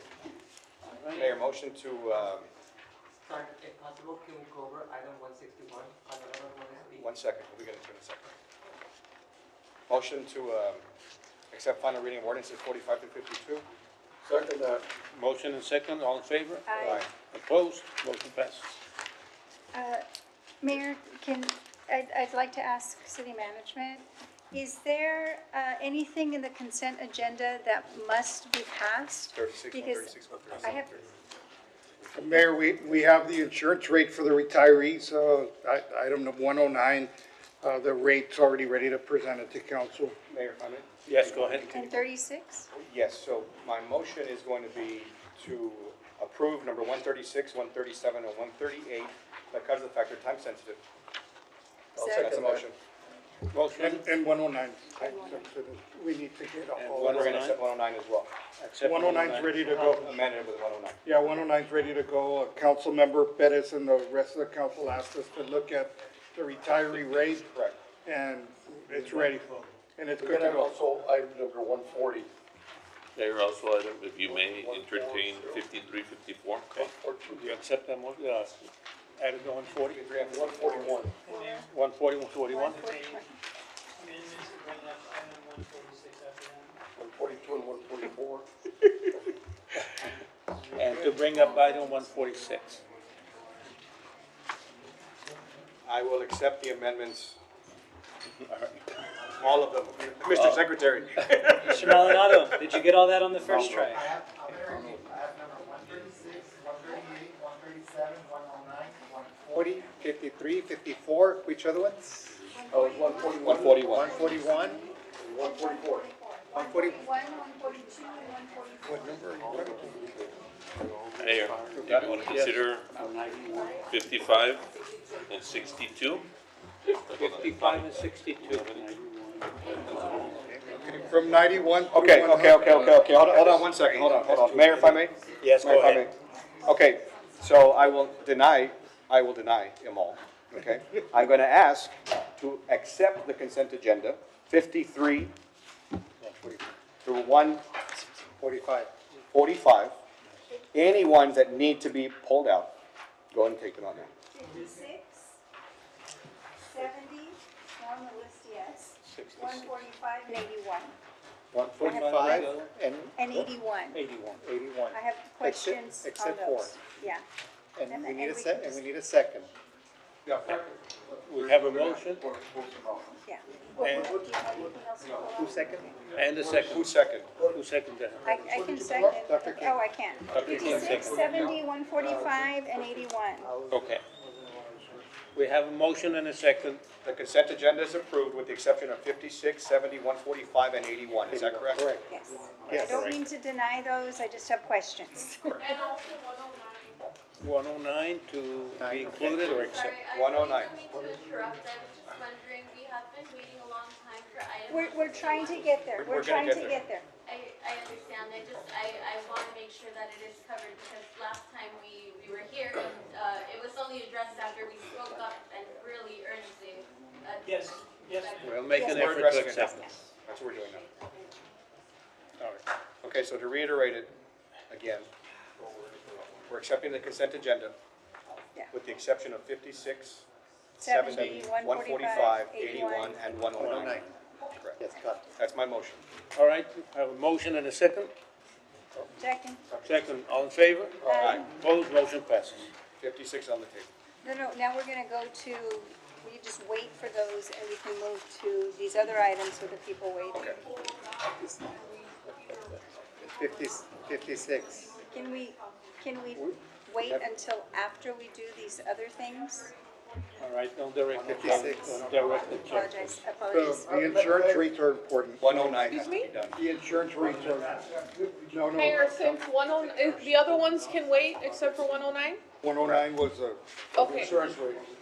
I'm just gonna go over 109 real quick. Mayor, 'cause it's- motion to move up 109. Okay, one at a time, please, not everybody. Okay, what was the last one you said? 109, Mayor. Mayor, 109. staff saying that 109's timely, but the other ones, I guess, can wait until Monday. Okay, let's do 109.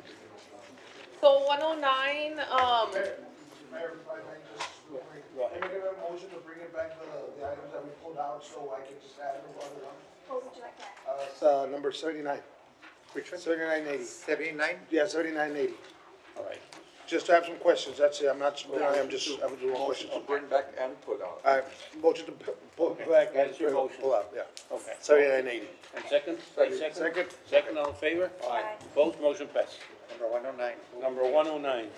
Mayor, just to clarify with staff before I start, we can wait until Monday for those other items from the consent agenda we pulled out? Because I don't think we're gonna get to them tonight. Yeah, probably not. There were, I'm not sure if there's anything else that was timely. There was just so many of them. Well, it would be better if you guys could know what's timely and what's not, because we don't get a chance to get to everything, especially. So I guess if we're not being told they're timely, then they're gonna have to wait till Monday. 109, we did have the issue of the health insurance, and we asked for the retiree plan, and we have not been presented the retiree plan. Does it have to be approved tonight? Can we wait till Monday? We can move it to Monday. Okay, we can wait till Monday so we can move on to the next one. A motion to add that one to All Monday's right, I think agenda. if we hustle, we can get it done. All right, so we have a motion And a second, all in favor? Opposed? Motion passes. I would like to make, just for the record, I just want to put my items for the next council meeting for Monday, or my items. Your items. Just to put them on the next council. What number is So we that? can have, oh yeah. What number is that? That's, one. They're put on the rollover. They're just a rollover. They're put on the rollover. They're automatic if they're not covered. 151 and 52, yes. Okay, so it goes along with my 148, 149, 150 also. 148, 149, 150. Mayor, if we don't cover them, Yeah, we'll get there. Do you want for the next rollover? Yeah, they roll over. All right, cool. Pardon? No, we're gonna wait till Monday.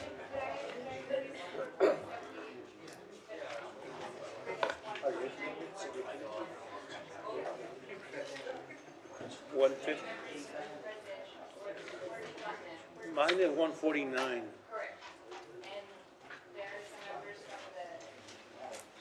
All right. All right. Is that a motion? Okay, let's put 149. Do we have time for that? That's a motion. Well, and Mayor, we also have to extend the meeting till 11. Oh, okay. We did already. Okay. 149 and what?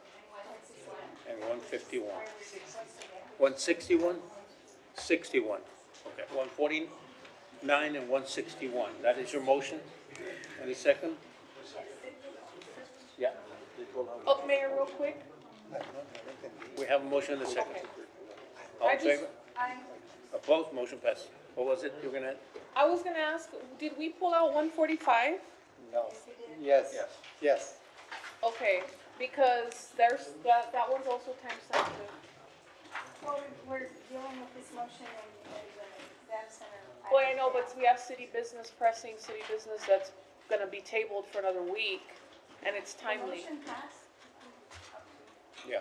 Well, Do you need, does staff need anything for us on 145?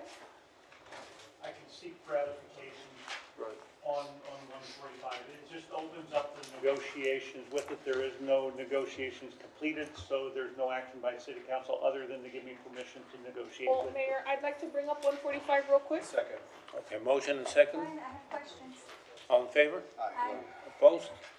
Motion passes. Okay, I would like to, on 145, just make a motion to allow management to discuss and negotiate and bring us back, whatever terms that they want us to consider after they've, negotiated and worked on this. That's my motion. Vote. Yes, But the management's not gonna finalize until we. It is not finalized, It's no. just No, this is discussion, just bring it allowance back. for that, and I will send you a updated email for exactly what we're. All right. Motion That way and everybody will second. know what we're doing. Motion and second, all in favor? Aye. Opposed? Motion passes. Okay, we'll do 149. That is my motion, that is my item. Discussion with possible action to receive a status update regarding the Central Laredo Municipal Management District, CLMMD, or commonly known as the Business Improvement District, including its governance, financial condition, assessment, programs, services, contractual obligations, accomplishments, challenges, and future plans, and any matters incident thereto.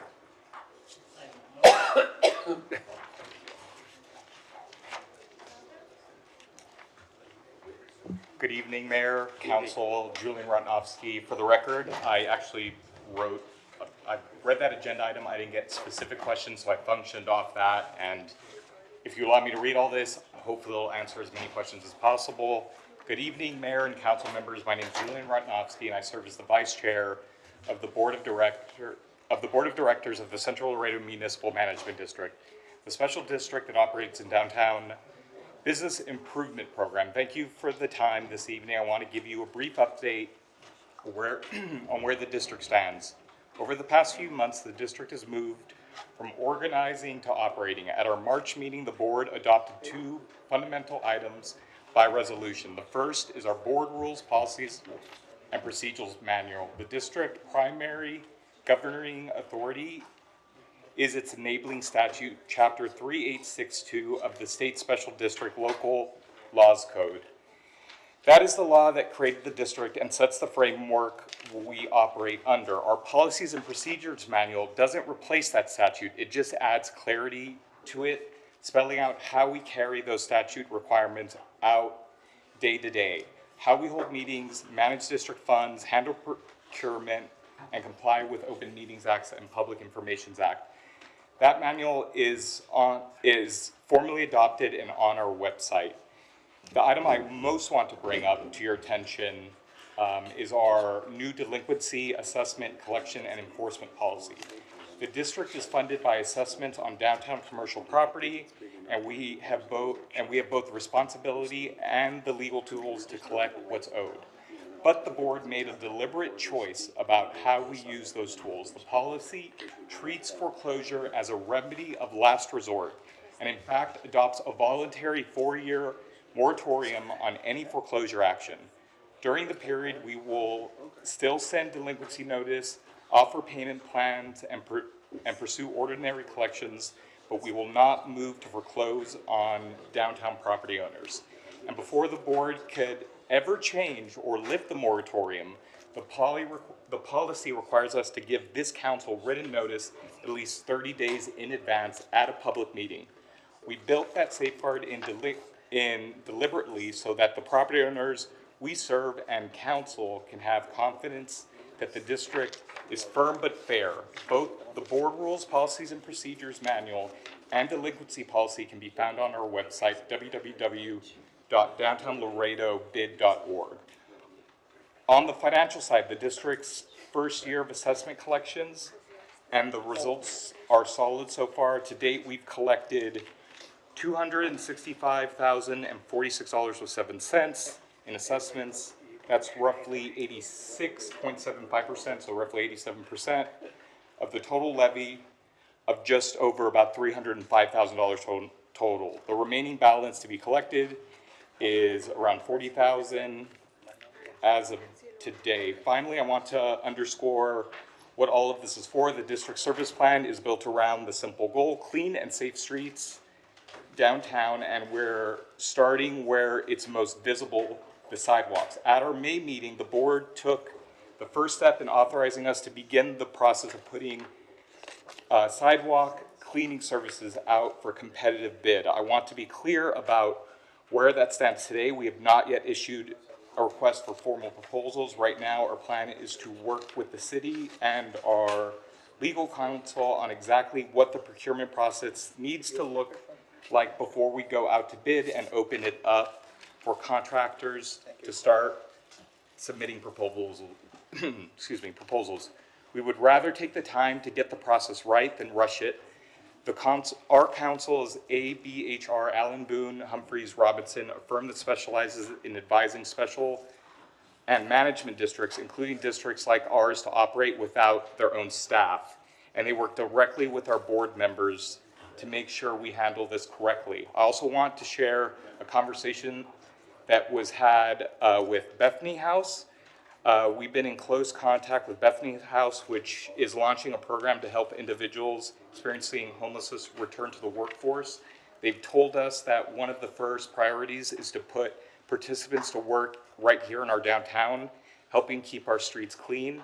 We see real alignment between their mission and ours, and we'll be continuing those conversations to find the right way to collaborate as a partnership that would complement, not replace, the competitive process for our cleaning services. Before I close, I want to update council on one operational change. The district has been receiving administrative assistance from the city, which helped us move things along. The city manager has now clarified that the city's role going forward. The city will continue to let us to hold our meetings at City Hall, and will continue to post our agendas as the required public locations. Beyond that, the district will now be responsible for running its own meetings, preparing its own agendas, and keeping its own minutes. I'll be candid, that is a part of why we had to slow down a little on the path to bid. We are absorbing more of the administrative work ourselves. Before I finish, I want to offer a couple of thoughts of my own. I want to be clear that this is my personal view as one board member. It is not been discussed by, oh, I'm sorry, this is an old statement. So at a recent meeting, we actually voted to see if we can partner with other organizations that can help us administratively, or at the very least hire a temporary employee that can help us communicate with property owners. Because right now, most of the board, we all have day jobs, and it would be really nice if we had someone that downtown property owners and business owners can call during the day, letting us know concerns, feedback, all those important things. And that's my update. Right. This is a carryover from the last meeting where we were going to follow with certain outstanding items requested by the council, like the presentation of the bylaws and the concern over business improvement district, taxing authority with the power of foreclosing on these properties. Now, several business owners have contacted me that were concerned about the tax, especially since the tax is double of the tax city. And their fear is that they would not be able to pay tax because they do not have the adequate amount of business in the downtown area. And then they would be subjected to foreclosure. So these are the concerns. If we could have a more plan to deal with this, if they can't pay for the added tax, are you able to foreclose? So through the creation of the Central Laredo Municipal Management District by the City Council, that power was granted to the Central Laredo Municipal Management District. Our duties are not to go and foreclose on people. Our duties are to improve business. That's was a concern that this council brought up. That's why we established and voted on and approved a 4-year moratorium. Now, on the concern of payments, we're allowed to enter in payment plans. We're allowed to work with people. Our goal here is to establish more business in the downtown and to help those businesses. Our goal here has nothing to do with foreclosures. That's just a power that is granted to us. But like I said, we have approved as a board a 4-year moratorium on that. And if I may add, if we after the 4 years, if we decide that we're going to remove the moratorium, we would actually notify council. It's actually part of our policies and procedures that we would notify council that we're going to do that. And on top of that, the strong safeguards that we already approved and built in if we ever got rid of that moratorium after 4 years is, so exhaustion first, 2 written notices, an offer of reasonable payment plan, and a demand letter must precede any action. We also increased the higher threshold. The delinquency must be at least 24 months old and exceed a dollar amount set by the board. We haven't set that yet. Hardship review. The owner receives notice and an opportunity to be heard. Weighing financial hardship, disability, serious illness, active military service, and good faith payment plan. And also we've approved a supermajority and findings. So foreclosure requires 2/3 vote of the full board and written findings that reasonable alternatives were exhausted. And once again, these go into play 4 years from now, and that's if we even decide to do that. The conversation amongst us and the board is foreclosure is really something that we don't even want to get into. That's not the goal. So we're going to be working with property owners, and hopefully 4 years from now, this is not going to even be a concern because we're really trying our best to, like I said, clean and safe streets. We're really focusing on providing property owners, business owners, an opportunity to thrive. That is the mission, and that is the goal of such an economic tool like municipal management district. Mr. Neb, do we have all that, all those parameters and specifications already? Mr. Mayor, I had an opportunity to meet with both gentlemen, and we talked about the relationship that we should have between the district and the city. And I think the best thing I can say is that we are working on an interlocal together so that we can make sure that we all take care of the responsibilities that we have. I look at the district as a value-added service in the downtown. Their job isn't really to replace the city, it's to focus on those things that'll help make the downtown a little bit better. And so the interlocal agreement will help us get there for that purpose. And so I have copies of all the documents and everything. We met, we discussed all of that. I think they've tried to meet your concerns that you've been sharing with from the constituency out there. And I believe that we'll be able to show this model in the next while they're getting on their feet to move forward with their district, we'll enter into the center local, and we should be able to show the value of what's happening between both the district itself, the city, and the tiers in the downtown. Right. Mayor, I guess the main concern would be if they, We need to talk about items 161. I know that you guys have said that the meeting is being extended to 11. We're still under this one, you need to be. yeah, We need to get all right. We understand your concern. Taking more time, you're taking All right. more time. There will be a problem. Okay. Well, Don't make threats, though. we Don't make threats. have the agenda, we're following city business, we're getting to it if we can, we're trying to get to it. Last time, a month ago, we had. You're taking more of our time, we're not gonna be able to get to you. Mayor, Order, please. The question I had, you are making provisions for people that have fallen behind and give them a chance to catch up, or there is, it's written within your bylaws? Yes, and you can, we provided that to the city manager, so he can provide you those documents, or you can go to the website and you can see exactly how it's all written out. I gave more of a summary here, but that's both for council, any citizen can go on Yeah, there. to alleviate the concerns of Yes, constituents. yes, sir. Shame on all of you. I do have a question, Mayor. Yes, go ahead. The governing documents, you do have them already? Because we were talking, I had asked for them last time. Do you have them ready? The actual governing documents with your bylaws, do you have all that prepared? We submitted that all to the city manager, yes, and Okay. there's also on the website, so you can get them from. Okay. I will Yes. provide them to the And- mayor and council. And then the moratorium for 4 years, the fees are still continuing to accumulate, correct? So after 4 years, Yes, the assessment, yes. so if they have an issue after 4 years, even though you put a 2-year, I guess you called it a deferment before you initiate a foreclosure, after the 4 years, then all those property owners that, for whatever reason, haven't been paying would then be eligible for consideration for foreclosure. After all, I kind of mentioned briefly so it's the exhaustion, the higher, we've increased this threshold, so yes, at the end of the day, if we decide to lift the moratorium after 4 years, these other safeguards go into place. Like I said, the goal here is never that. Well, I understand, but like, it's like a homeowner association, right? They don't want to foreclose, but then sometimes it's not even the fees that you owe, it's all the attorney fees and the late fees and all the other fees.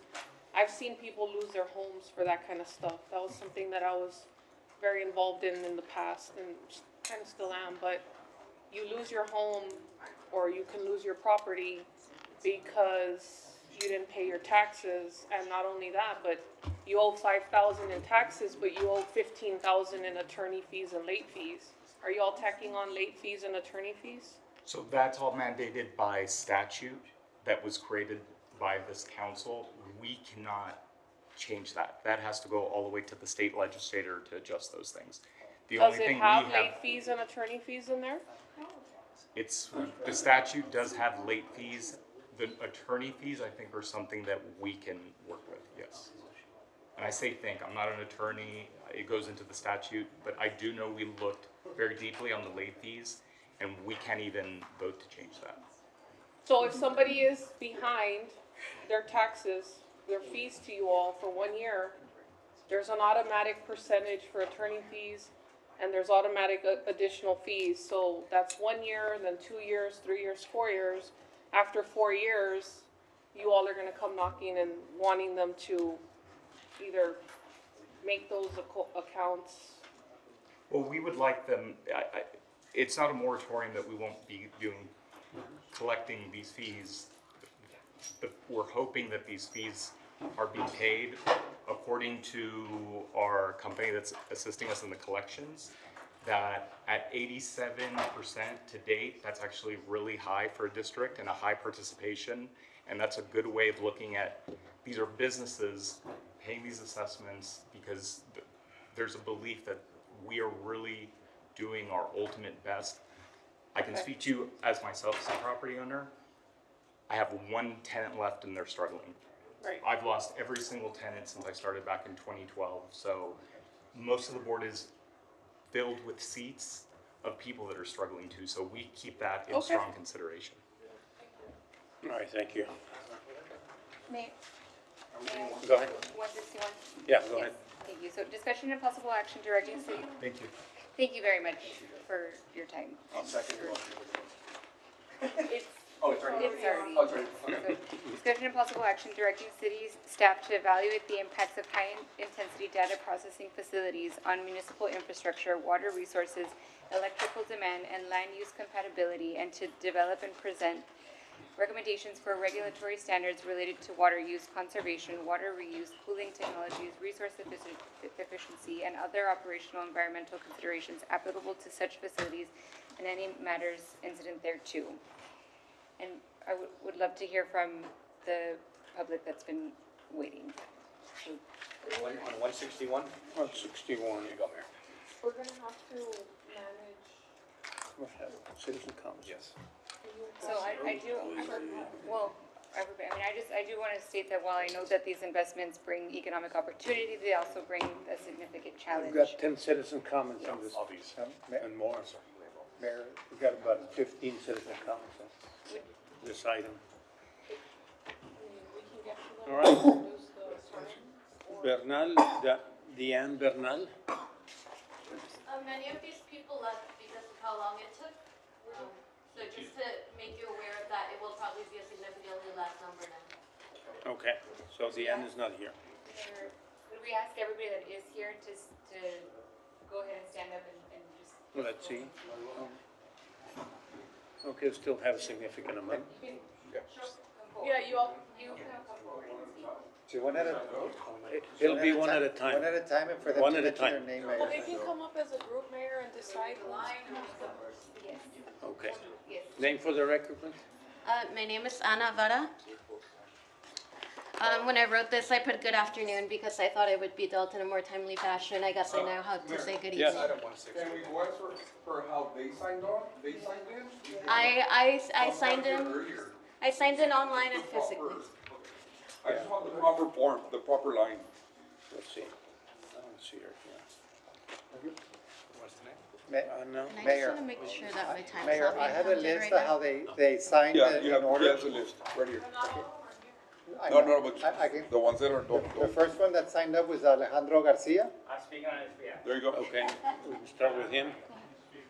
Alejandro Garcia, go ahead. That is not Alejandro. But he's not I'm not, but I'm speaking on his behalf because he had to leave. Oh, no. No. You can't do that. Second. Okay, Ana Vara. Okay. Good afternoon, good evening, Mayor, council members. My name is Ana Vara. I am here to speak as a concerned citizen of Webb County. To give a quick recap, Data City, Texas is the name given to the 50,000 acre hub of a city that is set to be built in Webb County by 2028. As a resident of Webb County for over 15 years, I am majorly concerned with the city's willingness to blindly accept and cooperate with the companies in the creation of this terrible thing.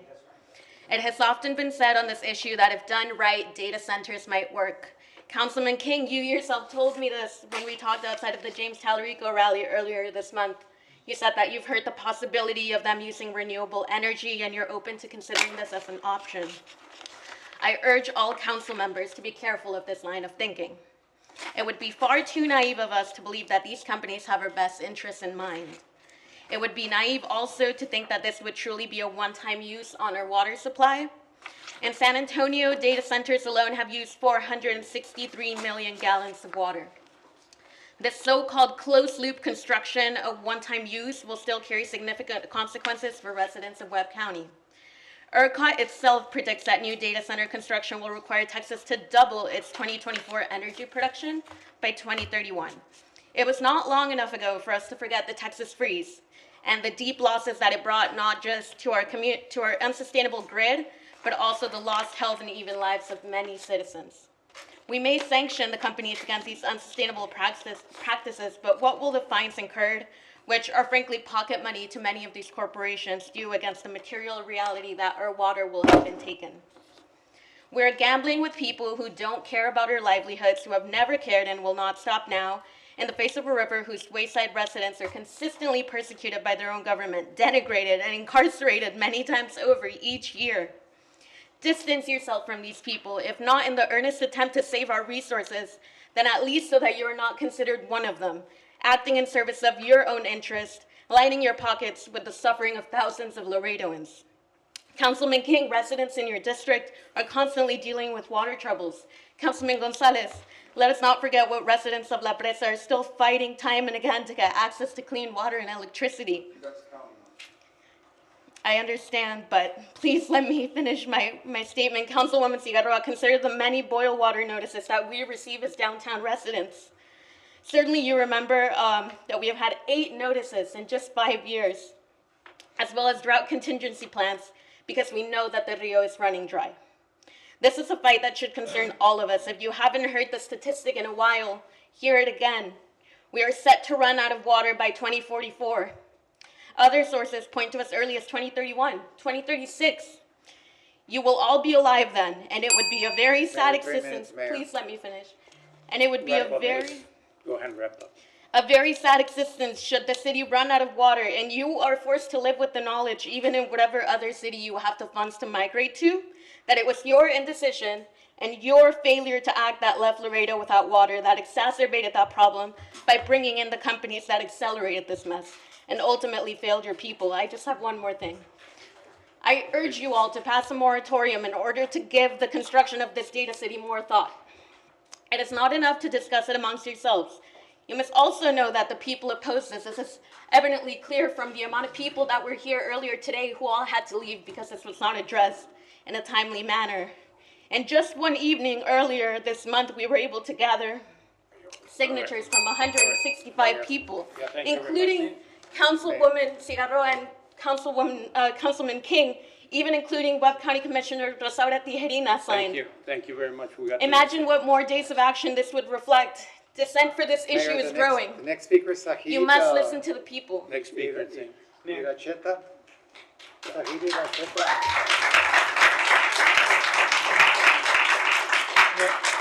If I may just, in between speakers, just remind the public that this city council has not considered a single data center project.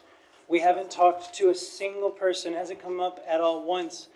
I'm actually a co-sponsor of this item to consider a moratorium for data center projects. And ma'am, how dare, I mean, you just completely misinterpreted what I said in a private conversation with you, which is not what I said. I'm literally co-sponsoring an item for a moratorium, the thing you're asking for, the thing that won't happen tonight because we will allow you all to speak as the meeting expires in 10 minutes. By law, yes, we do have to allow you all to speak. If you sign up, we had 64 people sign up tonight for a variety of items. We had 163 items on the agenda, and we're not going to finish a lot of them. So please understand that these meetings are business meetings. Think of it as a board of directors for a $1 billion corporation. And we have to prioritize the things that are time sensitive. And then there's some things on there that we really do want to talk about, like data centers, for example. A lot of us would like to have that conversation. We haven't had it yet. You, the person that just spoke, ma'am, you've talked about data centers more than any of us up here in this meeting, in these chambers. You've had more time to talk about data centers than us. That's scary. I agree, ma'am. I agree. It is something we really do need to talk. It's an emerging problem. We haven't had the conversation yet. Okay, But it's not a please, precedent. please, Really was not trying to mischaracterize your conversation, and I know that you're acting in good faith. Yeah, no, I just wanted to there's no discussion between. just want the public to be Okay. aware of that. All right. Next. Go ahead. All right, thank you so much. Hello, Mayor, City Council. Good night. My name is Said Iracheta Montalvo, a resident of District 4. And I'm here mostly speaking about item 161 in relation to the construction, or at least the preemptive, hopefully passing of a moratorium against data centers. So while much will be said about the impact that data centers will have on our water, I do want to specifically bring up what these data centers, a potential one here in Laredo, could bring specifically to the people of Laredo financially. Right now, over 50% of all Laredoans live under the poverty line. And that's a statistic I'm pretty sure that a lot of you in City Council are pretty familiar with and not particularly proud of. And I understand that due to this reason, you might be interested at some point to look into any potential financial investment, such as a data center that could bring a lot of revenue into the city. but I would like to ask you to reconsider when it comes to this situation. The majority of the jobs that are created by a lot of these data centers are temporary, short-term construction jobs, while the more long-term on-site jobs are usually filled by highly skilled people in the tech center that I'd like to say that Laredo doesn't really invest in that sector, if I'm being honest with you. And the solution to helping people get upward social mobility in Laredo is not really here in the short-term job. In Laredo needs to think of a longer-term solution than just a data center. This is not to keep in mind also the impact that it has, of course, on water prices. If we look at the case of Newton County, Georgia, where a data center that was constructed there was expected to raise utility prices for water up to 33%. In a city where Laredoans are living paycheck to paycheck and already are experiencing a lot of water infrastructure issues, you're then asking us, on top of these failing water services, to pay more, even though they keep rising year after year. That's frankly unacceptable. And I mean, to everyone here I ask, is like, who are we building? If we build a data center here, who will we be building it for? The working families of Laredo who will see no return from a data center? Or would it be a corporation trying to buy our river? The wealthy landowning families who might be able to get good contracts out of working with these companies? With this question in mind, I urge you to definitely think about, is this even worth it financially speaking? Like, sure, let's say you don't want to think about how it affects people with the water issues. Maybe you don't want to think about how we'd have to do a lot of connecting with our electrical grid. Maybe you don't want to think about that. Financially speaking, this is a bad decision for Laredo, and we're just plunging our community and our citizens into further and further poverty just for the sake of wanting to build a data center. Thank you so much for your time. All right, thank you. Next, name for the record, please. Hello, my name is Jared Ramon, Mayor, council members. My name is Jared Ramon, and I have concerns about this proposed data city. It was bad enough that we had surveillance cameras that were put up without any of the city's permission. Now there's a new environmental health worry. It's the data cities. Data city centers have existed for several years already. Currently there are 3 according to the internet in Laredo. And I was able to find MDC Data Center, Lumen Laredo 1, and Windstream Laredo. These buildings are small compared to the newer ones that are being proposed and built. Many of these newer data centers are huge and require some of our resources to work as efficiently as possible. Medium-sized data centers can consume roughly 110 million gallons of water per year. A large data center like the one is being proposed can use up to 5 million gallons per day, or about 1.8 billion gallons annually. Yearly, Laredo receives 21 inches of rain, approximately 1,580,000 gallons per square mile. Times Laredo's 340 square miles, in total it would be 537,200,000 gallons of water Laredo gets annually. Keep in mind we do have droughts and rainy seasons occasionally. The proposed data city would be 5 gigawatt, 50,000 acre monstrosity. It would create its own electricity using different resources, our resources. The resources include water, our water, natural gas in early phases, and later will transition to green hydrogen. Still using our water, but maybe less. The byproducts of data centers are concerning too, and are often overlooked. Heat is a major concern considering where we live. As we all know very well, Laredo's temperature and land are hot and semi-arid. Our city is considered a desert city, and we are located in the area that is influenced by the Chihuahua Desert. Wastewater is also what we are most concerned with as Laredoans. Some of the water used will be able to be recycled into the system, but there is a percentage of the water that will be evaporated and let go into the air. To add, evaporate cooling and other processes can lead to blowdown, which is a concentrated wastewater stream. Noise is another major threat that citizens who live near the newer, bigger data cities are reporting. The noise is a hum that can be heard and is constant. According to some reports, it is driving many of these victims insane. The noise stems from generators, systems, fans, pumps, and cooling systems. Additionally, e-waste is another problem. This is when servers, storage, gears, batteries, and other types of electronics go bad or need updating. Globally, only 22% is recycled, while the 78% is thrown into landfills, openly burned, or given acid baths, which release toxic fumes into the air. Please reconsider the future that you want your children, grandchildren, and great-great-grandchildren to experience. Thank you, and God bless. Thank you. Thank you. Next, time for one more. We have 4 minutes left. 2 minutes. Okay, Salazar Elizabeth. Name for the record, please. Salazar Elizabeth. Okay. And I'm from District 1.